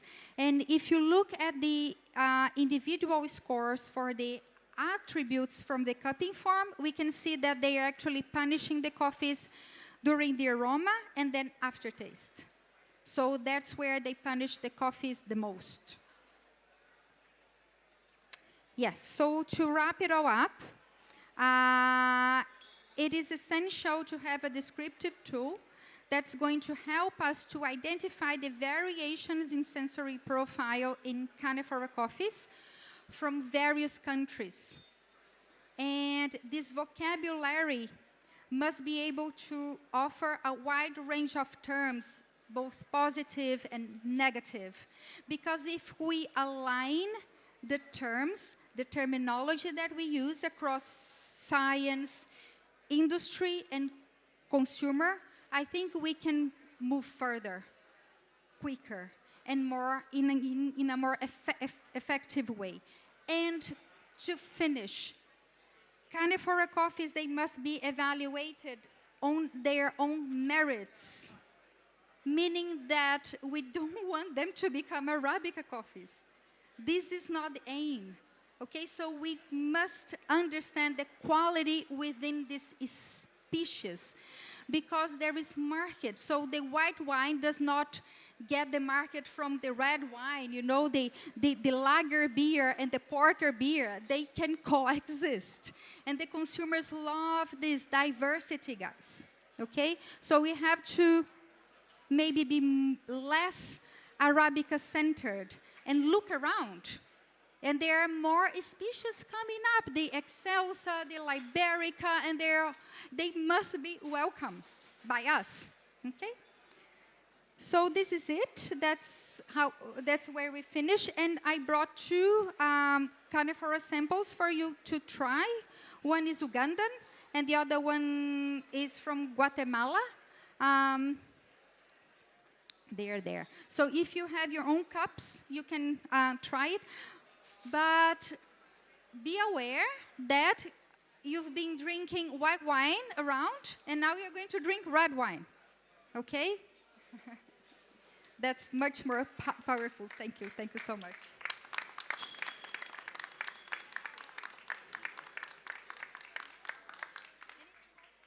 If you have any questions, I'm here.